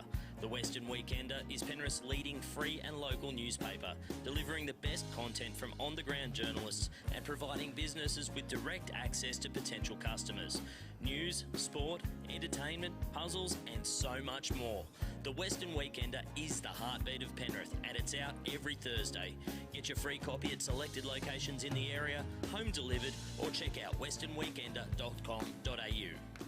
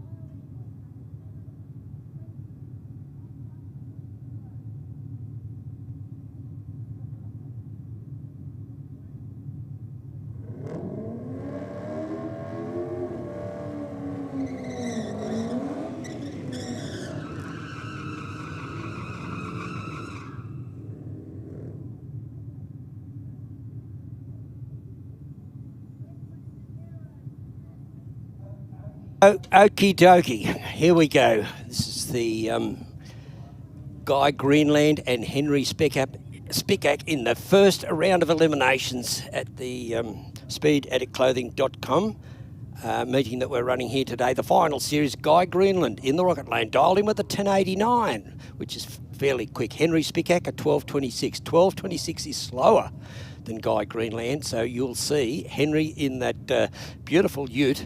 He'll get the handicap start. Now, if all the planets align and all that sort of things, oh, Guy Greenland, red light, automatic red light, 100.145 for Guy from St Clair. So Henry Spickak into the next round of eliminations. And Henry runs a 12.36 on his 12.26. And he got there first. So Guy Greenland, wow, how unfortunate. But everybody knows that. All the racers know it. Next pairing out, Mark Bull in the Rocket Lane in the Super Street first round of eliminations. Dialed in at 11.20 up against David Matasevic. Now, David's a 10.64 in that little Cortina. He'll have to do the chasing because it's quicker than the 11.20. Mark Bull in the Rocket Lane in that XD Falcon will get the handicap start. See him take off. Very critical. Mark Bull at 003 reaction time. But I tell you what, David Matasevic, he's not no slouch. Oh, he's going to, Mark Bull there runs an 11.30 on an 11.20 for the win. And Mark into the next round. David Matasevic on his 10.64 runs at 10.96. Well, that's way over. Nearly half a second. Adam Bowers now in the Aeroflow Lane in the Holden HQ, small block Chev 393. He's dialed in with 1280. At 1080. Tim Ritzrow in that neat Holden VX SS Commodore LS1, dialed in at a 1270 in the Rocket Lane. 1270 is a bunch slower than Adam Bowers, so Tim Ritzrow will get the handicap start. Tim will need a good reaction time here, and he's won it. Adam Bowers, unfortunately, has red lit. So Tim Ritzrow, I think he's just sauntering down the road down there now. And Tim runs a 13.224 at 97. So he's run a best of a 12.115. So Tim Ritzrow into the next round. We've had 2 red lights. And that's what Steve was saying. The butterflies would be starting right about now, and I bet he's right. Josh Leonello from New South Wales in the Duck Egg Blue Commodore. He's dialed in with an 11 flat up against Chris Zammit. Chris Zammit dialed in with a 12.47. Chris Zammit, if he looks in his rear vision mirror, he'll see nothing's happening in the lane next door. He'll just cruise through for the win. So Chris Zammit does take the win. He runs a 13.827 at 55.5. As Josh Leonello has hurt the car, or something's gone wrong with it. So he'll partake no further in this event. Alicia Teal from Cherrybrook in New South Wales, the HQ, our number 15 qualifier. She's dialed in 11.28. That's Alicia in the Aeroflow Lane. She's up against Anthony Gattalari in the Rocket Lane in that Holden HQ ute running a Chevy 454. Alicia gets out with a red light. Can't believe it. Now Gattalari is number 3 in the qualifying run in the championship hunt here. He's wanting to go rounds. Yes. He's gone one at least. I bet he even said 3 Hail Marys before he got to the end. As a thank you, Jim Arabtus now in the Rocket Lane in the Ute, number 17 qualifier with 11.791 up against Kristen Norbergen in that really quick HQ 427. No, Jim Raptus should win it because he's closer to his dial-ins thus far. He runs an 11.95 on 11.80 at 113. Christian Norbergen had a 10.83, but he had a half a second reaction time. Yeah, so the reaction time there certainly not going to do you any favours. That's quashed his aspirations for the day, unfortunately. Greg Robbins from Molong in New South Wales in the Rocket Lane. Dialed in 11 flat. He'll get the handicap start here. Craig Warren in that tough little Tirana. Oh, not much in it in the reaction time. And Warren's dialed in with a 10.25. Let's see who gets there first to get the win. And it will go to Craig Warren. He runs a 10.38 on a 10.25 at 114 and an 11.14 on an 11 flat for the Falcon over in the Rocket Lane. I'm not quite sure what happened there. He must have faulted somewhere or something went wrong because for all money, he was ahead all the time. Peter Villaris, pardon me. The Ford XT Falcon wins a 363. That's not him. That's that other car. It's Dave McGlynn over in this lane. It's one of the. It is Peter, but he's just in Jim's car. Jim's car. That's right. Usually races the Jeep. He's just racing the Jeep. Yeah, Dave McGlynn there. He's going to go through and get the win. He dialed in 1082, ran a 1088 at 112, and for Villaris on his 1085 runs an 1119 at 108. And Dave McGlynn into the next round. Jeff Goodwin now and Mark Hopkins. Hopkins in the Rocket Lane, dialed in with a 1081 from Wattle Grove in New South Wales, the Holden Tirana, that little small block, 312 cubic inches. Jeff Goodwin in the late model Monaro, LS1, 5.7 litre. He runs a perfect light. So that's three. Jeff Goodwin. Three good lights, three perfect reaction times that we've seen here today. The Monaro out in front. Went too fast, but Mark Hopkins left the red light on the start line. First is worse. Yes. Yes, first is worse. So first is worse in short means damage done. Richard Matasevic, our winner in this bracket at the recent East Coast 400 Thunder. Richard Matasevic from Bringelly dialed in 1079. That's quick. Phil Armstrong will get the handicap start. He's dialed in at 11:30. An 074 reaction time to Richard Matasevic. So he's got a start line advantage, even though the handicap went against him. He'll be looking across, and he does take it. He runs a 1087 on a 1079 at 117 miles an hour. And Armstrong on his 1130 runs an 1138 at 117, but not good enough. A .122 reaction time, just a bit slow there. Okay, so that's the first round of eliminations in the Super Street bracket. Did the black Cortina get through? No. Did not. Okay, so that no. I would think that's going to sew it up. Maybe not sew it up because. Oh, hang on. I think. No, David Matasevic was he had a reaction time of 0.4 something or 0.3 something, so he lost. Oh, here we got Tristan Anderson out in the Royal Enfield up against Adrian Watson. Adrian there, just a bit quicker reaction time. Big top end charge. No, he gets beaten.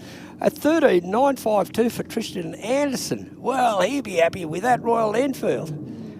Takes the win, a 13.95 on a 13.90 at 91 miles an hour. Well done. Oh, gee, I tell you what. Watson will be dirty. Phil Gardner and Angela Phipps. Angela from Pitt Town. Dialed in at a 1080. That's Angela in the Aeroflow lane up against Phil Gardner. He's dialed in 1160. He'll get the handicap start from Googong, just up the road from us, and probably a neighbour of one of the leaks there. So Phil Gardner from Googong. Gardner in third in the championship, but will not surpass Stefan Stefala. The only one that possibly has a chance to do that is Tristan Anderson, who is still in the hunt. Well, I think Angela will drive around her opponent. She does. 10.819 on a 10.80 for Angela Phipps, and that ends the racing for Phil Gardner as of at that moment. Cole Northcott dialed in 10.45. Collins in the Rocket Lane. He's our number 2 qualifier with a 10.367. Dialed in with a 10.45. Robbie Gilb from Mondandian down there at 10.45. Dial in. And he's our 3rd qualifier. So let's see what Robbie can do. This is a heads-up race. It's heads-up between these two guys. Oh, not too much in the reaction time. Gil looks slightly better. Just watching the markers. He's behind at 1,000. Northcott's in front. Northcott will take it. 10.47 with a 3 on his 10.45. 120 mile an hour. He'll move on to the next round. Yeah, and Robbie Gilb there on his 10.45 runs at 10.61 with a 3. So he's slouched a bit. 2/10 a bit slower. Stefan Stavala, our number 1 qualifier. That's Stefan right at the start line here over in the Aeroflow lane. He's our number 1 qualifier with a 10.09, and he's nominated 10.10 as his dial-in. So let's see. He's really accomplished. Like watching this guy race. Oh, he got off there a bit gingerly. Headed towards the centre line. Now straightens it up. He dialed in 10.10, runs a 10.15. Not too bad for that little detour he took at 132 miles an hour. So that's in street bike. And we've got another pair here. This looks like modified bike. Yes, it is. Modified bike. Lorenzo Capogna up against Mark Davies. Davies in the rocket lane. Dialed in at a 960. So he'll get the handicap start. He'll get the green light first. Lorenzo Capogna a 910. So he'll have to wait half a second, and then he'll do the chasing to see if he can catch the fleeing Mark Davies. Now, this is all down to reaction times, folks. Oh, Lorenzo Capogna is already alongside. It's a 002 reaction time, but he took the long way around. He's not going to make it. Mark Davies is going to take it out, and he does. He runs a 974 on a 960 at 134 there. 0.213, but Lorenzo Capogna, 002 reaction time, but he spent a lot of time over to the left-hand side of the Aeroflow lane. Cost him a bit of distance. Now, distance is time, and that allowed his opposition to clear the finish line first. All right, on track now, Les, we have Albie Davidson on the Suzuki 1042, the dial-in the Aeroflow lane. Michael Borg on the Kawasaki, dialed in with a 977. So Davidson will leave the start line first. Leaves with a 116 reaction time. Oh, 2.5 tenths up his sleeve. I think we're going to see Davidson back again. Yes, I'd say so unless he breaks out. No, he doesn't. Fine effort. A 10.71 on a 10.4. 2 at 121 miles an hour from Michael Borg, 0.378 reaction time, runs at 10.35. So Michael Borg, well, for the rest of his team, he can cook the barbecue. Santina Keith, now she's up in the points here on this little Royal Enfield 865cc. She's dialed in at a 10.56, and Bobby Joe Simmons, well, couldn't have picked a tougher racer. There's nothing. There's 0.003 of a second in this start line. At the start line, Bobby Joe Simpson, big top end charge, run a 963 on a 948 and got there first at 146 miles an hour. Unfortunately for Santina, her day is done. It runs a 1079 on a 1056 at 121. So I think she could be well pleased with her efforts through this whole racing series, all 8 rounds, although we did have 1 or 2 cancellations because of the weather. Peter Strudwick, I think he's on top of the ladder. He's our he was number 1 on our points ladder, but I don't know where he was here because the different seating system. Up against Travis McClaverty. Now, Travis is in Aeroflow lane. Where's he on the points board? Oh, could be an upset here. Not in the championship hunt, but Strudwick is our leader at the moment. Our leader, number 1 out for first round. So wow. Sean Ricketts will want to have a blinder. He's the next threat in 4. We've already seen Keith go out, so is Capogna. Les is getting, and here's Sean Ricketts in the next pair. Strudwick will be praying that. Yeah, well, this run now features Ronnie Adams and Chris Hocking. Hocking out there with an 0.56 reaction time. He's dialed in with an 8.91 and Ronnie Adams a 9.55, but Chris Hocking is already in front. I think he's just laid it back just a little bit and runs a 9.51 on an 8.91 for the win at 110. And Rod Adams is back on the trailer. Now, Sean Ricketts. Okay, so I think whatever I say regarding the championship is unofficial, of course. Yes, everything's unofficial. Yeah, yes, that's right. Even if they win, it's still unofficial. Yes, that's right. So Sean Ricketts, I think, is the only one that has the opportunity left to come back around Strudwick for the win. Okay, well, we've got Sean up against, this is virtually heads up, 940 against 942 against Dale Williams. Dale from Cowra, New South Wales. Shauno's gone. Oh, this is tough. This is tough, Ricketts. Yes, he does. A 950 on a 940 at 131, so he marches on. Dale Williams on a 942 runs a 954 at 140.90. So Sean Ricketts into the next round of eliminations in this modified bike bracket that we're running here today. Wow, action aplenty, thick and fast. Rob Simmons has a party racing. Solo run.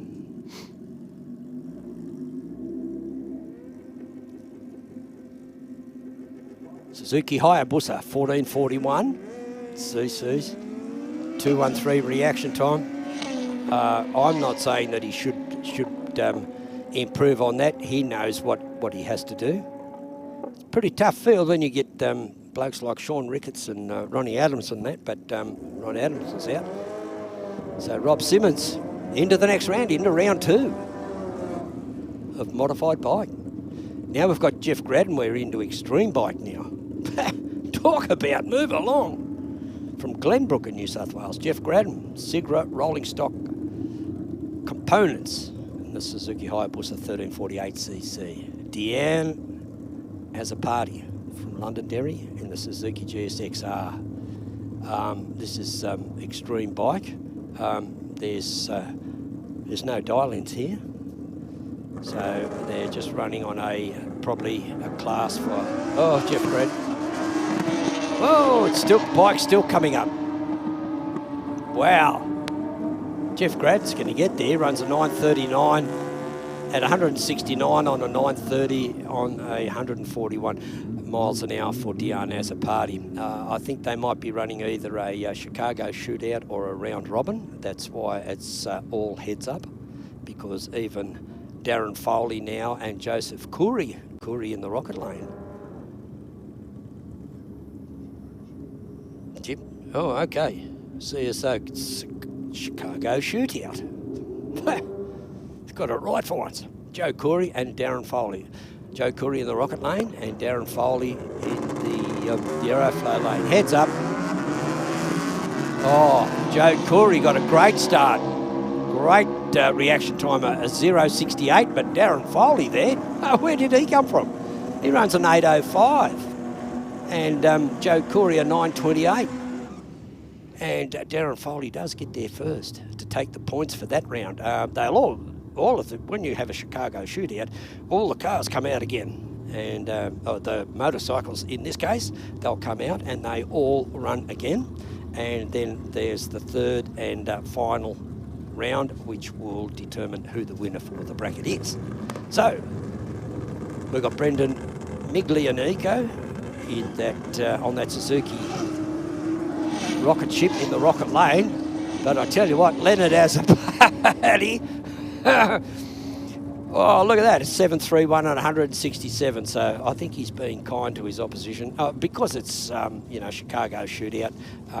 If you're in front, well, naturally, and you get there first, well, you do get the maximum points. So that's why they've done it that way. There's not enough in there to have an elimination after about 3 rounds. The third round to be the final. Ronnie Palumbo and the Holden there. Now we're running Super Sedan in that beautiful green little Tirana there. He's small block Chev 408, dialed in with a 10.31. Sean Maher, who's head of who did take the bracket out in the recent East Coast Thunder.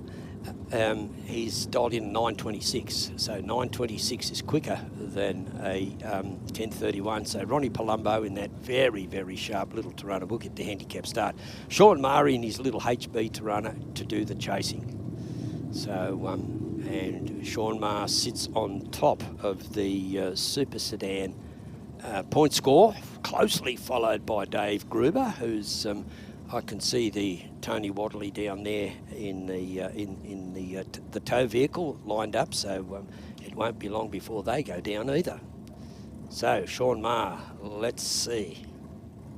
let's see. He desperately needs to win this round. Desperately needs. He needs to be there till the finish, or until the final, because the others are that close behind. Very, very crowded at the top there. See, Jeff, no, not Jeff Gredden. Oh, geez, that's a nice bike.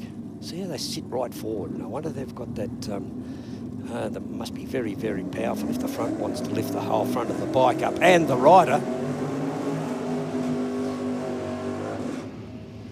Oh, Ronnie Palumbo there. Nice burnout. And Sean Maher, just a short, sharp effort. He'll be getting settled in there. I can just see him now. He'll be checking everything. There's a lot at stake for Sean Maher here. Dialed in 9:26. 10:31 for Ronnie Palumbo. Ronnie will get the handicap start. Sean Maher, well, if it's his usual style of driving, he'll have a reaction time under 024. 025, sorry. You shouldn't be saying I shouldn't be saying that.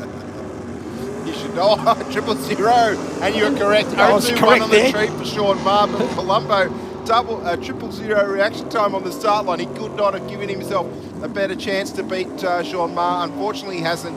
Maher will take the win. 9:31 with a 6, 141 mile an hour. Palumbo there at 10:46 with a 4 on a 10:31. So probably just a little bit too far away from the dive.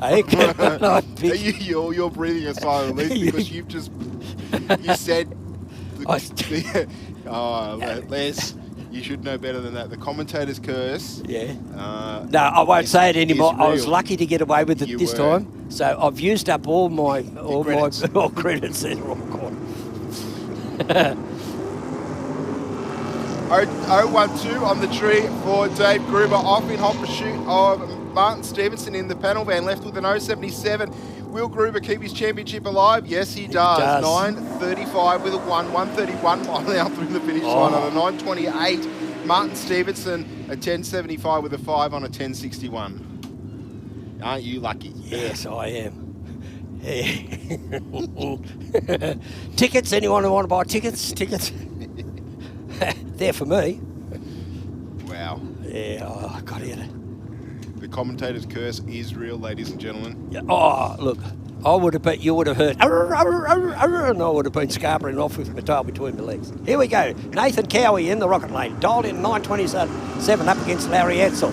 Oh, Larry Edsel, a .162 reaction time. If he hangs on, he'll be able to defeat the flying Nathan. Oh, he breaks out. He does. Goes 10:29 with a 5 on a 10:42. That's a big breakout. That's a big breakout. So Nathan Cowie, 9:27. He ran a 9:27 with a 3. So he was lucky on the reaction time there. Lucky it wasn't that fantastic. No, I wouldn't make a song and dance about it. Cameron Pease in a little Toyota Corolla with the 1J on board, 2.5 litre 6-cylinder, taking on Pat Friolo in the 110er. Friolo dialed in with a 10:32. Pease chasing a ET. Friolo on the brakes. You can't give that. You can't sit down there. Cameron, this is eliminations. It's not. We finished the qualifiers. Could just be chasing a number. That's okay. If that's what. If that's what he wants. Yeah. Tom Campbell from Blue Haven in New South Wales. Blue Haven Pools. Grant's Performance, Holden Field, Commodore. Oh, the parachutes come out for Lou Palumbo in the burnout. Oh, no. Single for Tom Campbell. Tom Campbell dialed in with a 10:06. He's already got the win, so he can test his dial in. Doesn't matter if he breaks out. The only thing he can't do is cross the centre line or hit the wall. Hey, takes it out. 10:16 on a 10:06 at 133 miles an hour. Tom Campbell into the next round of Super Sedan. Here at Sydney Dragway for the Speed Adict Clothing.com New South Wales Drag Racing Championship. And this is great racing today. As it is every round of the championship here. These races come out and they race with the same figure that they do when they come out for a national meet. Yeah. Oh, this De Gracia car is a Frank De Gracia. Doesn't it look pretty under the sunny skies here at Sydney Dragway? Oh, it's just a sharp car, and it's got a thunderous roar. It just doesn't roar. It's a very, very got a very low tone to it, and it's just, you can see it's a lot of horsepower, and it's probably got a lot of torque. Not a massive engine though, only 427. 427 small block Chev, but you know the things they do with those small blocks, and particularly with that cubic inches, they got a weight advantage. Oh no! I don't think he'll catch the flying Rex Webster. I don't think he will either. Plays the tyres on the hit of the throttle. Just did you see it? Just lit the tyres up. It moved. He backed right off straight away, but Rex Webster was, just increasing his speed, and the margin of difference got there first. Nathan Watt now on that really sharp Holden VL Commodore 383, dialed in with a 925 in the aeroflow lane. 925 up against a 1027. Joe Zammit from the Zammit Racing Team, Holden VL Commodore. 383 Chef dialed 1027. He'll get the handicap start. Watch the blue Commodore. An 023 up against an 082. Now, if Joe Zammit can maintain his consistency and do everything right, he'll get the win here. He runs a 1033 on a 1027 at 127 and gets there first. Nathan Watt there on his 925, run a 927 and 082 light. So you can see that is the reaction time difference between the two, and that reaction time is transferred to the final of one car with the better reaction time defeating the car next door. All it does is it means that it gives you room to play up the other end of the racetrack. That's You're either right. passing your opponent, or you're staying in front of them. Stay in front, that's really right. The only thing, it doesn't change your ET. Giddens has left the red light on the start line. James Barnes is going to move to the next round in that Mustang. 054 was Barnes' reaction time. Yep. Yeah, runs 901 with a 5 on it. 895 dial in, so good pass there for Barnes. Unfortunately, Giddens on the trailer with a 1001 on his 990. He's got Chris Costello down there as urging on his young bloke, and Robert Valastro, Garbutt in Queensland. Never heard of it. Brings performance, but welcome down here, Robert. Welcome all our racers, our number 2 qualifier, so he's no slouch either. You're waiting for Brendan Costello, Isabella Plains, 61 Holden EK, Chevy 406. He's been pretty sharp in this car. Had a good qualifying, a couple of rounds there. Qualified very well. Oh, he's got a start line advantage here. I don't know if he can hold on. Velastro's coming hard and fast. Oh, locked together at 1,000. Breakout by Velastro. He had to do it. Yeah, he got there first, trying to chase that reaction time advantage down, but handed the win back to Costello in the process. Yes, he realised that his reaction time wasn't great, a 0.2 up against a 0.186. His was a 0.217. Not a lot of difference when you're getting still below 1 second, but in the tenths, the hundredths, and the thousands, it all adds up. So Brendan Costello, young Chris will be ecstatic. So he'll go down and pick his young bloke up and bring him round, and he'll be able to partake further in this meeting. So I think that would have been the last pairing too. I think so. Certainly looks like it. Les, our next category out should be Western. Yes, Western Weekender, is it? No. Okay, so they've shuffled the order on us just to confuse us, because we are humble commentators. Oh, very simple people we are. Yeah, and that's all we are. Yes. Yeah. All right, so the next category out will be the Western Weekender Junior Dragsters. Now, I think just while they're fitting the safety equipment to the back of the to the finish line there, I think we've seen some pretty big shake-ups in mod bike and super street. Yes. The top, to say the three, least. the top 3 in the championship have already gone. Number 5 is gone. Number 10 is gone in modified bike. Yeah. So Sean Ricketts, he hasn't won yet, but Peter Strudwick will be a bit nervous for the next couple of hours because I do certainly rate Sean Ricketts as a rider. For sure, mate. He's you couldn't not include him. yeah, so he's 70 points behind Strudwick. And the highest of the riders still in play, but he needs to get to the semis or maybe in the final runner-up. He has to get, I think, runner-up is 80 points, I think. So right. he needs to do that to surpass Strudwick right. in the points. Okay. So he, oh, that's good. Ricketts has some work to do, but yes. He's still in the well, in it's the certainly not beyond him. Okay, at his current rate of progress through the ranks, Tom Baker in the rocket lane. Young Tom, A junior dragster, dialed in with a 797, 7.97, up against Dianella Axiak from Ludman in the junior dragster, also an AJD. She's dialed in with a 7.98. Tom Baker, a 7.97. This is virtually heads up. The computer will be able to sort them out at the end. Electronically, I could never do it, particularly when there's, like 1/100th of a second difference between the two.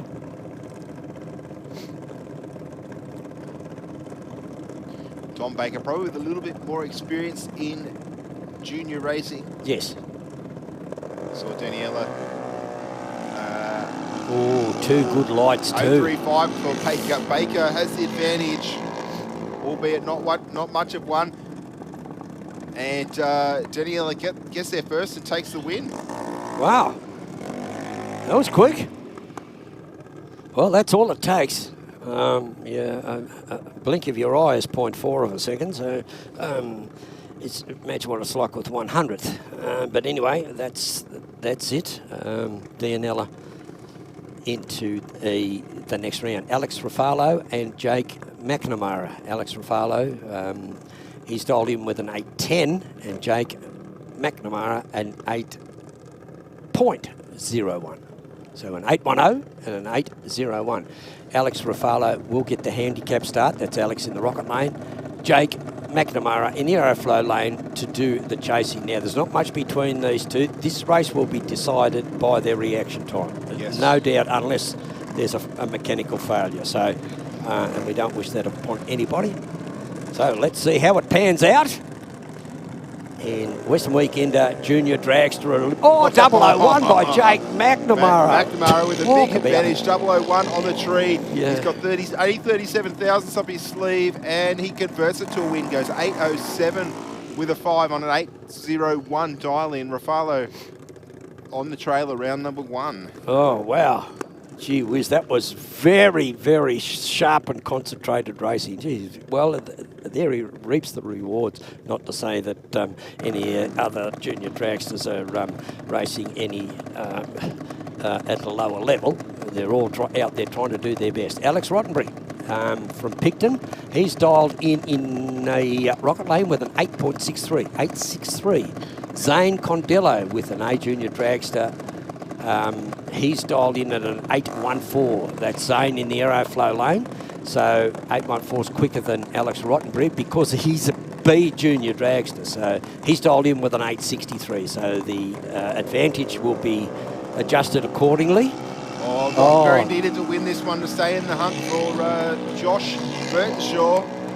But it's going to make it difficult. Oh, he does it. He goes 8.7 with a 0 on his 8.63. Zane Condello there just went 2/10 off the dial. He had an awesome reaction time. Yes. But, just gave it away. Wow. There's 0.015 in the finish line. Wow, that was like a small margin, wasn't it? Yeah. Terrific.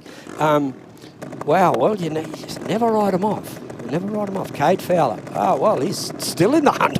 Hey, on top of that championship point on that ladder, Cade Fowler. Arcadia Vale, dialed in with 11.39. B Junior Dragster up against Piper Bennett. Piper also in a B Junior Dragster, dialed in with 11.66. Now, Cade Fowler, 11:39. I wonder what the deal is there. Riding a little bit slower. Left the red light there for Cade. So Piper will take 004 on the tree. Piper's going to move through to the next round. And probably still get there first. Runs through for an 8.69 with a 6. And Fowler going too quick, 11.32 on 11.39 dial in. Yeah, right. Next up we have Zach Rafala. He's number 9th in our championship. Not possible to win the championship for him, but certainly racing for bragging rights here this afternoon. Yeah. He's taking on Max Perry. Now, Max is number 5 in the championship at 3:30. Now, if Max wins and Josh goes out round 1, he might become the championship. Right, okay. But there's a lot of ifs there, and a fair bit of racing to happen in between. 029 green on the tree for Max Perry. Rafalo is out with a red light, unfortunately, and Perry will move on to the next round. Test the dialing, goes 8.11 with a 6 on an 8.12, so 4,000's too quick. Will he adjust it for the next round? We'll find out. There we go. So notice we've got the mathematician here sitting next to me, the evergreen Steve Bush, writing all these figures down. He's good at calculating all these sorts of things because he does a lot of calculations in his daytime job. But I'm not using a calculator. He's not using no. He's not using a calculator.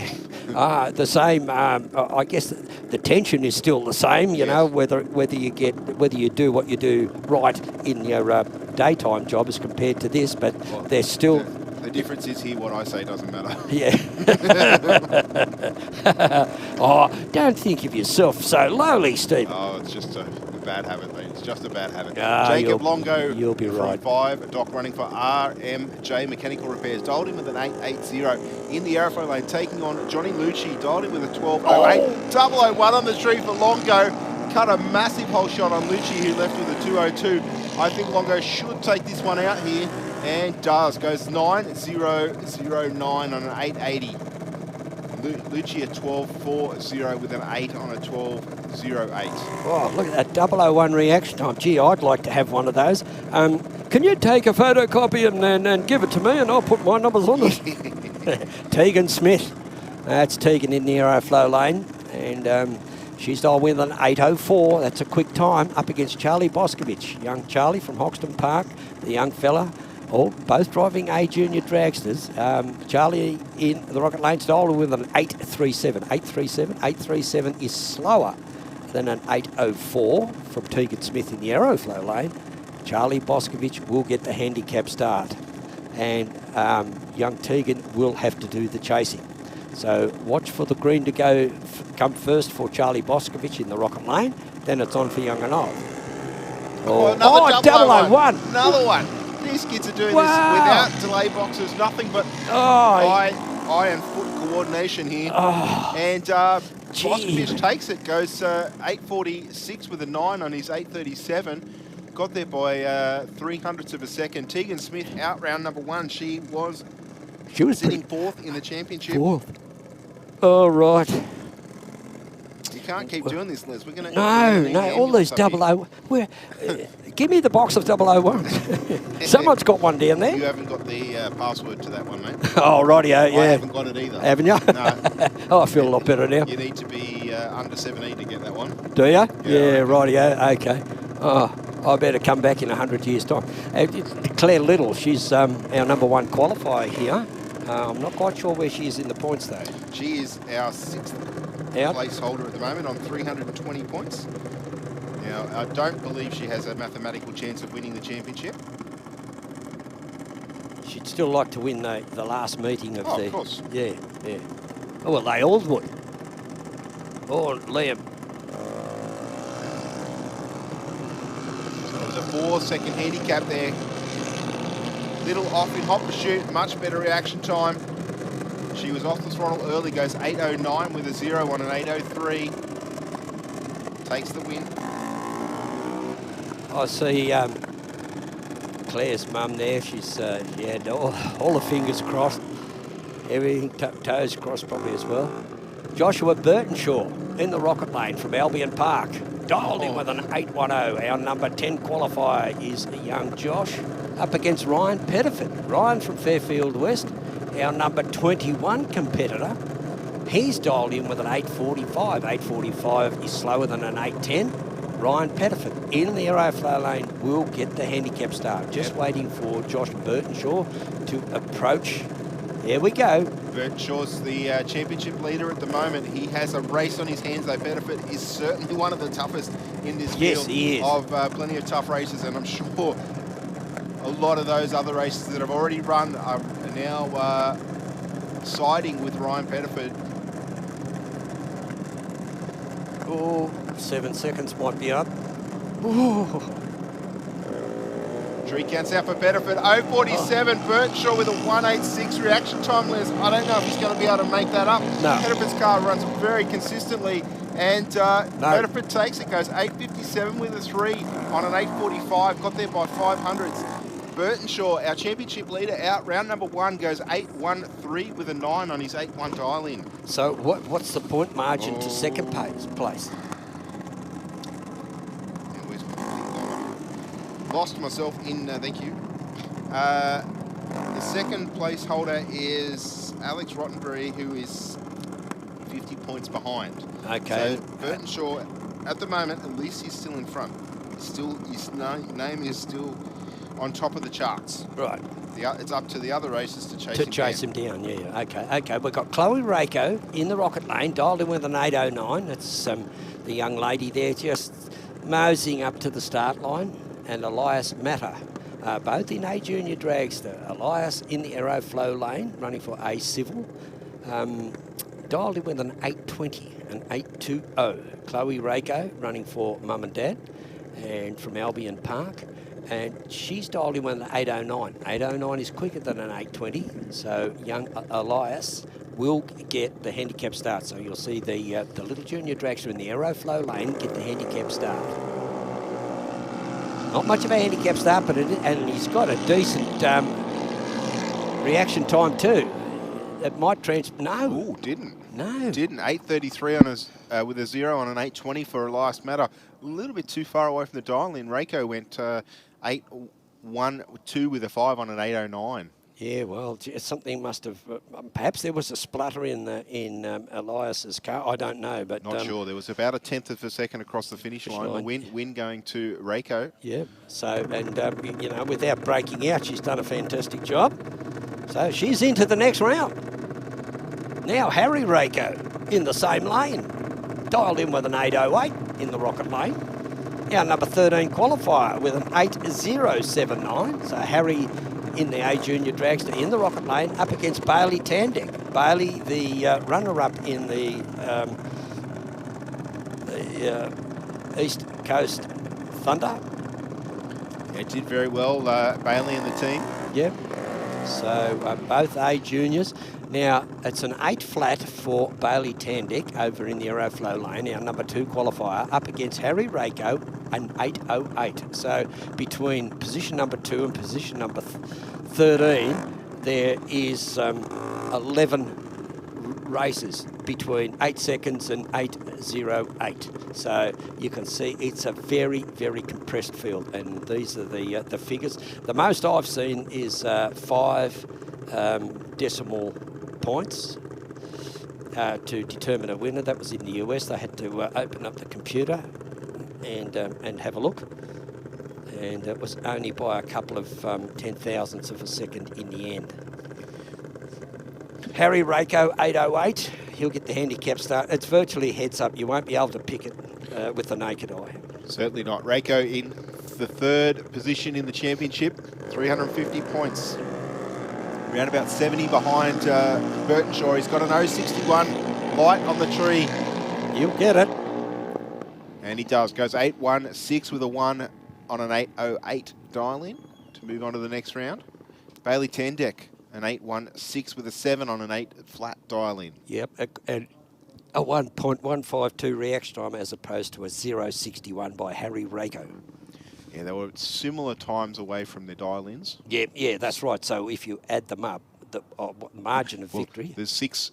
Yeah, it's very similar in the distance off the dial. Off the dial. Just basically just came down to reaction time there. Yeah, see, another reaction time win. So that's what Steve warned you. You've been warned at the beginning of the meeting. He said that we'd be talking about reaction times, and that's exactly what's happened here. Good to see too, because it means that it's the onus is on the driver to read the light. So while we're getting rid of the equipment there, now that ends the Western Weekender first elimination round for Junior Dragster here at the SpeedAddictClothing.com New South Wales Drag Racing Championships. Oh, look at that. Isn't that a great sight to see all the cars there lined up in the staging lanes, all different colours, all different sorts, all different brackets. Mate, does it get any better? Has anyone got anything better? No, it's a fantastic sight to see. I hope everybody is enjoying the Speed Adict Clothing Co. Championship Series here at Sydney Dragway. If you're in the venue or if you're joining us online, it's fantastic to have you on board. Yeah. I hope you're enjoying the racing and the commentary that we're bringing you. Yes, I haven't forgotten about those, the streamers. Not the dreamers, the streamers, and yes, welcome, and certainly I'll second that for Steve Bush, that you're enjoying the action and the commentary here as well, and you know what's going on. We certainly are. I'm not sort of very heavily into ball sports or any other sports really, especially not water sports, so I just like to stick to drag racing. I think that's a year-round sport. We don't have snow here. Especially when you go over the US. We'll neglect it. You didn't hear that. Oh, jeez, I feel... Sorry, Liz. You left the door open a little bit there, you must say. Just a little bit ajar. Yeah. That's, look at the gaggle of people down there in the junior dragster ranks down there. They're all congratulating the drivers, and... something, the red lights aren't flashing.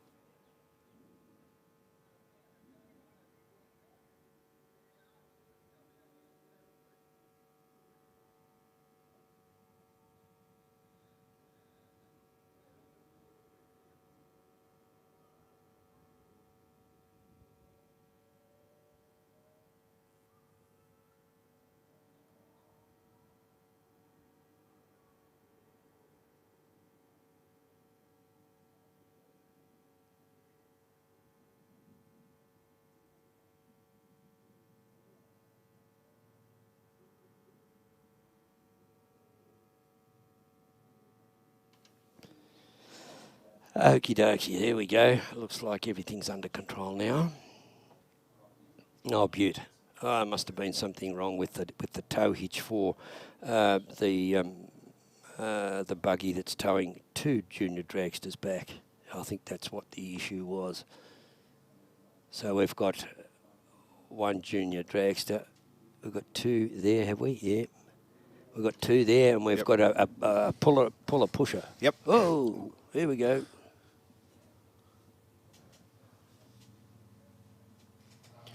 Oh, no, there's all smiles down there with the officials, so nothing untoward happening there, nothing to see here. The biggest talking point of the first round of the junior dragsters is that our championship leader, Josh Burtonshaw, out round number 1. He'll be nervous for the next couple of hours, I think. I don't recall whether Alex Rottenbury went through. I think he made it. I seem to think. I haven't crossed him out, but yeah.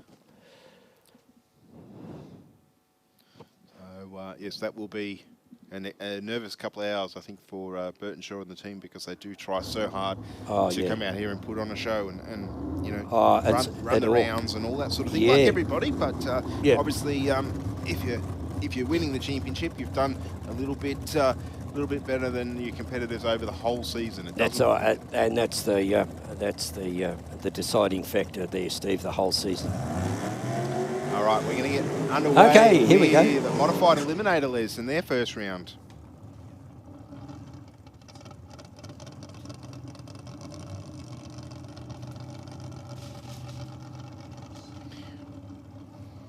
All right, we have Lee Harder-Law taking on Craig Davies now. Harder-Law, our championship leader at the moment, 410 points he has accrued for the season, the 2022 season in Modified Eliminator. Peter Brown is number 2 with 360. Craig Davies, who Harder-Law is racing, is 3rd with 330. So I don't know if Harder-Law goes out here. I think Davies has to win the event. That's my take on it. So Peter Brown is, I just saw him coming under the tunnel. So Brown will be definitely going for Davies right now. Oh, there he is there. Brown is the next pair in behind Lee Harder-Law. Nothing like a bit of pressure for Harder-Law. No, that's right. Oh, and yeah, that's right. Poor old Lee. 019 on the tree for Harder-Law, 037 on the tree for Davies. Anybody's race at the other end of the racetrack. Who will it be? I think Harder-Law was behind. He didn't get there. 837 with a 0 for Davies on an 836 to take the win. 200ths of a second across the finish line there. Harder-Law out round number 1.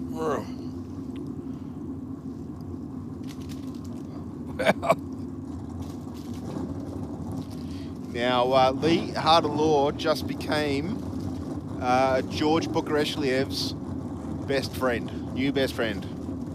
Bukareshlev, he's in number 4, so he's not out of the woods because Bukareshlev is on 330 points. If he goes through and wins the event, he could overtake the whole lot. I think if it's 100 points for the win, Bukareshlev can still win the whole deal. So what's the better of your two evils? 2:03 reaction time there for Bukareshlev, and nothing has happened there for Peter Brown. The tree hasn't activated that I've seen. He's got to stay put. He's done the right thing. Bukareshliev's run the car out the back door, went 8:01 with a 9. I don't see a red. Did you see a red light? No. He was in stage and all that? There was nothing. Under the 755, there was nothing.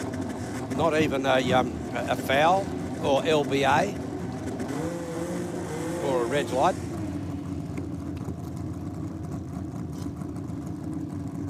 Not quite sure what happened there. Perhaps the tree didn't come down in his favour. Anyway, that'll be up for the meeting director to decide what happens there. Mark Tanswell from Ashfield in the front engine dragster, Holden 205.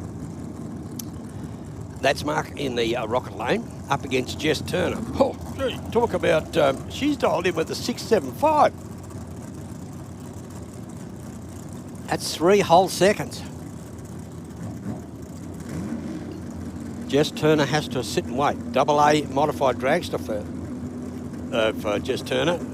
We know it's on nitrous. That's why it's AA. Mark Tanswell, a 285 reaction time. Jess will do better than that. 807.075. I'll get it right in a minute. Turner coming around at the bottom end of the racetrack. 785 with a 685 with a 7 at 181 mile an hour there for Turner in that dragster. There's a speed differentiation there of about 50 mile an hour to Tanswell's front engine car. Yeah, that's right. So there's 80 kilometres an hour at the top end. That thing must have been, that Jess Turner must have just flew by.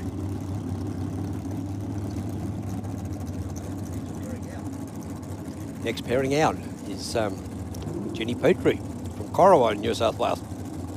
In the Fiat Topolino, she's dialed in with an 846 in the rocket lane. Aeroflow lane, Adriana McCaskill with that rear engine dragster. She's dialed in with a 712. She's been performing well all day. And Jenny Petrie there, and she surprised me. She's performing very well as well. So a lot of wells in there. Ding Dong Bill. What about Wishing Well? Yeah, there we go. So 846 is slower than a 712. Jenny Petrie in that little Fiat Topolino will get the handicap start. Adriana to chase her down. Oh, no. Petrie left the red light. having to get away from that dragster. 090 for McCaskill. And McCaskill through with a 713 with a 3, 188 mile an hour through the finish line. Petrie, unfortunately, on the trailer for her. Yeah, well, it looks like Daniel Moore slotted into the program from Richardson and the ACT. Motorhound.com, getting behind Daniel. Imprint Industries, Road Warrior Trailers, NZ Fishwick, and CPC Powder Coating. Fishwick's in the ACT, for those of you who are not aware. Rocco Romano in Denser Park, one of the local lads there. He's a bit of a, he's got a bit of a cult following amongst the junior dragster drivers because he's he's become very successful in this class. That's not to say that others, but it just shows when you go down there that, you know, like Rocco, I guess a lot of his, there'd be other guys that were running, kids that were running C junior dragsters when he got out of them, perhaps. And so we're waiting there. No, it looks like he's the single. Moore car has been given a single. Oh, something's happened to Rocco at the completion of the burnout there. Yeah, they can. So long as that car doesn't go the full length of the vehicle past the that box there, the concrete thing, they can race. They're allowed to race while that car's stationary there. Oh, Daniel, 079. 079. What a pass. Nice and straight. Runs a 918. 918 with a 5 and 132.99. That's a gimme for 133 miles per hour. He done well there. Wow. Oh, he'll be sort of, that'll boost his confidence no end. I'm not sure what happened with Romano's car there. I saw him trying to crank it over. It was you could see the bit of fume out of the pipes as he was trying to start it back up, but the car being pushed back, unfortunately. Yeah. But Daniel Moore will move through to the next round of Modified Eliminator. Mm. Yeah.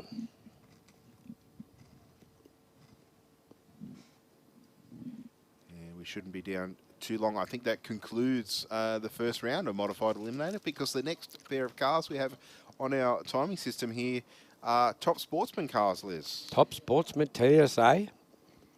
The first pairing will be Joe Gattalari in that VL Commodore, running a Chev 555 with a dial-in of 868. That'll be Joe in the Aeroflow lane. In the Rocket lane will be Anthony Bull. He's in that Ford BA Falcon with a Clevo 412. And he's dialed in with a 752, so he's quicker than Joe Gattalari. So the Commodore that you just saw do the burnout will get the handicap start. Definitely get the handicap start.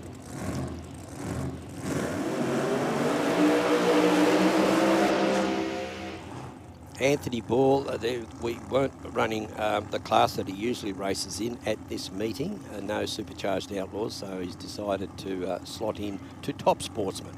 And his dial-in is a 752. So, as I said, that VL Commodore over there, the blue car, will get the handicap start. Anthony Bull to do the chasing in that Cleveland, 412 cubic inches. Yeah, Paul Partridge has an unassailable lead for Top Sportsman, so he will be the 2020 New South Wales Track Championship winner. Yep. Gattalari is number 2 in the points. Now, but he needs to still race because there's a number of races that can take number 2 off him. 020 on the tree for Gattalari, 051 on the tree for Anthony Bull. Here comes that big Falcon, and Bull takes it. Gattalari out, round number 1, 762 with a 2, 181 mile an hour to take it. Joe Gattalari just too fast there, Les. 865 with a 0 on an 868. Well, I thought Joe Gattalari had that in the bag. I thought like Mark, was it Mark Bull or Anthony Bull? Mark Bull. Do the chasing there. I thought he was, because he's got all that power, and he could have just, well, it's easy to say from here, driven around him, but that wasn't the case. And he did end up winning anyway. But I think Larry would have just been keeping the foot buried, thinking that I Falcon think so. was going to come around him at Yeah. a much higher speed. Yep. And yeah, that could very well be the case. Could very well be. The probability factor would have been pretty you're high. 95% right. Yep. All right, next up we have Alan Vella. 8:48 the dial in for the Capri, taking on Thomas Leake in the Rocket Lane in the Pontiac Grand Am for Bradbury Smash. 7:96 the dial in for Thomas. Now Vella's car, he's run a PB this morning, but the last run didn't do quite as well as he would have liked, and has left the red light on the tree. 025 green light there for Thomas Leake. The shootout early runs through for a 7:97 with a 2 on a 7:96. 168 mile an hour run there. Alan Vella, unfortunately, out of competition this afternoon with a red light. Yep. Unfortunately, that's right.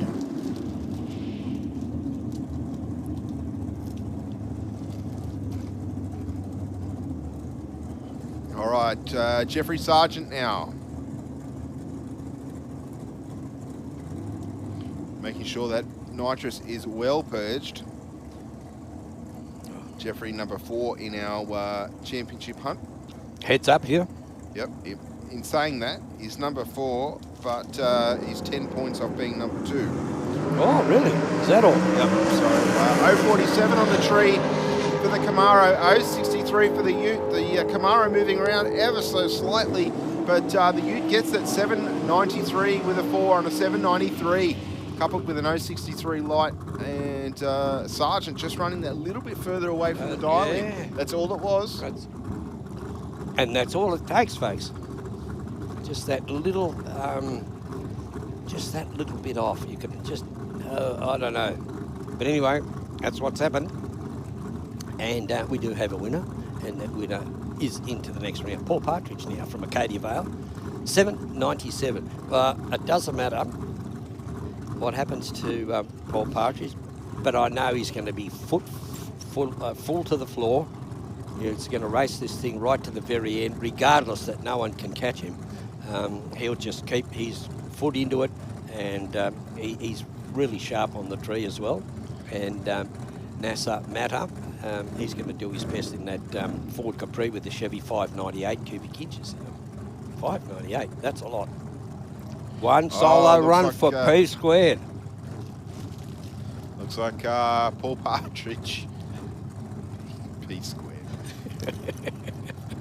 Partridge is going to take the solo, unfortunately, for the Matter machine. Something not quite right.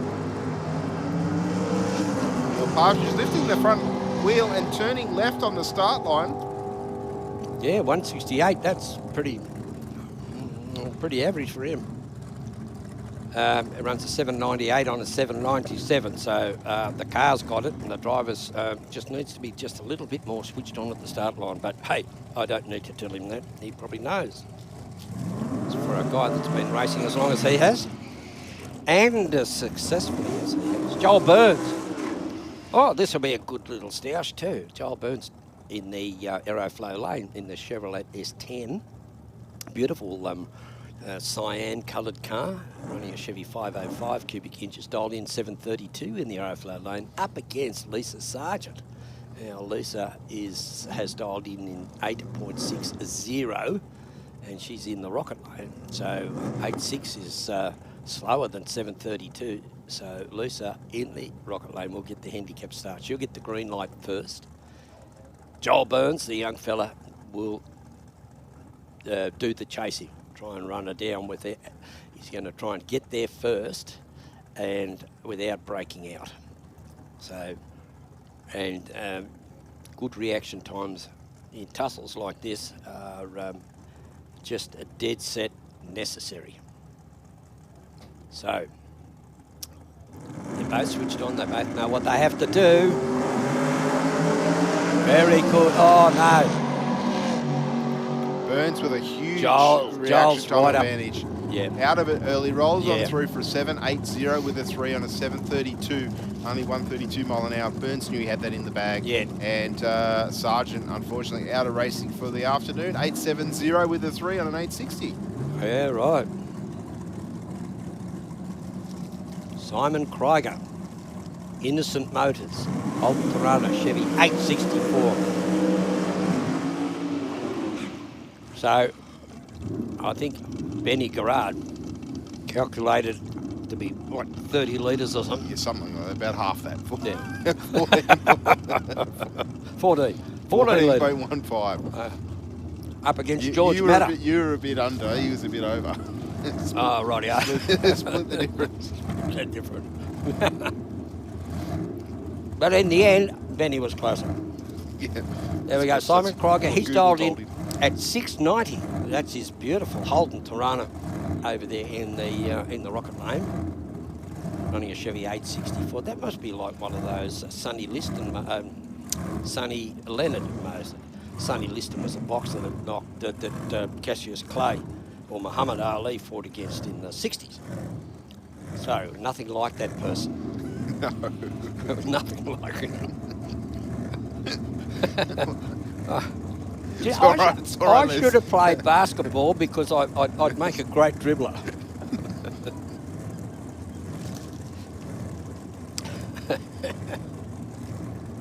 All right, Simon Krieger up against George Matter. Now, Simon dialed him in the 690. He'll have to sit and wait for nearly a second and a half while the fleeing George Matter gets going in that yellow Torana. Okay, I'm back. Krieger's right into it. A 1:06 reaction time should be enough to win the event, the chase here. 6.99 on a 6.90 at 171. George Matter, not disgraced either on his 8.05, ran an 8.123 at 168, some 30 miles per hour less. Well, we know 35 miles an hour, 60 kilometres an hour, so he's beaten him by the, sort of like some of the speed limits around town. Here we go. Oh, now we've got young Greg Fowler. See, Steve's not racing today. No, I haven't seen Steve entered, and there hasn't. A lot of the championship, or the top 10 in the championship, haven't entered today either. I think because Partridge has already sewn it up by TSA. Sewn it up, yeah. Yep. Well, I'm glad he came out and raced, though. He could have stayed at home. He could have. But he didn't. And so, well done. Golf clap. All right, Fowler, 760 the dial in. He will be chasing down the blown Chevy Nova of Dave Whitmore. Whitmore dialed in with an 823.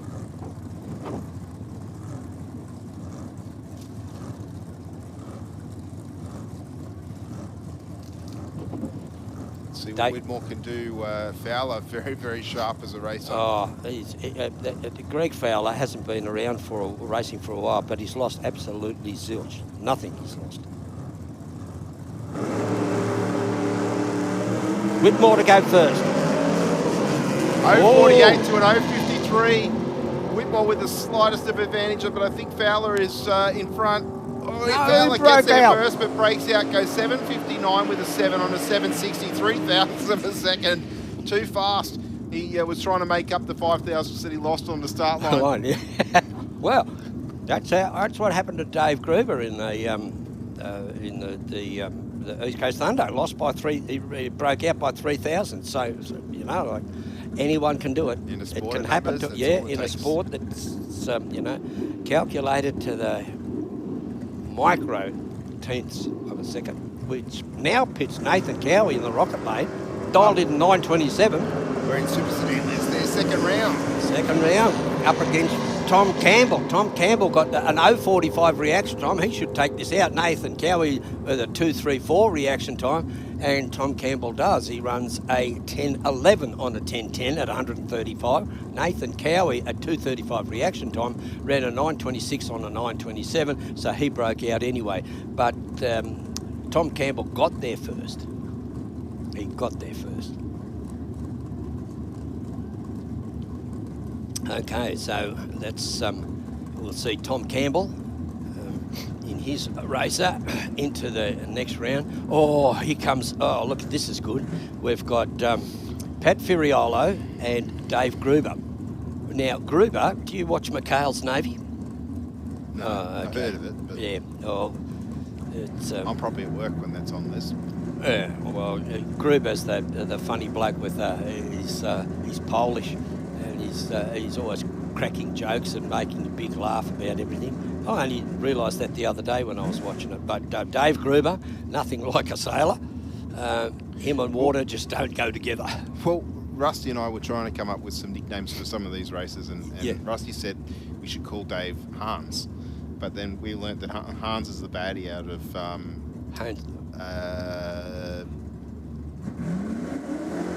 Lethal Weapon, isn't it? Hans Gruber. Yeah, which he didn't like that, so we'll have to come up with another name. So what's the show you're talking about? McHale's Navy. Gruber's he's the funny bloke. He's always got he's an over-expressionist, if you know what I mean. You know, yes. Got a big mouth. Have a look next time. He's always doing something wrong. Pat Firiolo in the Aeroflow lane dialed in at 10:30, so he'll get the handicap start against Dave Gruber from Gilmore in the ACT. Gruber second in the points. Firiolo third. Am I correct there? Firiolo is. Oh, this is a race, Steve. Yes. There's 5 thousandths of a second in it. No. Oh, double breakout. Double breakout. Pat was on the picks first. I saw the little red lights come on, but it wasn't good enough. He ran too quick. Win going to Dave Gruber. So Dave will be very, very happy there. Joe Zammit now and Brendan Costello. Okay, Zammit is number 5 in the championship. 70 points behind Sean Maher, who we know is still in. Gruber's still in. Gruber's still in, yeah. I have a feeling this is going to go to the wire. I Yeah, I feel it in my waters, you know? Yeah, I think as we see it, that will be the finishing order. You reckon? Well, only saying. 028 on the treat for Joe Zammit. There's experience right there for you. Costello's got a little bit of work to do. I don't think the EK is going to make it. Break, yeah. Oh, no.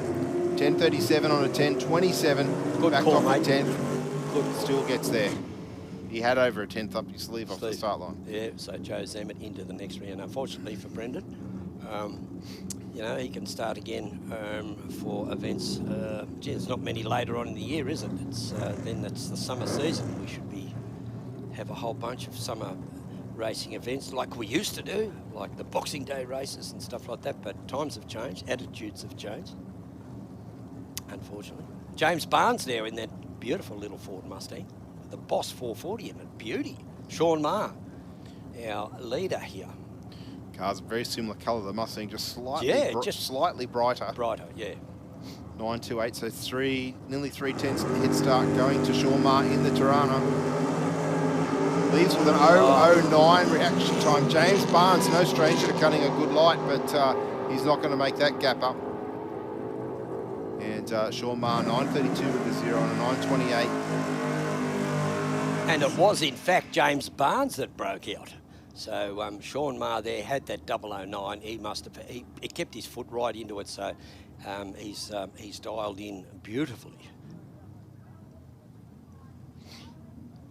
And solo going here to young Rex Webster. See, that's good. I don't know. I don't think that he's in the standings. There's Webster? Super. Yeah, he's number 6 at the moment. But, he would need to win the event, I think. I haven't seen Denaro out this round, so I think he must have gone out last round.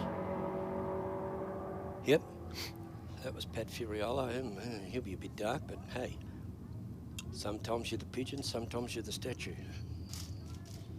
Correct.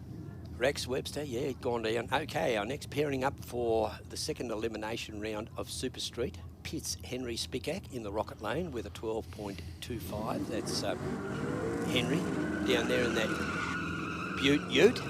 And Jeff Goodwin. I reckon this is a great colour for that Monaro. LS1, 5.7. He's dialed in 11.15. Henry Spickak will get the handicap start. Now, he got the handicap start and his opposition, I think, either red lit or broke out. So there's, you know, a second difference between these two.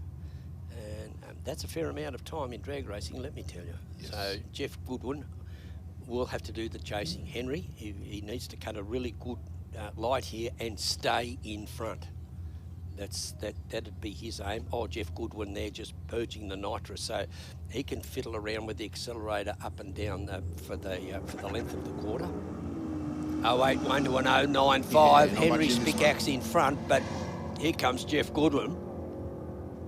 I'd say they're alongside each other now. Jeff might just stick his nose in front. No. Oh, he got there first, but broke out. 11.08 with a 4 on 11.15. Oh, wow. But look at the reaction time, Steve. An 081 to an 095. Not that much in it, is it? Not that much in it at all. No. Well, there we go. Another good tussle here. Anthony Gattalari in HQ Ute up against Chris Budazamet from Doonside in the Holden VT. Chris is dialed in with a 12.47. That's quick for that car, 12.47. If you had that 40 years ago, you'd have a real hot... There'd be carbs hanging out of the bonnet and all sorts of stuff. Anthony Gattalari, an 084. Look at this one. Look at this, an absolute 1,000th of a second. Chris Zamet there is creeping towards the finish line. Oh, it still breaks out. Crikey.com. Anthony Gattalari runs a 10.87 on a 10.85 and an 0.84 reaction time. He had the better reaction time by 1/1000th of a second. All right, next up we have Craig Warren in the Sydney Scrap Steel Little Tirana. This thing twists up so much it nearly lifts the left rear off the ground. But McLean in the HQ dialed in with a 10.82. The Tirana with a 10.25. Dave McLean is... Mate, he's nearly as old as I am. But, geez, he's a good racer. He's a really good racer. And he hangs McLean on for will take the win, it. too. 10.84 with a 9, 122 for the HQ to move to the next round. Craig Warren was our number 5, was 5th in the championship. He's now out round number 2. Okay, now we've got the points leader up against Timmy Ritzrow. So Richard Matasevic from Bringelly in 10.79 dial in the rocket lane. Up against Tim Ritzrow. Tim in the Aeroflow lane, dial in 12.99. So he'll get, that's the upper limit of Super Street. That's as slow as you can go in Super Street, and he's dialed in at 12.99. So he'd be hoping for, well, he hasn't left himself much on the lower side, has he? No. So he'd been better throttling, dialing in around the 12.80s. 0.47. Oh.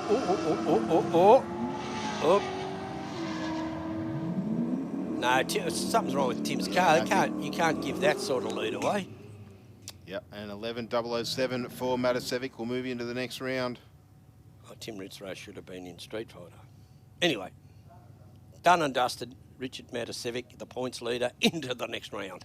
Well, Ritzrow ran 12.1 in qualifying, so obviously he feels that there was a problem and adjusted the dial and had a stab at 12.99, I think. Yeah, right.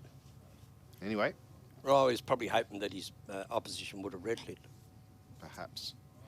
All right, we have Jim Raptis and Mark Bull on the start line now. Raptis in the Jeep, 11.90 the dial in. This is the 2.00 reaction time.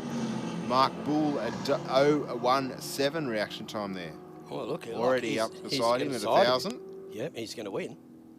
And 11.22 with a 5 at 1.15. And 11.97 on an 11.90 for Jim Raptis with a 0.200 reaction time as Mark Bull a 0.17, so it's pretty sharp. Pretty sharp. Okay, well that gets rid of Super Street. Then we'll have, I guess, a couple of bike classes. Some motorcycles. All right, we can see Street Fighter rolling under the tunnel now.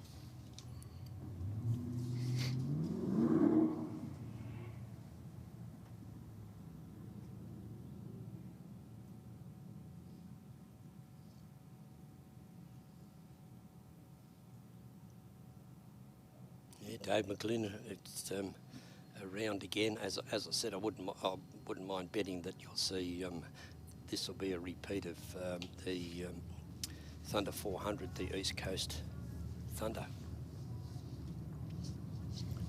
Never know, someone could pull some little trick or hat out of the bag. Been known to happen. It's never over until we do the presentations. Correct. And the championship. We won't know.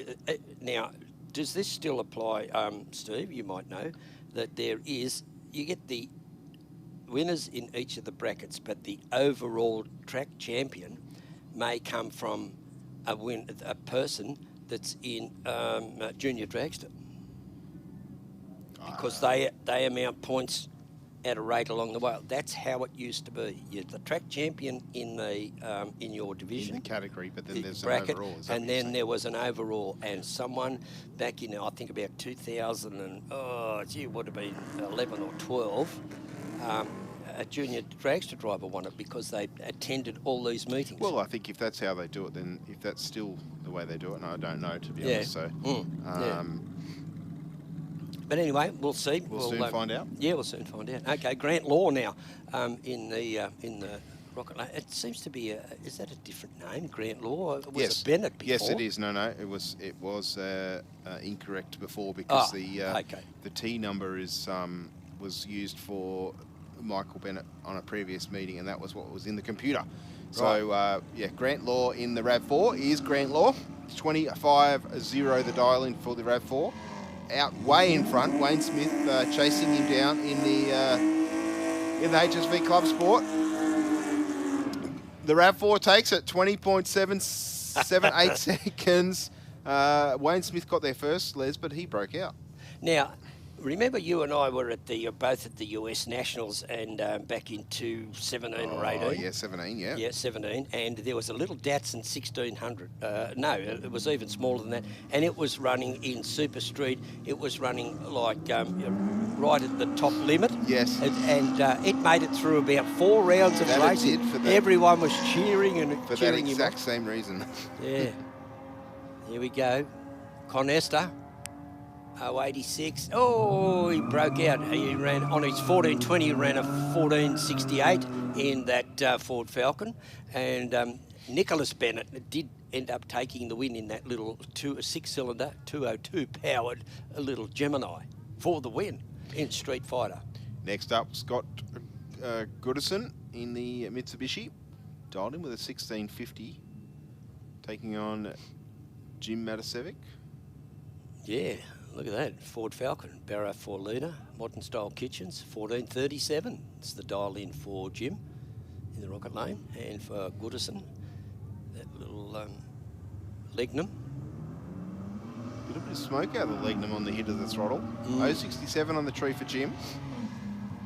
That's about nearly a 10th up his sleeves. Oh, he might get it. I don't know. No, he broke out. 16.399. Oh, gee. Yeah, nearly a tenth quicker. Just over a 10th quicker. That's handing Jim Matasevic the win in Street Fighter. He'll be into the next round. Now, we got the Roberts brothers here. And so, Ben Roberts in the Rocket Lane, dialed in with 14 flat. And Mark Roberts dialed in at 15.36 over there in the Aeroflow lane. Now, he's got there's nothing in the reaction time. This should he's on the pixie. He breaks out anyway. He saw his brother coming there and he thought, I'm near the finish line, I better put the brakes on. Too late. Ben Roberts takes the win, a 14.08 on a 14. Good racing there, especially in the Street Fighter. The Street Fighter is not a category that's on the national calendar. It's not recognised by both ANDRA or IHRA. So, but it's just an incentive here. It's a fantastic category to get people involved in sportsman racing, where you can pick a dial in. The idea being it's a step from the Wednesday night street meets, of course, brought to us by Aeroflow here every Wednesday night. Yeah. And next week, I believe, is Diesel night here at Sydney Dragway. Johnny Diesel night, eh? That'll be interesting. So there's some tough puffers. There sure is. The Diesel night's always very well represented. 011 on the tree for Stevenson in the Rocket Lane, the Ute, with a massive advantage over Dave Trevarthen. think Stevenson will take this one out. Goes 13.31 with a 7, 83 mile an hour in the utility. And Dave Trevathan breaks out. He goes under his dial-in, so it was a 15 something. So Glenn Garlick now 13.01 in the rocket lane, up against Danny Stadelmeyer in the Street Fighter bracket. Now, Danny Stadelmeyer is the Honda Jazz, sponsored by Greyhound Rescue. Well, what a nice thing to do for as a volunteer. A .128. He's got the quicker reaction time. I don't know if Glenn Garlick can catch him up. There should be a fender in it. No, there he goes, Danny Stadelmeyer. Didn't get there. Stadelmeyer got there first by over a tenth. Yeah. Only 1.5 tenths. To tell you what, he ran pretty well. Yep. 17.20 and went 17.21 with a 1. So he went real quick. Nothing wrong with those Hondas, Les. There was one here on the on Wednesday night, or there was two actually. Yeah. Well, they're running 11.8 at like 131. Oh, really? Yes. Don't tell me they were street registered. Yes. They were. Gosh, gee. Yeah, so the mile an hour was not representative to the ET. They were nowhere near it. Like 130 mile an hour should be like a low 10. Yeah, yeah. And I think 11 something was what they were running. Old Don Zammit here. He's at the top of the point score in Street Fighter. He'd be looking to drive past Brett O'Connor. He had the better reaction time, did Don Zammit, and he does take the win. He runs a 13.13 on a 13.05. And the rest is history because it's just wiped off our screen. Shane McGregor, Ford Falcon 351. Yeah, this one had the 4-litre Barra motor slotted against it. It's But now it's 351. 351, yeah. It's done an engine swap. Yeah, just in the time that since we've been racing. Must have done it in the downtime we had for lunch.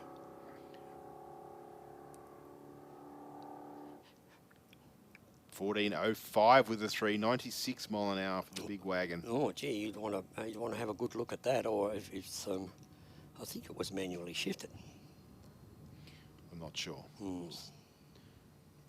Bit of a land yacht going down the quarter mile though. Yeah, for sure.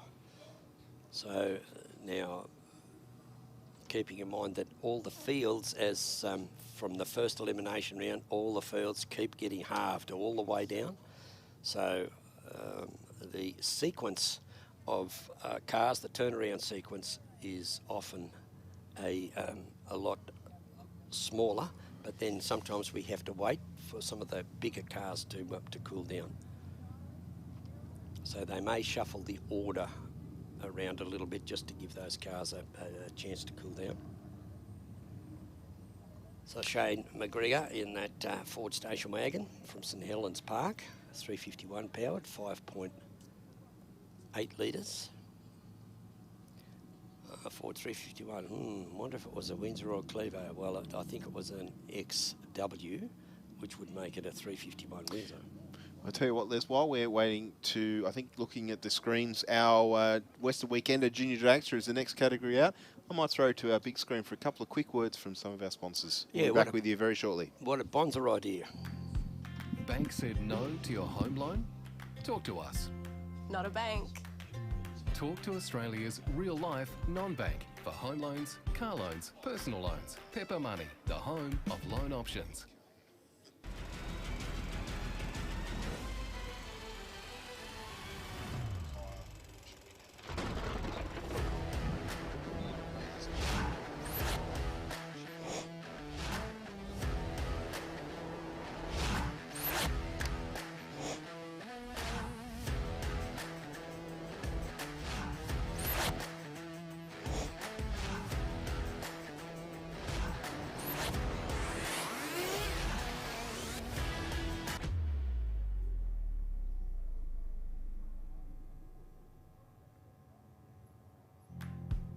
Not slow.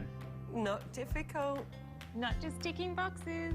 Not a bank. Talk to Australia's real-life non-bank for home loans, car loans, personal loans. Pepper Money, the home of loan options. Stay informed, up to date and entertained thanks to Para News. Para News is Parramatta and the Cumberland area's leading free and local newspaper. delivering the best content from on-the-ground journalists and providing businesses with direct access to potential customers. News, sport, entertainment, puzzles, and so much more. Para News really is the heartbeat of Parramatta and Cumberland, and it's out every Tuesday. Get your free copy at selected locations in the area or check out paranews.com.au. Almost like we asked you to put ads on, we get the Western Weekender. Nice. Lovely work, Benny. We're about to get underway with the next round of Junior Dragster, of course, brought to us by the Western Weekender. That's their second round of eliminations here. Now, we saw a fairly big shake-up in the points tables, I guess you could say. According by my calculation, of course, we saw Josh Burtonshaw out round number 1. I believe we've got Harry Rako and I think Alex Rottenbury was still in, so they were the next closest. They were 2 and 3 in the championship chase. 5 and 6 are still in, but Tegan Smith, who was number 4, is out of competition here this afternoon. We're going to kick this round off with Daniela Axiak. $7.99 the dial in for her in the Aeroflow lane, taking on Charlie Boscovich in the Rocket lane. Yeah, this should be a good little tussle between these two. Charlie, even though he's in a junior dragster, he's dialed in with an 839. He must feel comfortable with that lower dial in. And Daniela, she's gone headstrong into it with a 799. She'll have to sit and wait and watch Charlie Boskovich's. She'll get a good view of the rear end of his unit and then try and get to the other end first, without breaking out, of course. So, Charlie Boscovich in the Rocket lane will get the handicap start. And you'll find Daniela to do the chasing in the... Oh, not too much in this one, Les. No. 0.41 on the tree for Axiak, 0.86 for Boscovich. Whose race will it be? It will be Boscovich. Will take it 8.43 with a 4 and an 8.39 to take the win. Axiak just a little bit further away from a dial, and then I think she would have liked Boscovich got there first by 300ths of a second. Oh, gee whiz, that's it's good to see that young Josh, he's finally got a victory, headed towards the pointy end of the field. Young fella's missed that. He hasn't featured very much in the winner's circle during the year, but so great to see him on a good march like that. Alex Rottenbury, they all deserve a great effort because without them, we don't have a junior dragster. Alex Rottenbury from Picton in the Rocket lane, dialed in with an 8.65. And Piper Bennett in the Aeroflow lane, 8.66. So this is virtually heads up. Yeah, virtually heads up. We've got only 100th of a second head start. And it's a hundredth in there, just over 100th in the reaction times. Rottenbury with the advantage, and he's out. Bennett takes it. Goes 8.67 with a 4. So Burtonshaw breathing a sigh of relief there. Yes, he would be. He'd be jumping, he's clapping his little hands together. Oh, Ryan Pettiford now. Ryan's, he's in with a chance too, I think. And Jake. Ryan's not even in the top 10, strangely enough. Not in the top 10. Well, there you go. Jake McNamara, or Jake McNamara in plain English. The two cousins. Two cousins. The cousins are racing each other, I believe. Yes. 8.02 for McNamara in the Aeroflow lane. Pettiford in the Rocket lane.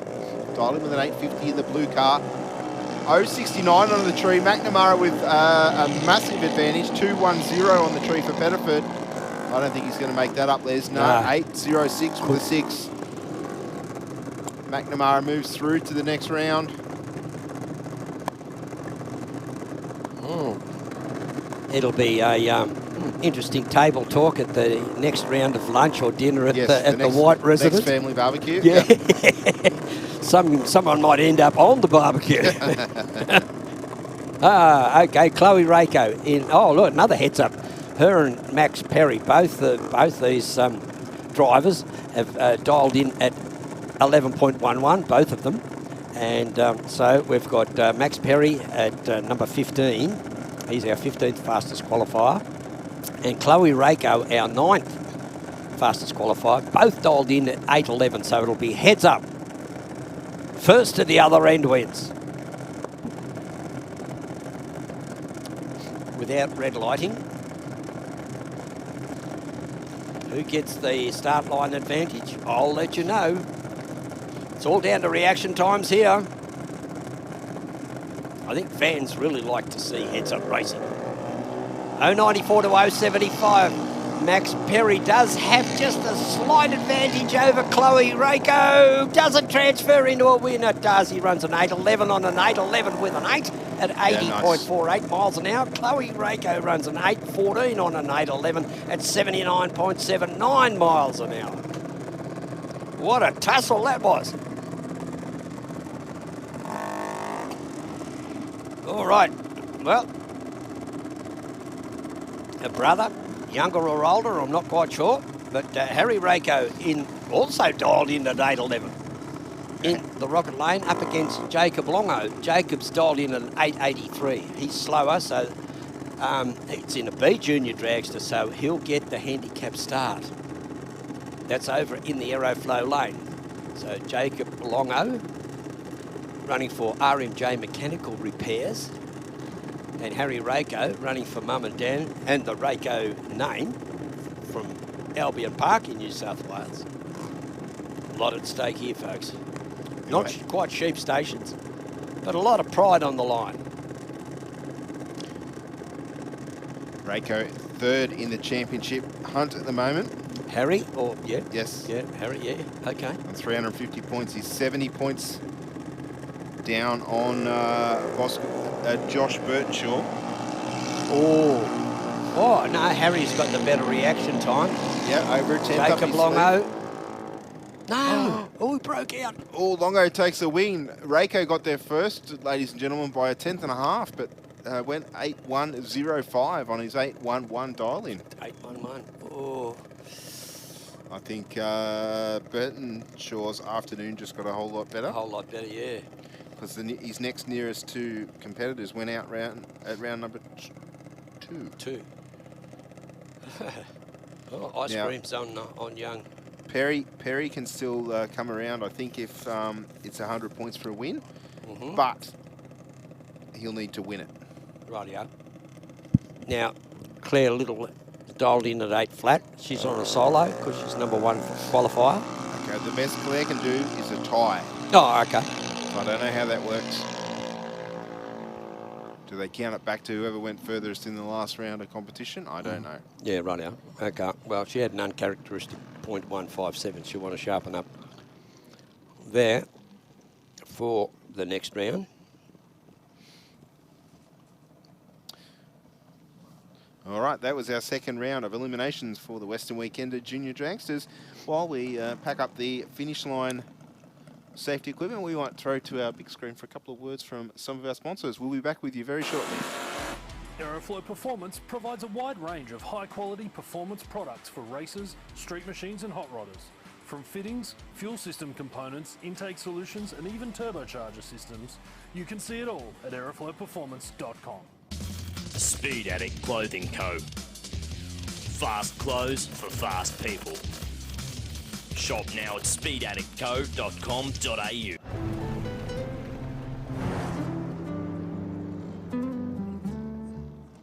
How would it be if we funded a pilot program for you to run that enabled you to bring some vision-impaired kids onto the Saints Play program? Oh wow, that would mean the world. My reward is the smile on the kids' faces. And since you've given so much to others, we'd also like to do something for you personally. How would it feel if Pepper sent you, your partner, and your daughter Molly to the Gold Coast for a few days?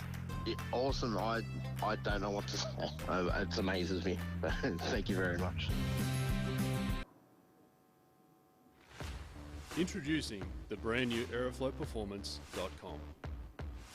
Featuring a new powerful search function to provide more relevant and accurate results.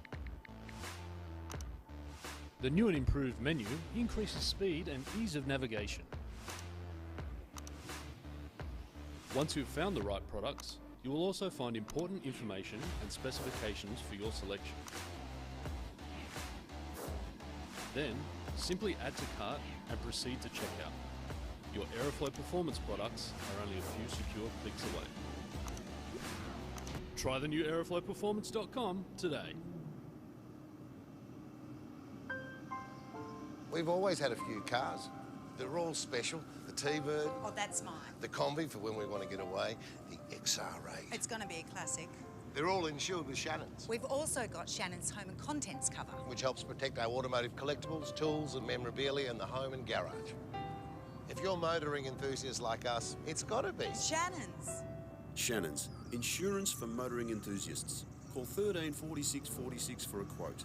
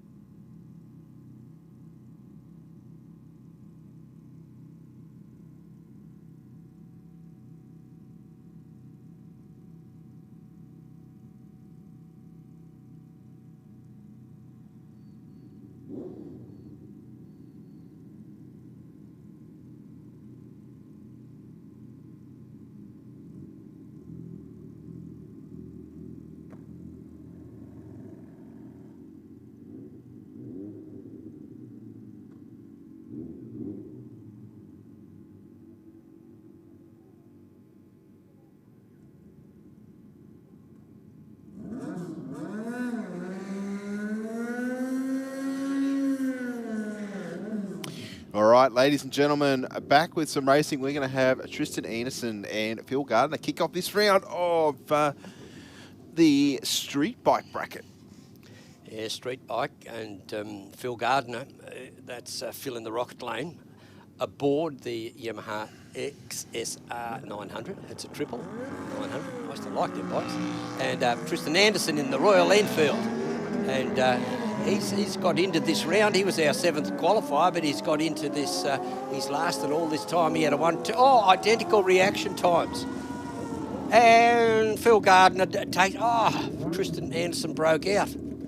Yeah, these races are actually running a Chicago shootout. Shootout, that's right. Yep. SCO. That's because there's Robbie Gilb down there. And Angela Phipps now on track on the Aeroflow lane. She's dialed in with a 1070. Adrian Watson is dialed in with a 1080 in the rocket lane. So it's virtually heads up. Just you wouldn't be able to pick it with the naked eye, I guess. Just a slight stagger. Look at this, side by side racing. Watson's left the red light though, Les. So has he? Phipps will take the win. Oh, there she goes. 11.06 with a 9 on 137 mile an hour there. I'll have to just concentrate more on my peripheral eyesight, my vision. It's all right, no worries. Robert Gilb from Wandandian in New South Wales. Kawasaki's ZZR 1100. Oh, hang on. 10-10 the dial in for Stafala on the Harley Davidson Night Rod. Oh, and 10.55 for Robbie Gill. Yep, so one light difference. Gill will leave first. 0.63 on the tree. Stafala with a 3.27. I don't think he's going to make that up, Les. Yeah. Oh, no, Robbie's out in front. 10.63 with an 8 on a 10.55. Gill will take those points. Yes. And a 10.10 with an 8 on a 10.10 for Stafala. Not good enough. Oh, he'll be really chuffed after such a long layoff. Cole Northcott from Bass Hill in the Ducati Diavel, 1198 cc's. That's one solid bike, and I like the wide handlebars as well. It looks like it'd be very, very manageable. 164 reaction time. Runs it through for a 10.460 at 131 miles an hour. Really good. Really good. I think we might be into, yes, I thought so, into modified bike. A modified bike is for these. Oh, it's a family affair here. Husband and wife deal. Bobby Joe Simmons in the Aeroflow lane has dialed in with a 9.48, which is quicker than hubby in the rocket lane because he's dialed in with 9.77. He'll get a handicap start. And for a change, it'll be the women chasing the men. Oh, she's got out in front. Yep, but she's red light button. Red lit once again. Simmons will take the win. Rob, that is. 10.13 with an 8, 140 mile an hour through the finish line. Well, there we go. So, Travis McClaverty now from Waratah West in the GSXR 750. Suzuki in the rocket lane, 10.08. Christopher Hocking in the on the AIM modified bike, dialed in the Aeroflow lane, 8.91. He'll do the chasing. Travis McClaverty, C modified bike. That's a fairly 750cc. That'd just about pull C modified bike up. Guys that were running back in the day, they were running C modified bike. They'd run 500 cc's, but it was two-stroke. Just a bit more revolutions per minute. Oh, Chris Hocking now in 0.77. He'll probably ride around his opponent. No, he didn't get there. 10.38 on a 10.08 for Travis McClaverty. He takes the win. Chris Hocking there an 8.91. He didn't make it. I thought he'd catch up, but he didn't make it. Mark Davies now in the rocket lane. Suzuki GSXR 999cc, dialed in 960. Albie Davidson over here in the Aeroflow lane, dialed in with a 10.48. Albie Davidson will get the handicap start. 10.48 is a lot slower than a 960. So we'll see Albie Davidson. He will get the handicap start over here in the Aeroflow lane. Looking for a good reaction time. Both riders, red light. Mark Davies into the next round. Davey and Davidson, like, yeah. Say that 4 times fast. Yeah. Looks like Davies will take the win here. There's a 9.84 with a 5 due to Davidson's red light. Yes, and here we have Sean O'Ricketts. He's the last one in modified bike before we get into extreme bike, which the two races lined up behind. Sean Ricketts, a solo, dial in 940.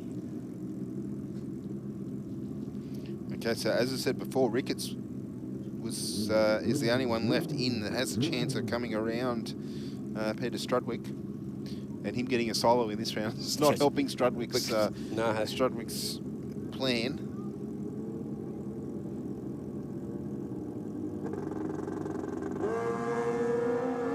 Oh, look at that. An 0.32 reaction time from Sean. Good run. Let's see what he does with the ET. 940 dial in, 943 he runs at 141.64 miles an hour. Automatic entry into the next round for Sean Ricketts in modified bike. Now we've got extreme bike, and it pits Jeff Gradden in the rocket lane up against Leonard Azzopardi. Now, I reckon by the time Jeff Gradden, and this is no disrespect, but you watch Leonard Azzopardi over here in the Aeroflow lane, you watch how far he gets in front in such a short time. Yeah, nice lead this time around for Azzopardi.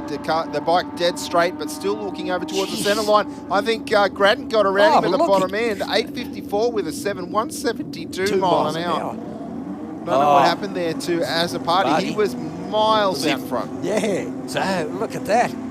Oh, well, that'll lift. But Jeff Gradden, I saw it towards the end of the run, in the sort of like from 1,000 foot further on. He was closing in on Azzopardi like nothing else. Brendan Miglianico from Penrith in the Suzuki GSXR 1000 in the rocket lane up against Darren Foley. Now, these guys are running a Chicago shootout, which is all the bikes run 3 times.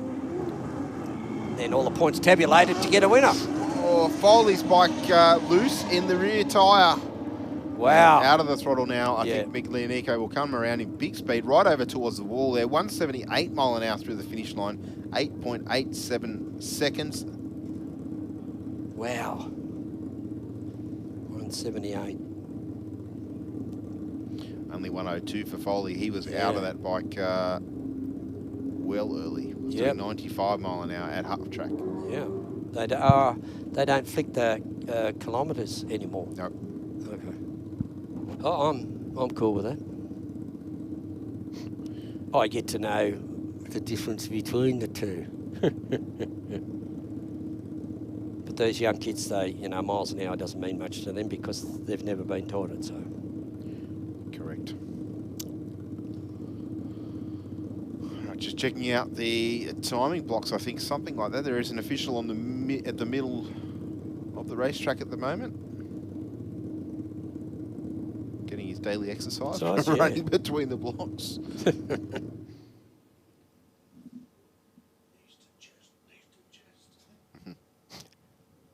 He's run past it. I don't know. It's a long way to come. Anyway, there's a report. It must have been a report of something on the track. We do. I do like to point out that sometimes our spectators make some of the greatest observers, and they get on the phone and they ring the phone here and say, look, there's stuff on the track. That last guy left that on the track. It's been known to happen.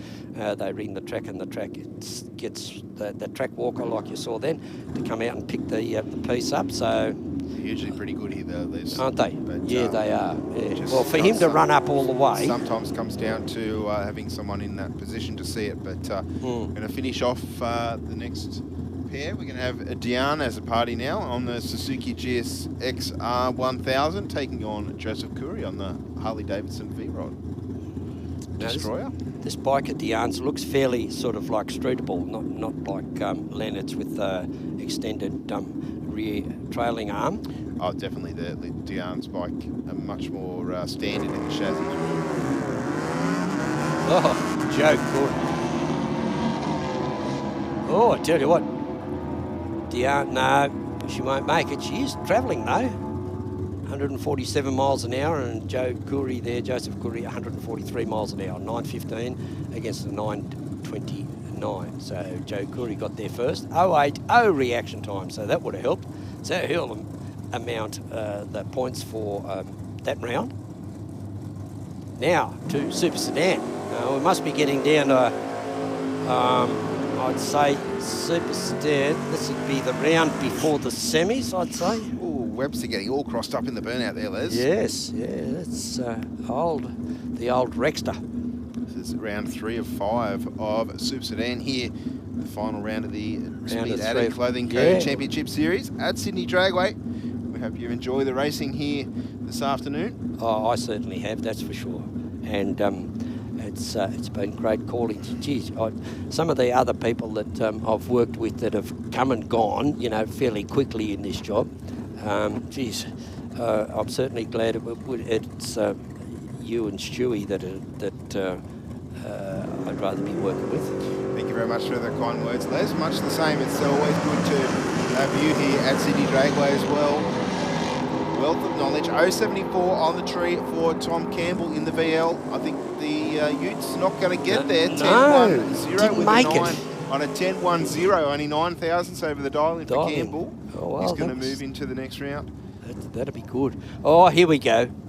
Here we go. Sean Maher and Dave Gruber. Here we go. So good. This is potentially the championship on the start line right here now. Right here, folks. And it's Sean Maher's to lose and Dave Gruber's to win. Yeah, so who wants it more? Whose luck is on the race's side is what it comes down to. Yep, that's right. Oh, wow. Fancy a meeting like this. No pressure. None whatsoever. Do they play games or do they just run their own race? Oh, they're both pitted together, so and they're sharing the same tent. Oh, right. So yeah, well, nothing secret there. Sean Maher. 026 on the tree for Gruber. 008 on the tree for Maher. Maher with a very, very slight advantage will be who runs closer to the dial-in. Sean Maher takes it, and I think that we'll see the championship. Yep. I don't think there's anyone else in there that's, you know. No, well, Joe Zammit would need to win the event, but I don't know whether Sean Maher has already got points for today. Yeah. Oh, wow. What a shame it had to happen in eliminations. Oh, that was the semi. So it'll be Joe Zammit and Sean Maher. Oh, did we miss a round? Because I'm only showing round 3. 3 or 5. Well, if you get nine cars, 4 to 4.5. Yeah, that's right. That'll be 2 of 5. Yeah, but that's right. Next round is someone must have pulled out, surely. Doesn't matter. Here we go. It's Joe Zammit. He runs through. He dialed in 10:27 and ran at 10:33. So nice and safe. So we'll have Sean Maher and Joe Zammit in the final. Now, could it come to a tie if Zammit were to win? Could they tie? Well, no, because Sean Maher would get points too. Yeah, he'd get. Yeah, so right. I would say. Oh, would he? Oh, yeah, for runner-up. Of course he would. He'd get 80 points or something for runner-up. Ah, well, it's virtually so, his. yeah, I think I'm pretty sure that's the championship one for Sean Maher. Yep. If I'm wrong, I apologise. Yep. If I'm right, congratulations. Yeah. I cover both bases there. I'm not, I'm not always right. Yeah, I thought I was wrong once, but I was mistaken. Mistaken, yeah. I'm not always right, but I'm never wrong. All right, Daniel Moore now in his newfound power plant, and he's gone pretty well through this elimination bracket here that we're running, and ably assisted by his lovely partner there. And up against Craig Davies. Well, yeah, Craig Davies is a very seasoned campaigner. He's right up there in the points. Young Daniel, he was going to virtually treat it as a test and tune. Thought this guy's going to be hauled back here.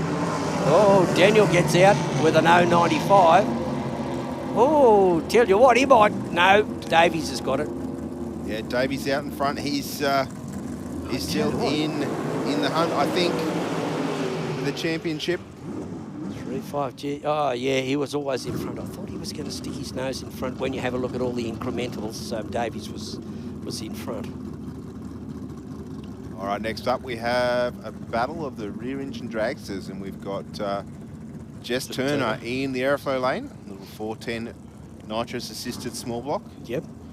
Taking on the big cubed car of Adriana McCaskill. Yes, it is her too. And, yes. Waiting in the next run, I think, will be a solo, is George Bukareshvili. Oh, well, here we go.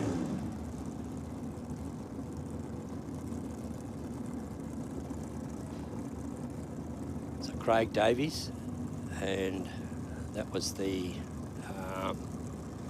so the next will be the semi, and then the one after that will be the final. Correct. All right, 678 the dial in for Turner in the aeroflow lane. 712 the dial in for McCaskill in the rocket lane. The rocket lane to lead first by a bit over 0.4 of a second.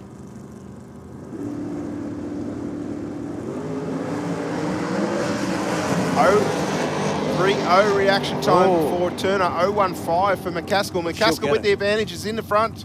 Stays and there. 713 with a 6.188 will take it for McCaskill. She's going to move into the semi-finals. Oh, I just wonder how the seating works here. George gets one here,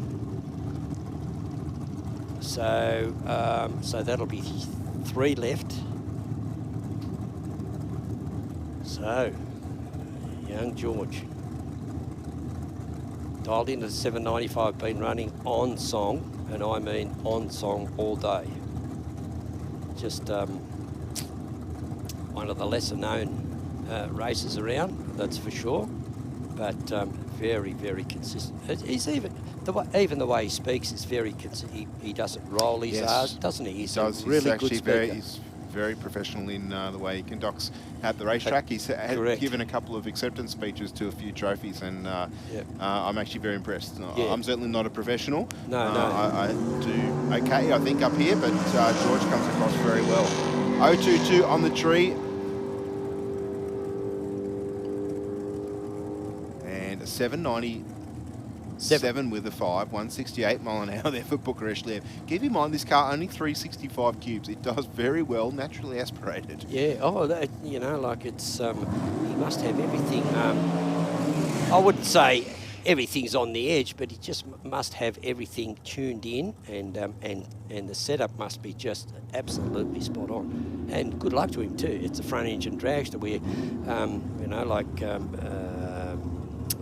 That young racer from Bungendore that had the Nitro front engine dragster, he's no longer racing. I don't know where that car went then.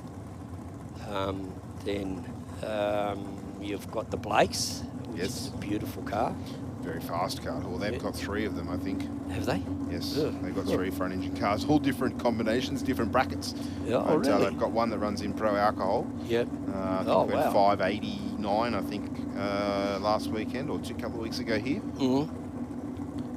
Well, here's a good little run here. Joel Burns and Paul Partridge. Paul Partridge has dialed in with a 795, so for once he's not doing the chasing, he's doing the leading. Joel Burns in the aeroflow lane will get to do the chasing. Partridge with an 038, 025 on the tree for Burns. Who will it be? I think Burns will take it. Yes, 732 with a 1 on a 732. Oh, 1/1000th over. And a 025 reaction time, pretty good package, Stephen Bush. Yes, very, very nicely done for the Burns crew there. Oh, I like that car of Brett Sheard's. I just like the colour. And same as Thomas Leakes. We've got Thomas there, and Brett Sheard. Paul Partridge is just unbeatable. So he's unbeatable. So it doesn't really matter what happens. Yeah. I'll put my green pen down for the time being. Yep. The green meanie. There we go. Just a little burnout by Thomas Leake. Yes, well, Paul Partridge was outed there, so but it doesn't matter. He'll win the point score, but he won't win the meeting.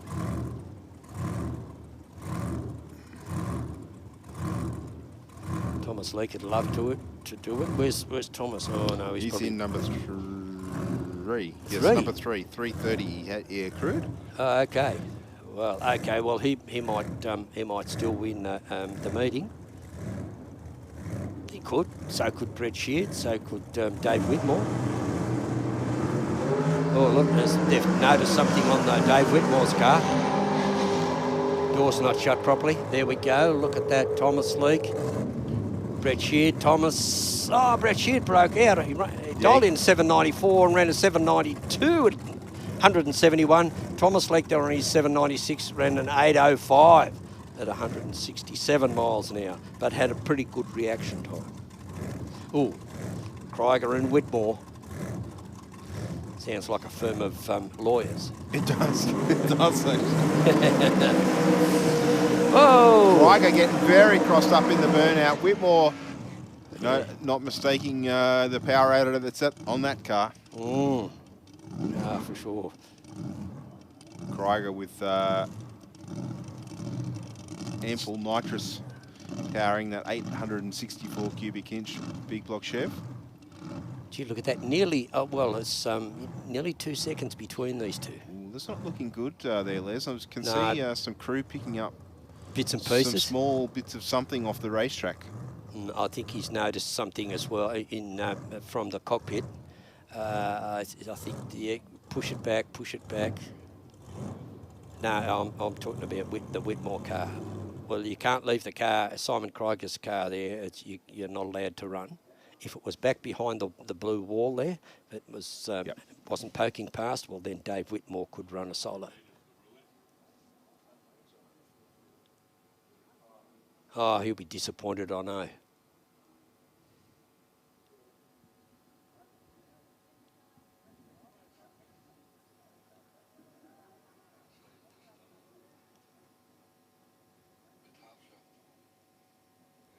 Oh, there's, yeah. Might be a bit of trans oil leaking now.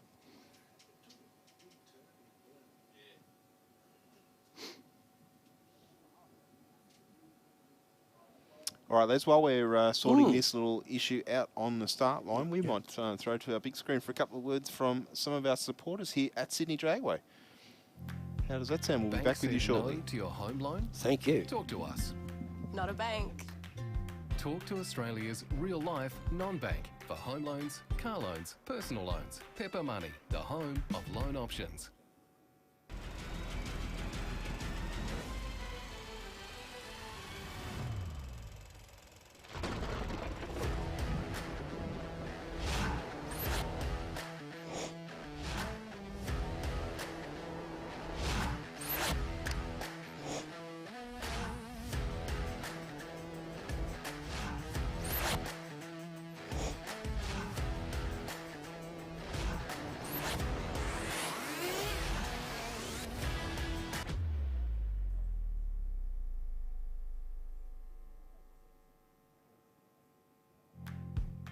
Not slow.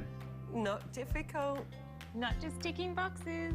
Not a bank. Talk to Australia's real-life non-bank for home loans, car loans, personal loans. Pepper Money, the home of loan options. Stay informed, up to date and entertained thanks to Para News. Para News is Parramatta and the Cumberland area's leading free and local newspaper. Delivering the best content from on-the-ground journalists and providing businesses with direct access to potential customers. News, sport, entertainment, puzzles and so much more. Para News really is the heartbeat of Parramatta and Cumberland, and it's out every Tuesday. Get your free copy at selected locations in the area or check out paranews.com.au.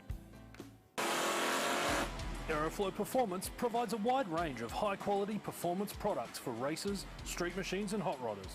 From fittings, fuel system components, intake solutions and even turbocharger systems, you can see it all at aeroflowperformance.com. Speed Adict Clothing Co. Fast clothes for fast people.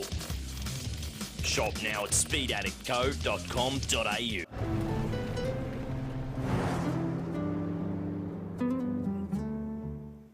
How would it be if we funded a pilot program for you to run that enabled you to bring some vision-impaired kids onto the Saints Play program? Oh wow, that would mean the world. My reward is the smile on the kids' faces. And since you've given so much to others, we'd also like to do something for you personally. How would it feel if Pepper sent you, your partner, and your daughter Molly to the Gold Coast for a few days?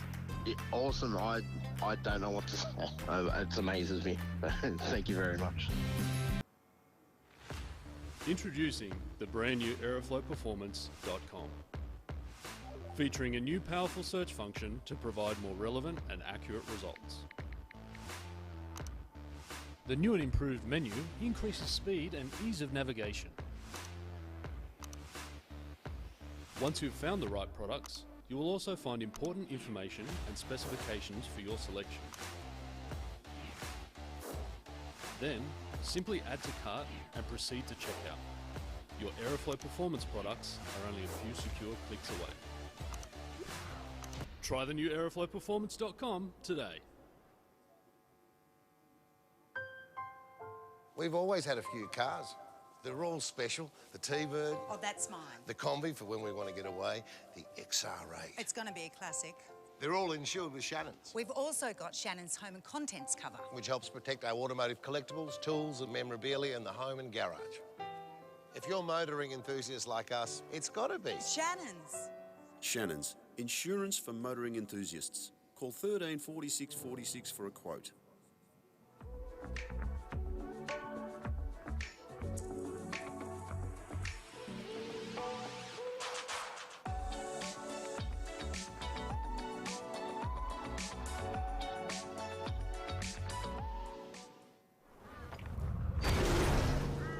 Bank said no to your home loan? Talk to us. Not a bank. Talk to Australia's real-life non-bank for home loans, car loans, personal loans. Pepper Money, the home of loan options.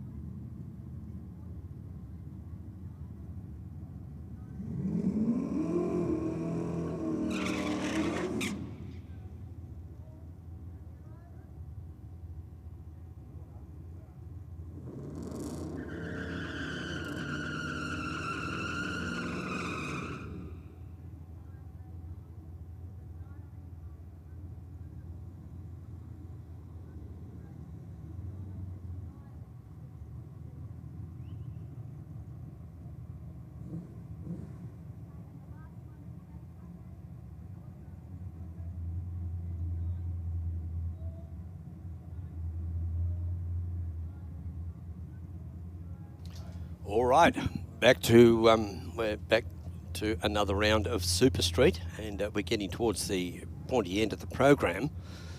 And there's these two combatants here. Mark Bull, we've got in the Rocket Lane, dialed in with 11.15 in Super Street up against Henry Spickak.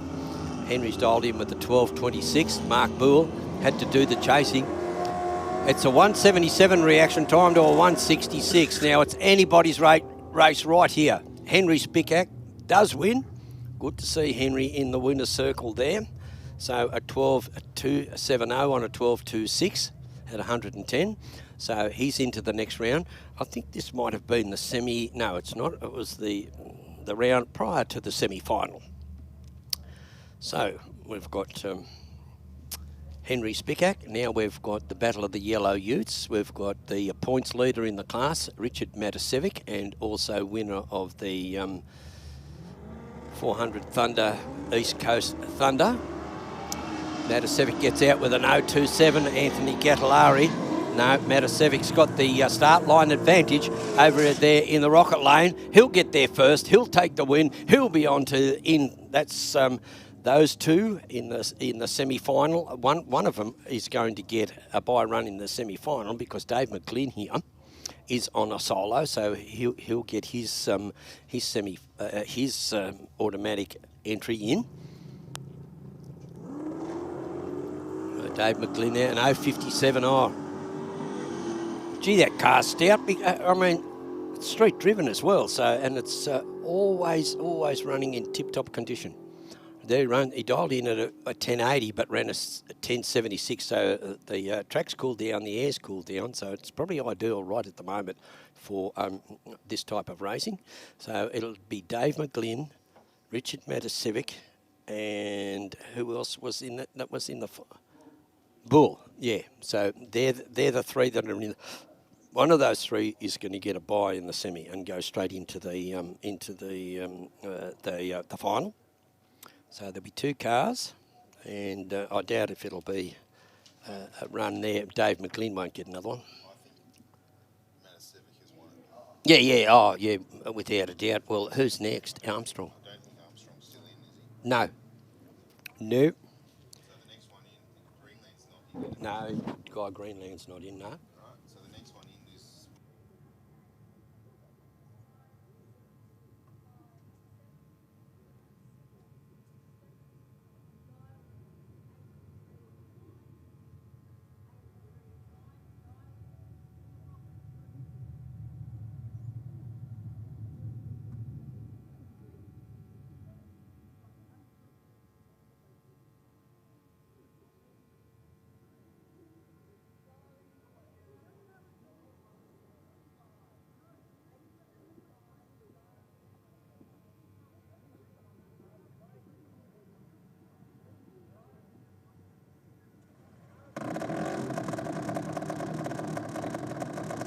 Whoa, junior dragster. Whoa, here we go, folks. Not many rounds left. Still some great racing there's champions to be crowned. And young Charlie Boscovich. Now over in the Rocket Lane. He's dialed in with an 8.39. And he's up against Piper Bennett. Now, Piper has just blitzed away through. She did very well at the East Coast Thunder as well. I think she went about the same sort of rounds as she's gone here, so she'd be looking for a win. Charlie Boscovich, he'd be looking for a win as well. Both in Piper Bennett's in B Junior Dragster, so she'll get the handicap start. I'm assuming that it's a she. Well, whoever Piper Bennett is will get the handicap start because the dial-in chosen for that car is 8.65. Charlie Boscovich, his chosen dial-in is 8.39. 8.39's just a tad quicker than 8.65, so you'll see a little stagger in the tree in favour of Piper Bennett, and then Charlie Boscovich to do the chasing. Oh no, not fair, not fair. Piper Bennett has a red light which allows Charlie Boscovich into the next round. And the next round features Jake McNamara and Jacob Longo. I don't know if that's the semi or the one before the semi. So we'll see Jake McNamara in the A Junior Dragster in the Aeroflow lane. Dialed in with an 802. Jacob Longo in the Rocket Lane. It's a B Junior Dragster, so he'll automatically get the handicap start because he's dialed in with an 883. 883, Jacob Longo in the Rocket Lane to get the handicap start. Jake McNamara in the Aeroflow lane to do the chasing. McNamara, our 5th qualifier, and Jacob Longo, our 18th. Jake McNamara has the start line advantage. Will it transpire into a win for the young fellow? Yes, it does. He runs an 810 on an 802 at 79 miles an hour. For Jacob Longo, an 888 on an 883 at 72 miles an hour. Oh, we might have Claire Little. No. I mean, yes, we have Claire Little there, but she isn't on a solo run. Max Perry's there in the adjacent lane, in the Aeroflow lane. Claire Little dialed in with an 804. Max Perry dialed in with an 812. So Max Perry in the Aeroflow lane is slower than Claire Little, so he'll get the handicap start. So Claire will just have to sit and wait. Not very long. Claire from Forbes in New South Wales. Great to see Andrew and the family here. And the team, particularly the situation that Forbes is in relation to the floods. Here we go. Oh, Max Perry's got the start line advantage here. I think he'll get there first. Yeah, he gets there first. He runs an 820 on an 812 at 81 miles an hour. And for Claire Little, she runs an 808 on an 804, a .109 reaction time at 78 miles an hour. So Max Perry into the next round. Oh. So we'll have to wait and see for the next round who pits. That'll be the semi-finals. There should be 3 cars left or 4 cars left, whatever, in the semis. Then it'll be narrowed down to, if there's 4 cars left, it'll be narrowed down to 2 and they will be the finalists. So we'll have to wait and see who they are. Okay. I've got all this thing here. We're just going through a few things downstairs. Steve Bush has just come back. He's probably got some very important information. Not really.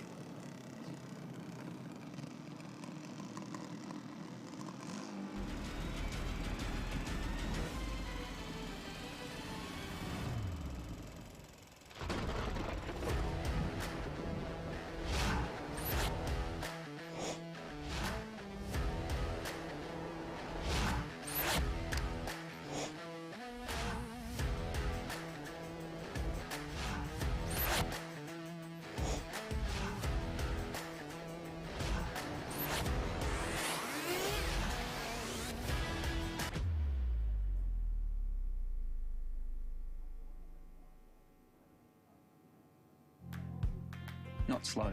Not difficult. Not just ticking boxes. Not a bank. Talk to Australia's real-life non-bank for home loans, car loans, personal loans. Pepper Money, the home of loan options. Stay informed, up to date and entertained thanks to Para News. Para News is Parramatta and the Cumberland area's leading free and local newspaper. Delivering the best content from on-the-ground journalists and providing businesses with direct access to potential customers. News, sport, entertainment, puzzles and so much more. Para News really is the heartbeat of Parramatta and Cumberland and it's out every Tuesday. Get your free copy at selected locations in the area or check out paranews.com.au. Aeroflow Performance provides a wide range of high-quality performance products for racers, street machines and hot rodders.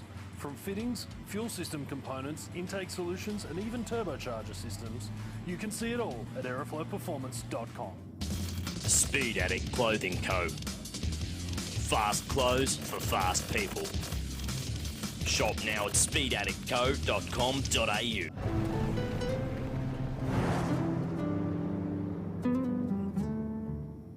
How would it be if we funded a pilot program for you to run that enabled you to bring some vision impaired kids onto the Saints Play program? Oh wow, that would mean the world. My reward is the smile on the kids' faces. And since you've given so much to others, we'd also like to do something for you personally. But how would it feel if Pepper sent you, your partner, and your daughter Molly to the Gold Coast for a few days? Yeah, awesome. I don't know what to say. It amazes me. Thank you very much. Introducing the brand new aeroflowperformance.com. Featuring a new powerful search function to provide more relevant and accurate results. The new and improved menu increases speed and ease of navigation.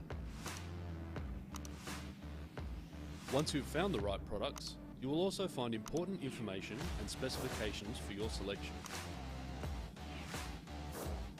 Then, simply add to cart and proceed to checkout.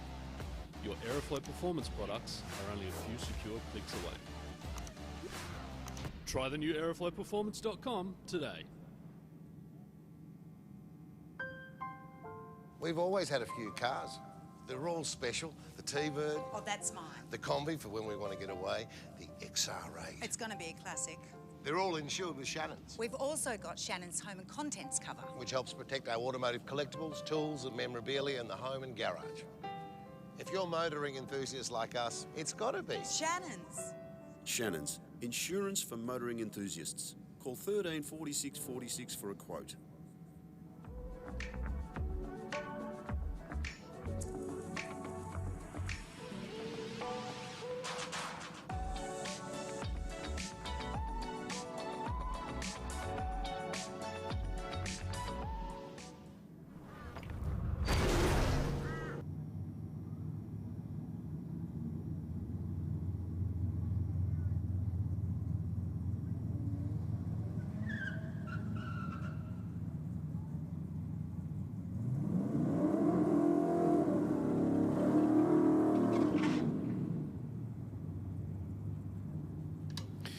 Street Fighter.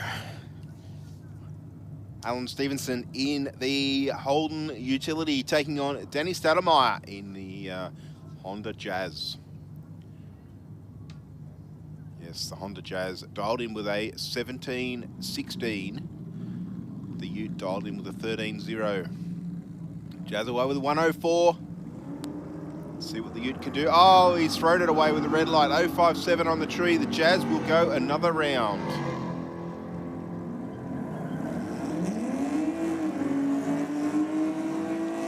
And breaks out at the other end just to be sure. Goes 12.85 with an 8.103.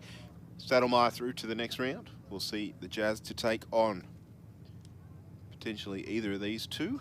Not sure if we... Yeah, we've got at least 3 cars left. So on the start line now, Shane McGregor in the Falcon wagon. Dialed in with a 13.80, has left the red light. 013 on the tree, on the red side. The Gemini of Nicholas Bennett will move into the semi-finals. 202, so it'll be the Jazz, the Gemini, and the Falcon here on the start line. That'll be your semi-finalists, and one of those will get the bye run into the final. Matasevic in the Falcon, dialed in with a... Oh no, there's Ben Roberts. Sorry, I didn't see Ben. I did stand up and everything, and I still didn't see him. It must have been under the tunnel. Oh, I'll just be quiet now. I've muffed this up completely. So it won't be the semis. It'll be the quarterfinals will be the next time we see all these races. And the winner there will be Matasevic. double breakout, 14.31 with a 2 on a 14.37. Breakout by least, obviously. Next up, we have Grant Law in the Toyota RAV4, dialed in with a 20.5 second pass. Don Zammit in the Rocket Lane will have to wait near 7 seconds. It's going to feel like a day and a half. I've had to wait 12 seconds once across the road. The RAV4 away with an 8.42 pass. I can hear Zammit starting to stall it up a little bit. We can hear him on the track cam. Off in hot pursuit. He's got 7/10 of a second up his sleeve. He should take this one out fairly easily. Don Zammit, very experienced racer. On the brakes early and runs through for a 13.14 with the 7 on the 13.05 dial in. Grant Law, a 20.0, broke out by half a second.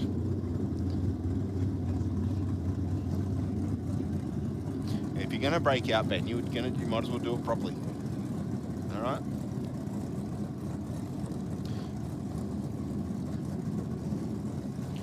All right. So the next time we see those races out will be their quarter-final. We're now moving into a Super Sedan, and this will see the battle of the VL Commodore. Red versus blue.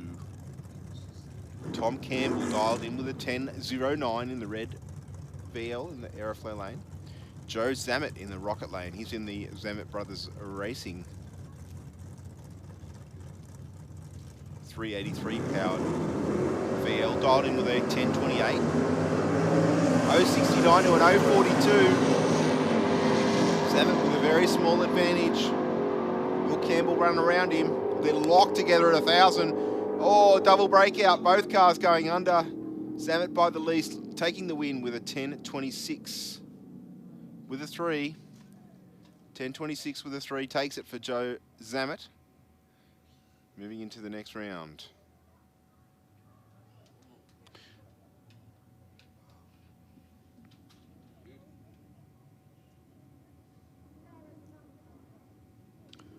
All right, I think our next category up will be... Oh no, we've still got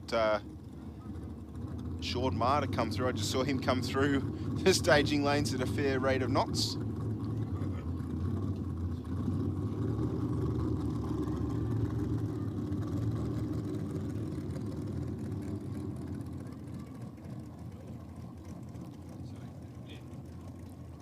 So this is their semi-finals, Super Sedan. So Sean Maher takes the solo into the final.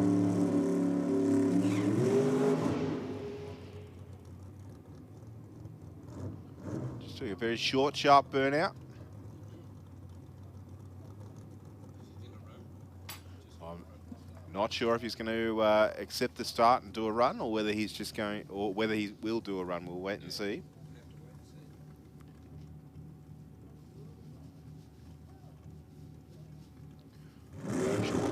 Done a burnout if he wasn't going to run, and he's certainly up on the limit to leave the start line like he wants to. 008 on the tree. The car did lift the front wheels just marginally off the start line through the Rocket Lane finish line. 9.29 with a 144 mile an hour through the finish line on his 9.29, so he went 6 thousandths over his dial in.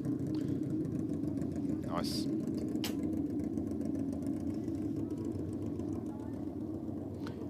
All right, looks like we're going to get into street bike next.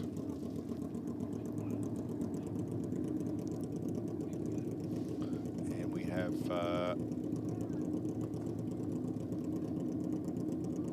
Tristan Anderson and Stefan Stafala.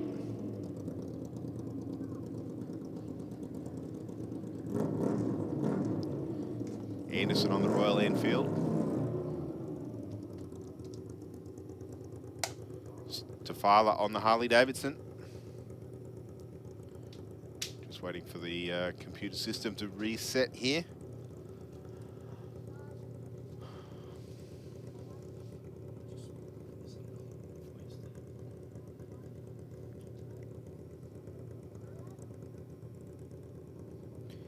we go. Stafala from Wetherill Park on the Powerhouse Cycles Night Rod. Anderson from Toongabbie dialed in with a 1380 and a 1010 there for Stafala. So he will have to wait 3.7 seconds.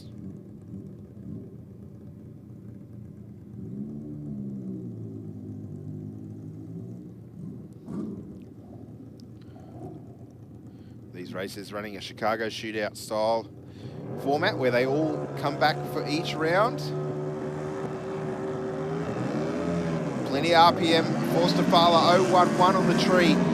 Has 1.4 tenths up his sleeve here. And rides on around him, but goes too fast. 10.09 with a 5 on a 10.10. The Royal Enfield takes that win. Takes the W points. Next up we have Phil Gardner on the Yamaha XSR 900cc triple. Did you break your microphone box, Les Binkhurst? I think you did. It's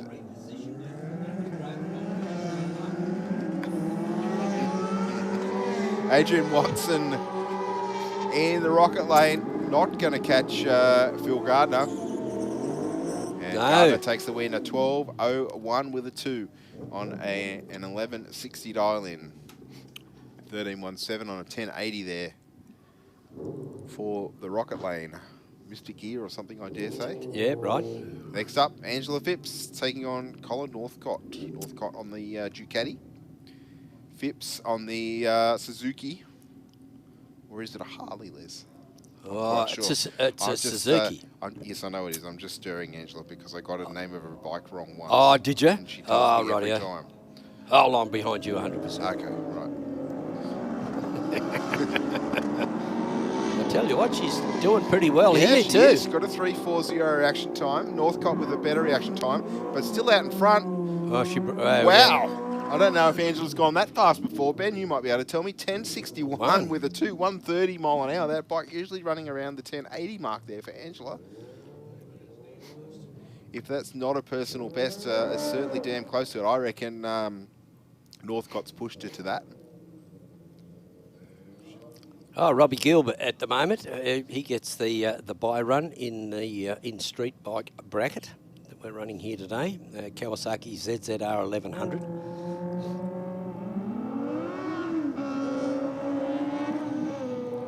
He's only a little fella, but he's you know, he's pretty masterful at the riding that machine. That Royal Enfield, gee whiz. I thought they were made in India or something. I don't know. Yeah, but they seem to be doing all right. He's doing great there. So Robbie Gilb there on his 10.55 around at 13.409. So I think he was just in saunter move. Yeah, I think he was out of the throttle at about half track. I reckon. Yeah. Thereabouts. Pardon me. Okey-doke. All right, I reckon our next category out, Les, will be mod bike because I saw Rob Simmons in the staging lane cam. Certainly sounds like there's a motorcycle below us running. And you're right, Rob Simmons over there in the Aeroflow lane. And it's not Sean Ricketts. That may be the 2.5. This may be the semi. Oh, we had a fair... Oh, no, we just had... before. Oh, no, that was street bike. There we go. It's Travis McClaverty. Yeah, he did. He come on big time. He's on that CMB bike, 750cc Suzuki GSXR 750. Yep, and then there is the other half of the semis rolling up to the water. But on track now, Rob Simmons in the Aeroflow lane, dialed in with a 9.79. He's on the Hayabusa for As a Party Racing, taking on Travis McClatherty on the Suzuki GSXR 750.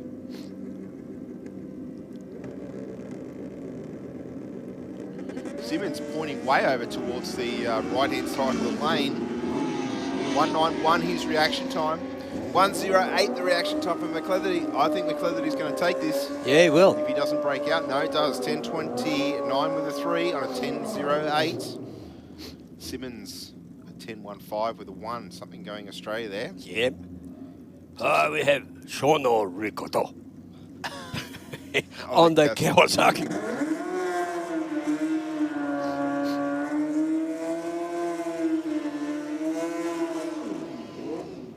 He loves riding that bike, does Sean Ricketts. Sure does. And Mark Davies, yeah, well, good to see Mark at this part of the field as well. And two very accomplished races. There won't be much between these two. A 940 for Ricketts and a 960 dial in for Davies. Davies in the Aeroflow lane. There'll be half a bowl between the two riders, and it'll be on for young and old, let me tell you. So we've got 1200 cc's for Ricketts and 999 cc's for Mark Davies.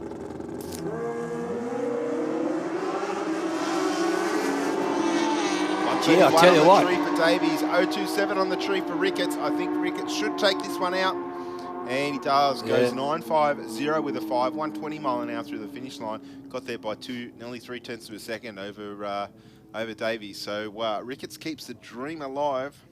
But look at that. See, see Mark Davies, 137 miles per hour. So Sean must have buttoned off at only 120 miles an hour. Yeah, well, he's dropped 10th off the ET. So yeah. Perhaps that is exactly what's happened, Les, I reckon. Mm-hmm. I reckon that's exactly what's happened. So Sean Ricketts into, well, that was a semi, wasn't it? Because we had a paired run beforehand. Correct, yes, that was the so semis. semi. So we're into the final of modified bike. So Sean Ricketts look to doing the same as he did at the East Coast Thunder not that long ago. Well, gee, the facility's looking resplendent. I reckon with that, Ricketts has come around Strudwick. If he gets 80 for a runner-up, if that's the case, I might be wrong. Oh, okay. If he gets 80 for a runner-up, he was only 70 points behind Strudwick. 70. And Strudwick went out early, first round. Unless he gets appearance points. Yeah. But then Ricketts would have got them too. Yeah.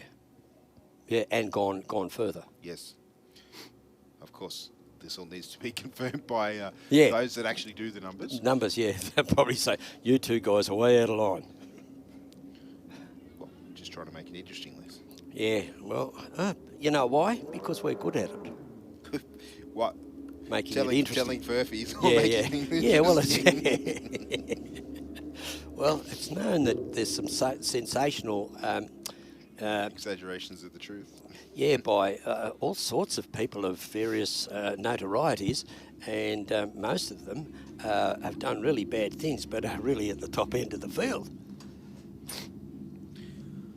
All right, so we can see the next group of cars gathering. Yeah, down here they've behind us, but it looks like we've got Extreme Bike for their next round of a Chicago Shootout coming through the tunnel. I think these will be, I'm sure it's going to be the final pair when they've added up the points. I'm not sure. It's just, yeah, see, there's just, I think these two have amassed the most points. So this will be the final for, no? Really? Oh, okay. Ah, that's why I can't see him.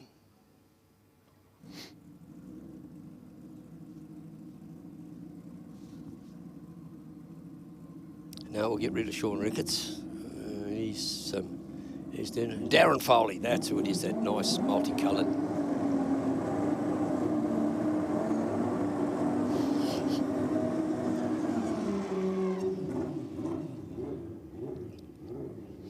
So Darren Foley, he's. Gee, well, this is a good pairing actually, because this is 1 and 2 as they qualified. Leonard as a party, number 1 qualifier. That's Leonard in the Aeroflow lane, and he ran a 7.057 at 201, and Darren Foley an 8.13 at 199.73. There they go, Leonard as a party. They're out in front. Oh, this is a big run too. 7.3 at 209.75 mile an hour. Big mile an hour from Leonard Azzopardi there over in the Aeroflow lane. Darren Foley ended up doing an 8.85 at 197. Not far off that 200 mile an hour mark, but Leonard Azzopardi at 209. 209 miles an hour. Joseph Corey now in the Harley Davidson V-Rod Destroyer in the Rocket Lane. Our number 4 qualifier up against Jeff Gradden, our number 3 qualifier. So this is 1 versus 2, 3 versus 4. The other one will be probably, Joe Curry.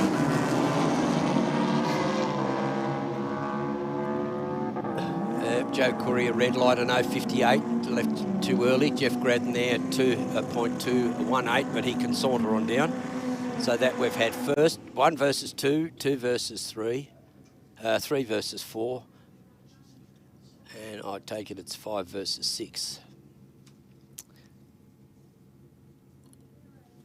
It looks like Diane over in your lane there, young Stephen Bush, Aeroflow lane, up against Brendan Miglianico in the Rocket lane. Yeah, it's 6 and 7. There we go. Heads up. Miglianico out in front. That bike looks to be marching on, but I think he's set up. 130 mile an hour, 8.93 with a 7 to a 9.26 with a 6 there for Diane on the Suzuki. Well, on you might have missed it, but Leonard Azzopardi there ran a very low 7 at 209 miles an hour. Yes, okay. I've seen that bike into the 670s, I think. 670s? Something like that. Yeah, 680, 670 something. Oh, okay. Top sportsman now. Pits Thomas Leake against Anthony Boole.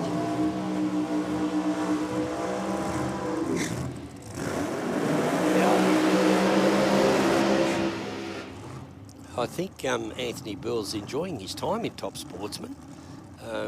He's opted, because we're not running a Supercharged Outlaws bracket in this particular season, and also not part of the program. Thomas Leake there from Gugong is the owner driver there, and he's dialed in with a 796, and Anthony Boole is dialed in with a 758. So Anthony Boole to do the chasing, and Thomas Leake there will get the handicap start, 796. And Anthony Boole there, that hard charger, that supercharger will be right on song come about 3/4 track. It'll be fair howling. So just waiting now for Thomas Leake to come in. Oh, Thomas out with an O. Oh, here we go. Oh, it's just going to be a race. Bull with an 0.33 on the tree. Here comes that Falcon. I don't think he's going to get there, as he does. He does. 762 with a 6, 180 mile an hour to take it.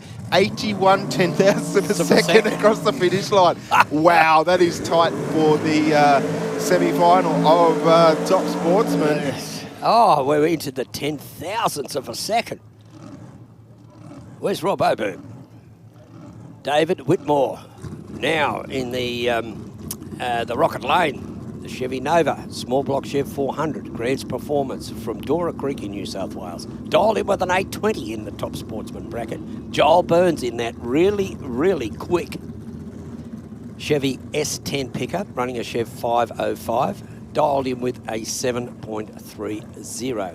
He's a lot quicker than Dave Whitmore. Dave Whitmore will be looking for what we call a whole shot win, and he'll be wanting to get out of the off the line with the better reaction time to make it just that tad harder for Joel Burns to actually get down there in front of him and not break out.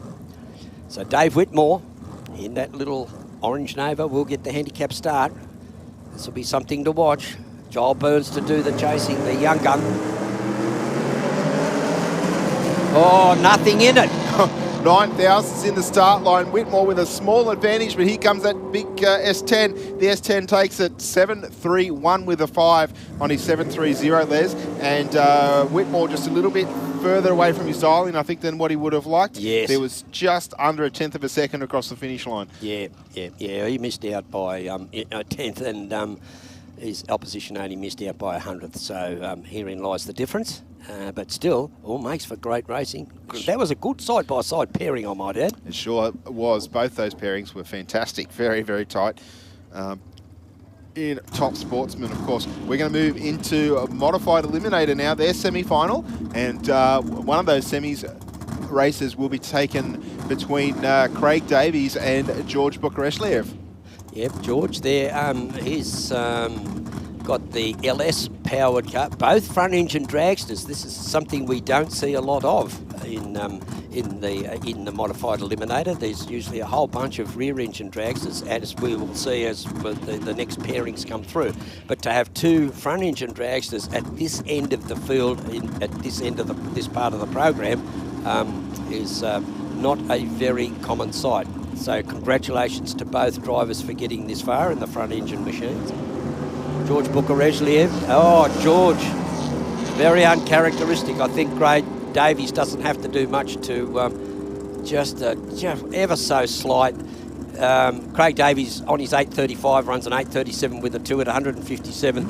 George Bukareshlev, he had a .161 reaction time, so that's where the difference was made at the start line.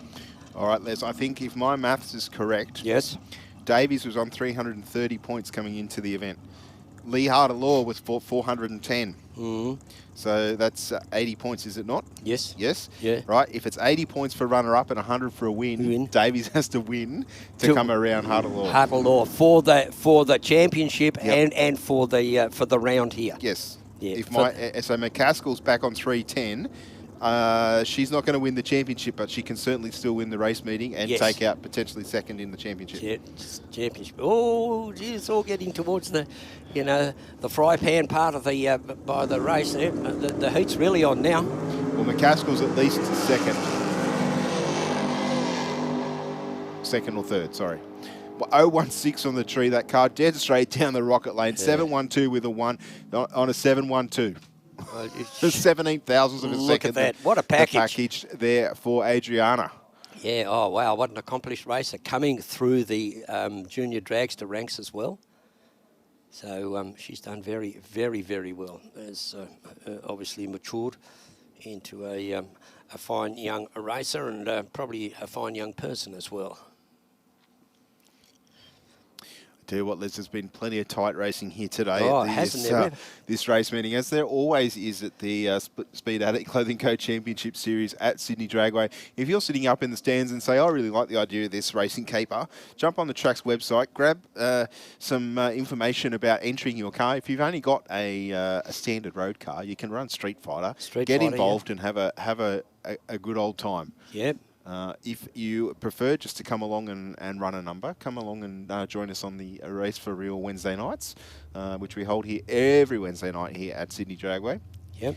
If we have sufficient cars, we also have a reaction time prize money. Prize money, yeah. So I'm for just the looking top, at for the top 3 reaction times of the night, if we have sufficient entries, that is the disclaimer there. We have to get over 100 cars. If we get over 100 cars or bikes, yes, the reaction prize is on the table, so to speak. Okay, so well, there's an incentive alone. Second incentive is to get started in drag racing, and the third incentive is you may even really surprise yourself how good you are. Yep. And it's just that you won't know unless you try. Yep, that's it. So if you want to come out for a race for real Wednesday night, you don't need super specific safety equipment or anything like that, because the chances are you're going to be in your road car. Just need an approved helmet and long sleeve trousers and a top, which are natural fibres, of course. That really being the only safety equipment that you need. Covered in shoes, of course. Well, this is the final of Super Street, and as in Richard Matasevic, what a great burnout! The smoke started billowing straight out of the tyres. I think this is the semis, mate. Semi. Oh, geez. Well, who's left?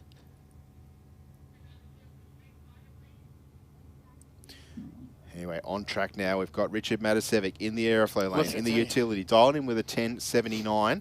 We've got Henry Spicak as the other Oh, half of the semis. Other half, yeah. Dave McGlynn in the rocket lane. He's in the HQ, dialed in with a 10.76. So nothing in this one off the tree. And Matasevic's thrown it away on the start line with an 0.24 red light. McGlynn would have kept him honest with an 0.18, but it does not matter now because McGlynn's going to race Henry Spicak in the final. Yeah, okay. And McGlynn's also taken the chance to test the dial. He went 10.73 with a 4, which is quicker than his nominated handicap, but that doesn't matter. Not now, because first is worse, and Matasevic had already red lit. Yeah, well, when it's, yep, Dave McGlynn, yeah, what a racer. Yeah, well, I just jumped the gun there. I forgot about Henry Spicak. He's been the silent traveller in this event. He's just sat down there and just run down, consistent as ever, and it's brought him into the final, which is super. If you can make the final, you're doing very, very well, and nothing better to do it at your home track as well. Yep, 0.35 on the light for Spicak. You'd want to repeat that for the next for the final, of course. Yeah, up against Dave McGlynn. And runs on through for 12.28 with a 6 on a 12.26. 6, so he's 200ths over. So yeah, that's not too bad. You can be able to pick that up in reaction times, that's for sure.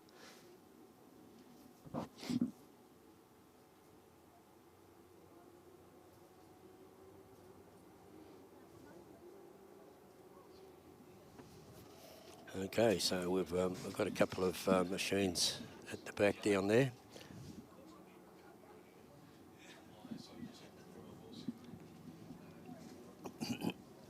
Not too much more racing left here today. We've up to the semis and the finals in most brackets now. Yep. Oh, yeah, it's really good, and the sun sets slowly into the west, which is good. Big with that cloud cover, I won't have to drive home with the sun in my eyes. And I tell you what, Steve, we haven't, allowing for that mishap, that unfortunate incident, we haven't done too bad for time-wise. No, we haven't. We've done okay so far, and I believe that Paul Foley is doing okay. He's being still checked out after that incident, because it's pretty scary from what we did see. Oh. Certainly not a position that I'd want to be in. No. But as I said, we're not too far away from running the semis and the finals here in most of our categories. While we put the safety equipment out at the bottom end of the racetrack, I might just throw quickly to the big screen for a couple of short ads from some of our sponsors. Bikereview.com.au is Australia's leading website for performance and modified motorcycles. Bikereview.com.au is the only motorcycle-focused website to feature motorcycle drag racing on a regular basis. And in the words of editor Jeff Ware, our involvement with Sydney Dragway is our way of putting back into one of our favourite sports. Bikereview.com.au. Aeroflow Performance provides a wide range of high-quality performance products for racers, street machines and hot rodders. From fittings, fuel system components, intake solutions and even turbocharger systems, you can see it all at aeroflowperformance.com.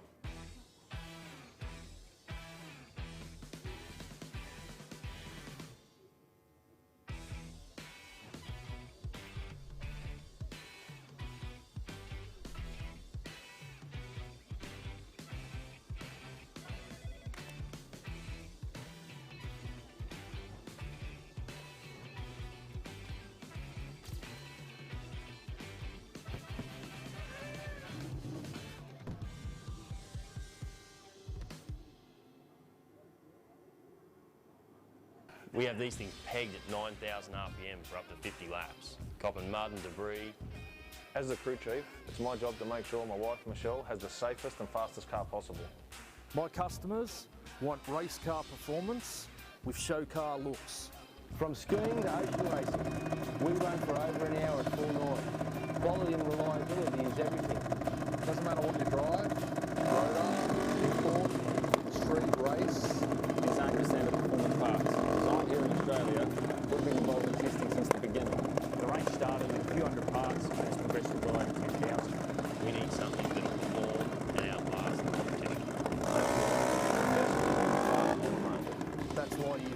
Aeroflow. That's why we use Aeroflow. Aeroflow's got something for you.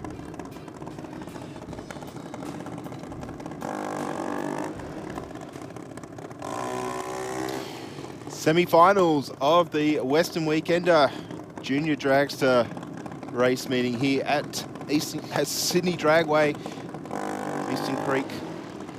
We have on track right now Max Perry from North Narrabeen taking on Charlie Boscovich from Hoxton Park, Les. Yes, that's the two accomplished racers. Yep, Perry dialed in with an 8.19. He's in the Aeroflow lane. Boscovich dialed in with an 8.38. Yeah, look at that. That's okay. So we've got Charlie Boscovich in the rocket lane, 8.38. It's slower than 8.19. So Max Perry over here in the Aeroflow lane will have to sit and wait, and young Charlie Boscovich will get the handicap start. Boscovich has thrown it away with an 0.41 red light on the start line. Perry's going to move into the final and test the dial in. Goes 8.12 with a 2. Too fast, but Boscovich has already left the red light on the start line. So it will be Max Perry and Jake McNamara. That's the McNamara's lucky enough to get a solo into the final.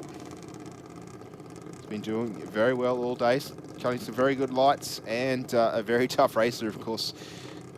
We see Jake's uncle out on the start line. Yep. Unfortunately, Jake had to take out his cousin earlier in racing today.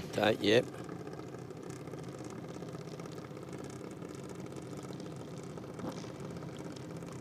He's dialed in with an 8.06. But it doesn't really matter what he runs. No. Here, it's just a matter of taking the opportunity to test the dialing. Although I'd imagine that the turnaround is going to be somewhat fairly quickly, so the weather conditions won't change too much between now and when the final is run. Tree counts down, 1.14 reaction time. Nice and safe, goes 1.72 to the 60. And runs on through for an 8.13 with an 8. 8.13 with an 8 on an 8.06. It's 79.5 miles an hour through the finish line. Nice, clean pass there by the young Jake McNamara from Fairfield West. And now we'll remove, I guess, the, maybe not. I wonder if Junior Dragster will be the first final out. And that way they can leave. No, because they'd have to turn them around. So what we might do, Les, is just throw back to the big screen for a couple of quick words from our sponsors while we remove that. And then I think we will probably, from what I see, according to the schedule, there will be a Street Fighter and a... well, that's... they've already run. So we might just throw to the big screen for a couple of short words from some of our sponsors. Stay informed, up to date and entertained thanks to the Western Weekender. The Western Weekender is Penrith's leading free and local newspaper, delivering the best content from on-the-ground journalists and providing businesses with direct access to potential customers.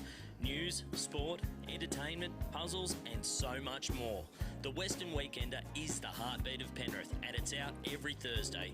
Get your free copy at selected locations in the area, home delivered, or check out westernweekender.com.au. Bank said no to your home loan? Talk to us. Not a bank. Talk to Australia's real-life non-bank for home loans, car loans, personal loans. Pepper Money, the home of loan options.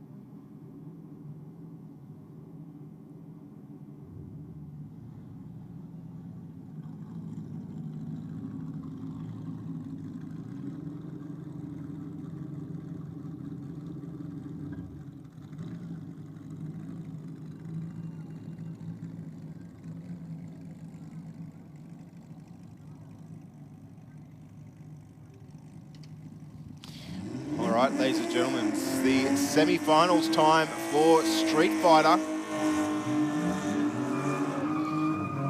And that's Nicholas Bennett in the Holden Gemini, burning out in front of us. 13.50 the dial in. He's in the Rocket Lane, Les, taking on Jim Matasevic. Jim Matasevic, yeah, and that nice blue Ford Falcon, Barra 4 litre. He's dialed in at 14.31. Nicholas Bennett at 13.50. That's quick for that little Gemini, but that's a great little package just to start racing in. He's opted to, not much. There's not much difference in the reaction times between these two. Yeah, 1-1-0 for Matasevic in the Falcon, 1-3-0 for Bennett in the Gemini. I think the Falcon looks to be in front. He got there first and broke out. Double breakout, 14.29 with a 3 on a 14.31. And Bennett went 13.46 with an 8 on his 13.50. Yes. Oh, gee, wish that was close. Wasn't too much in that one. No, Danny Stadelmeyer and Don Zammett from Claremont in New South Wales in the Holden VT, dialed in to 13.05. Danny Stadelmeyer in that neat little Honda Jazz. He's dialed in at a 17.16. Talk about sort of like precise dial-ins. Young Danny Stadelmeyer, but look, it's whatever he's done, it's got him into the semi-finals. So he must be doing something right. Don Zammett, the same deal. Don's fairly seasoned campaigner. Oh, a 1.79 reaction time. Don Zammett an 0.43. I think looking at the points, Zammett has this tied up, but we'll need to confirm that, of course. Okay. Yeah, good. Because he's come so far in eliminations. He's on the picks. Yep, 13.21 with a 7 on a 13.05. Don Zammett will move into the final to take on Jim Matasevic in the Falcon. So it'll be a Ford versus Holden battle in the final of Street Fighter, which will be exciting. Now, ladies and gentlemen, we're going to do something a little bit special for a couple of our officials who have recently passed. But while we just set that up, we're just going to throw back to the big screen for a couple of moments. And then I'll introduce the ceremony and the track chaplain. So we'll be back with you in a few moments' time. Please be patient. Thank you. Not slow. And for all those others in the pit area, and we'll wait till the officials come up from the bottom end. They'll be coming up here. Pepper Money, the home of loan options. And so we'll just sit by and let things unfold. Para News is Parramatta and the Cumberland area's leading free and local newspaper, delivering the best content from on-the-ground journalists and providing businesses with direct access to potential customers. News, sport, entertainment, puzzles, and so much more. Para News really is the heartbeat of Parramatta and Cumberland, and it's out every Tuesday. Get your free copy at selected locations in the area or check out paranews.com.au. Aeroflow Performance provides a wide range of high-quality performance products for racers, street machines and hot rodders. From fittings, fuel system components, intake solutions and even turbocharger systems, you can see it all at aeroflowperformance.com. Speed Adict Clothing Co. Fast clothes for fast people. Shop now at speedaddictco.com.au.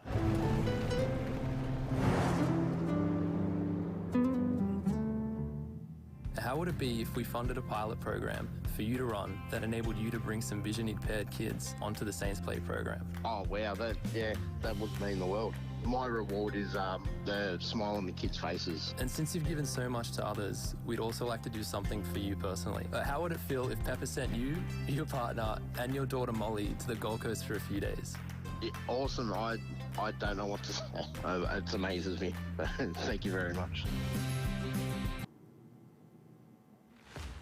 Introducing the brand new aeroflowperformance.com. Featuring a new powerful search function to provide more relevant and accurate results. The new and improved menu increases speed and ease of navigation.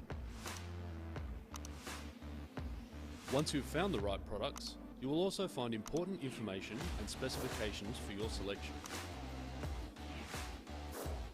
Then, simply add to cart and proceed to checkout.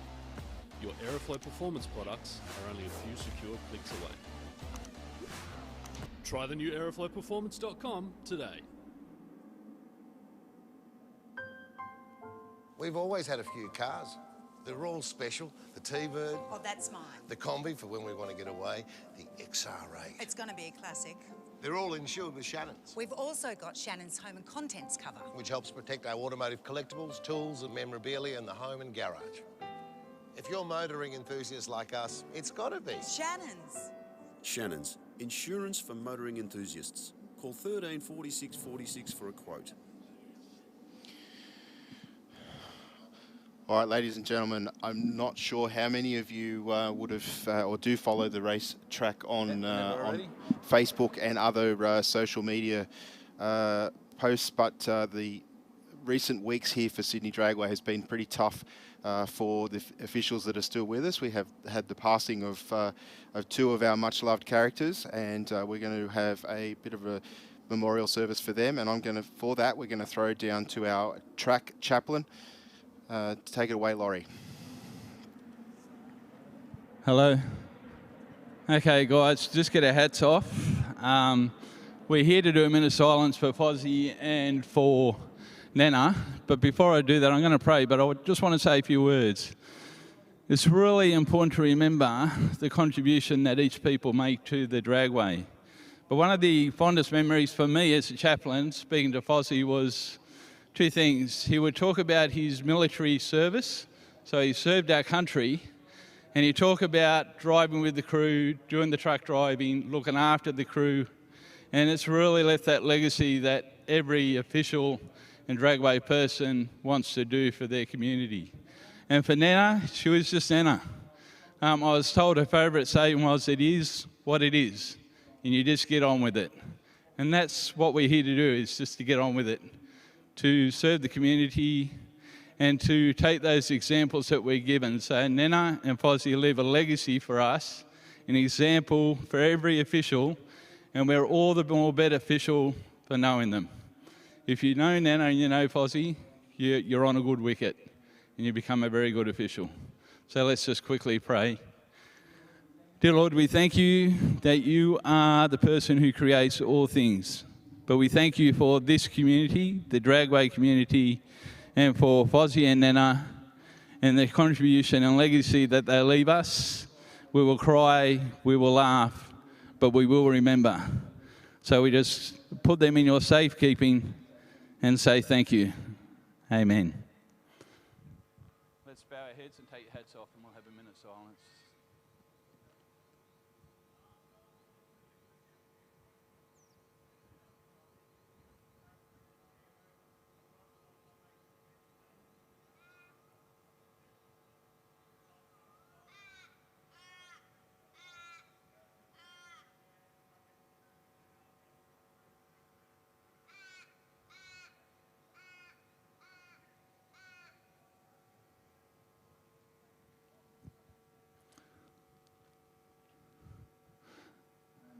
Amen.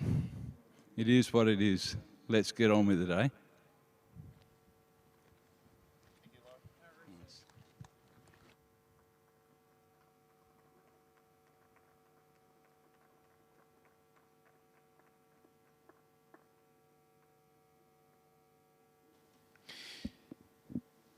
Thank you very much, Laurie. I'm sure the memories of both Grant, Fozzie Foster and Kath and Nana Davis will live forever with all of us who have had the pleasure to meet them through the Dragway, and I'm sure that both of them are looking down on us and guiding us with decisions that we make and how we continue to better the racing experience for all the races and for the services that they have offered the racetrack. It's been fantastic, and as I say, we will never forget them.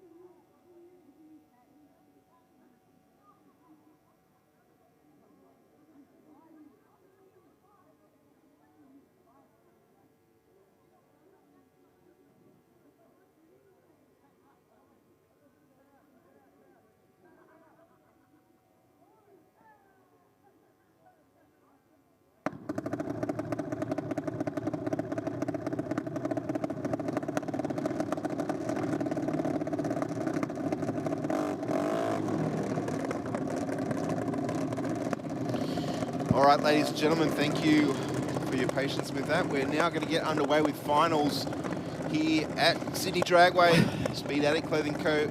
Track Championship Series. Season 2020 finishes up now. We've got only a handful of runs left here this evening. We're going to kick things off with the Western Weekender Junior Dragster Final. And that will be run between Jake McNamara, dialed in with an 808. He's in the Aeroflow lane, taking on Max Perry in the Rocket lane. Yeah, young Max there with the, just as you see the team pushing the car back for another, get those tyres nice and warm from North Narrabeen in New South Wales. And Top Force Concrete and Marco Steele assisting Max along the way. Jake McNamara, Nan and Pop, well, that'd be Alan White, I guess, somewhere along the line. And Fine Line Motorsports, Arnox Enterprises as well. I guess Max might have been in a couple of finals before, but perhaps not Jake. I'm not too familiar with the name. I think you're probably correct there, Les. I don't recall calling Jake before, but I hope both competitors have a good race. We'll soon find. Max unfortunately left the red light, 045 red on the tree. McNamara's crew is ecstatic on the start line. He's going to run through for an 810 with a 9. He'll take the win here. Congratulations to Jake and the team. Commiserations to Max Perry, and his team. Well done on making the final. Yeah, well done. So it's one final that we've got done and dusted, and your race champion, your event champion, is Jake McNamara.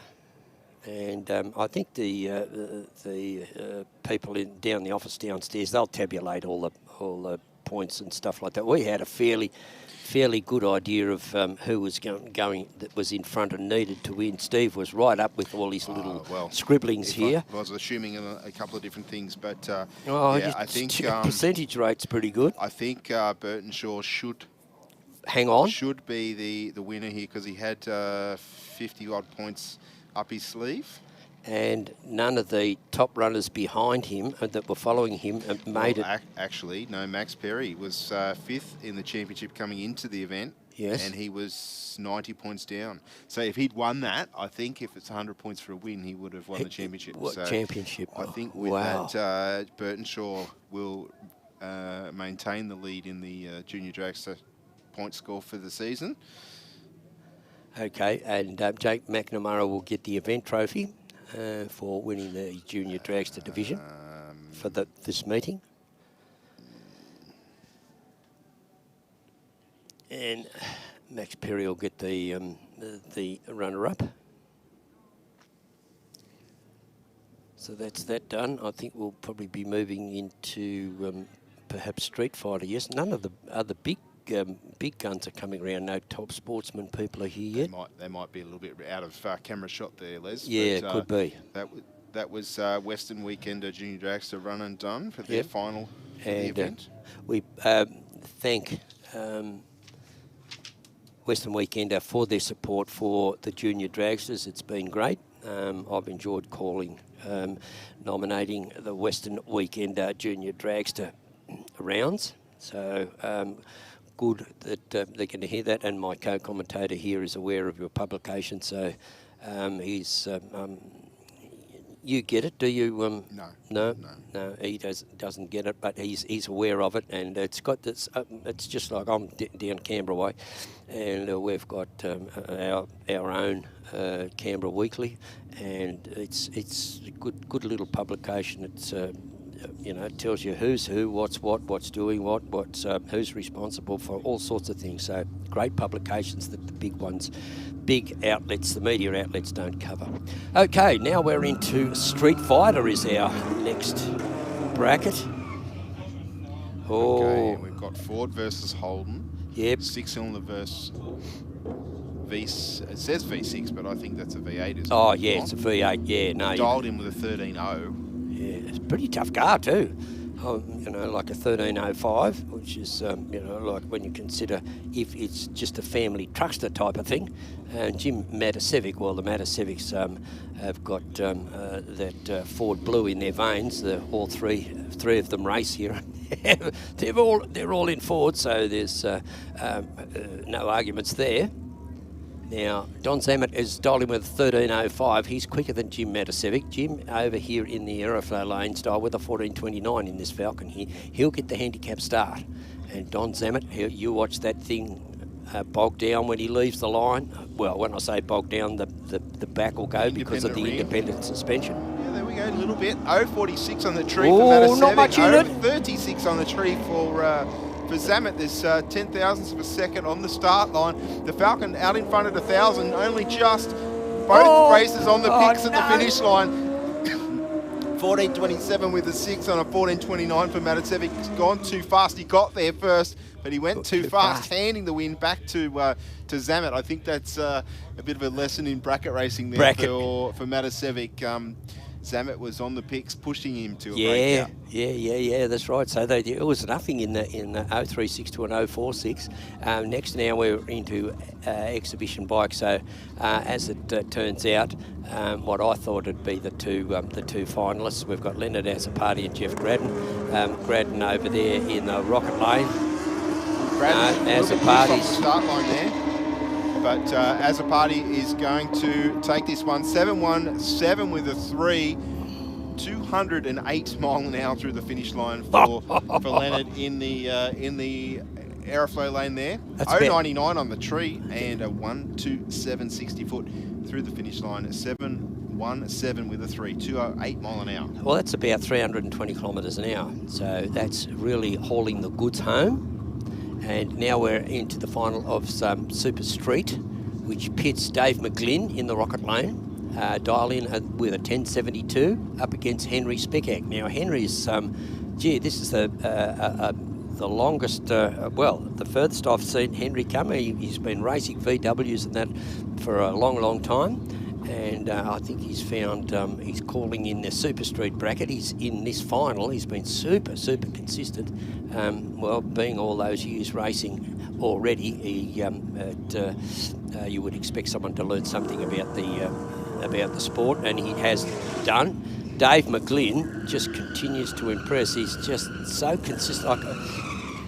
I didn't hear of him 18 months ago, and then all of a sudden this guy turns up in this HQ and it just keeps rolling. So Dave McGlynn's dialing in with 10.72. He'll have to chase Henry Speckak down with his 12.27. So the lights will come down and it's 12.27, 10.72, 11.72. Yeah, it's 1.5 seconds before Dave McGlynn actually gets going.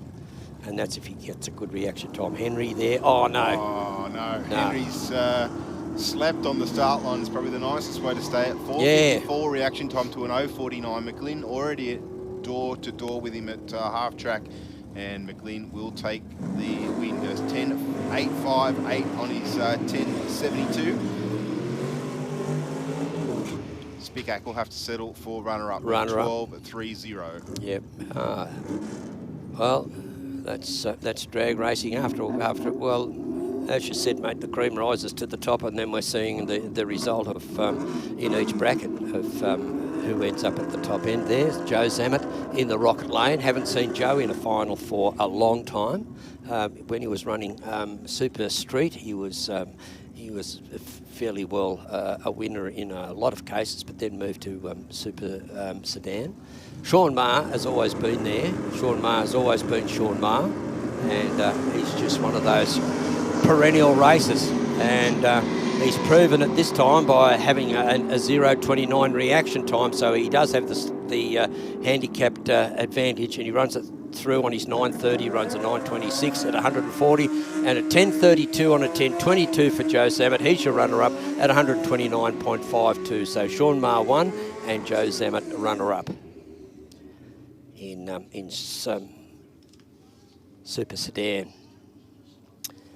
Now we're into modified bike. Now we get this Travis McCleverty, Now, this is a C-modified bike, and it reminds me a lot of the Shearer, Wayne Shearer, and Rob, I forget his name now, whose name escapes me, in that 500cc Yamaha two-stroke that held the record for yonks.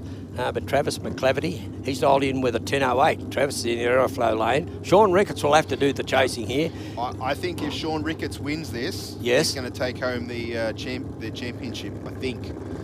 Okay.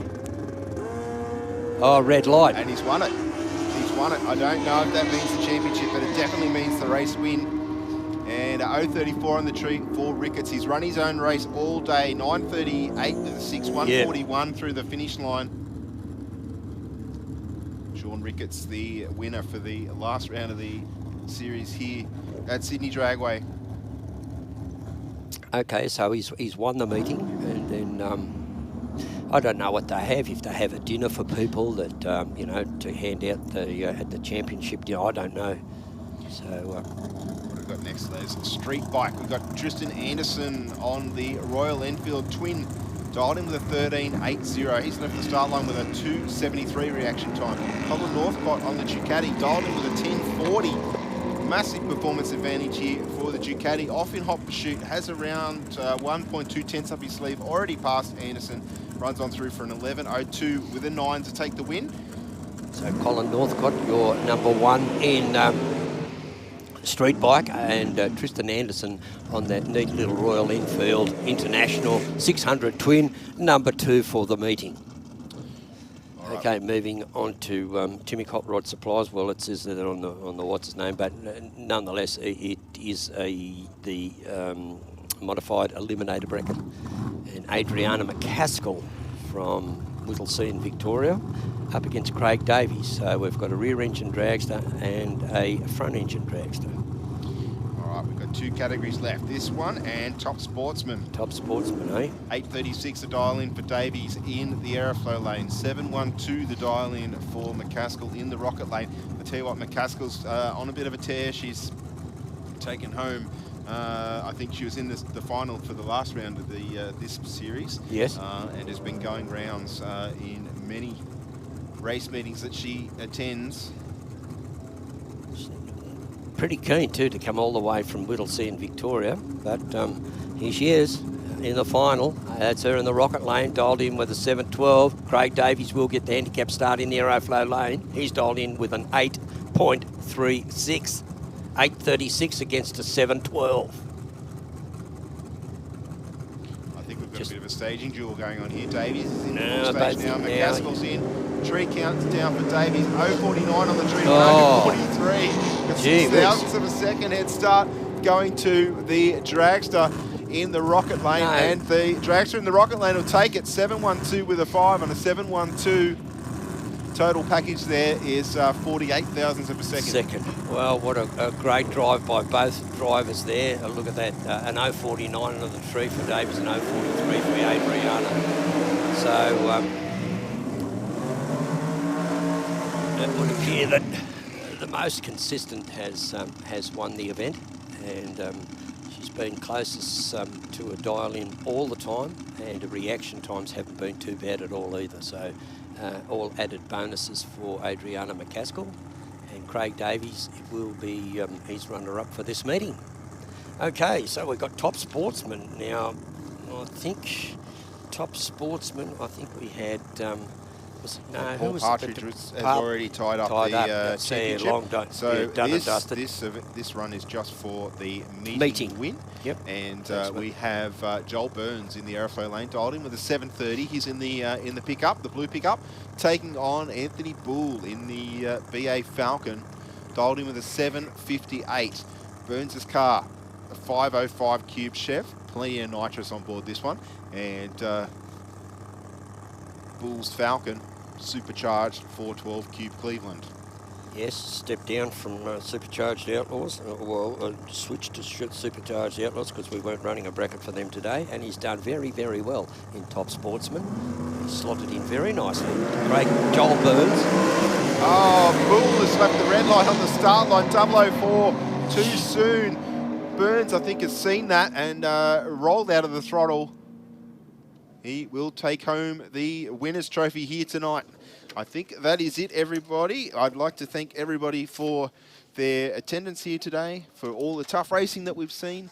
We thank all of our Sydney Dragway officials for all their hard work out in the sun and doing what they needed to do to make sure the racetrack's clean, safe and fast for all our competitors. I'd like to thank all of our supporters of all the different categories in terms of bracket sponsors and event/series sponsors.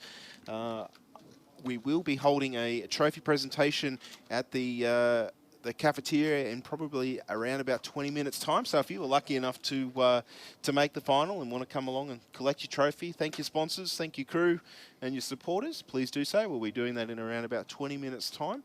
From us here up in the commentary box, thank you one and all. That is the conclusion of today's event.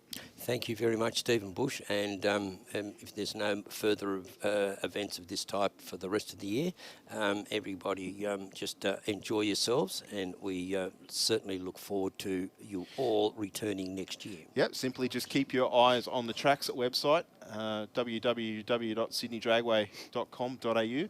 There's still plenty of racing events for the remainder of the year, and we look forward to seeing you next time here at Sydney Dragway. Thank you.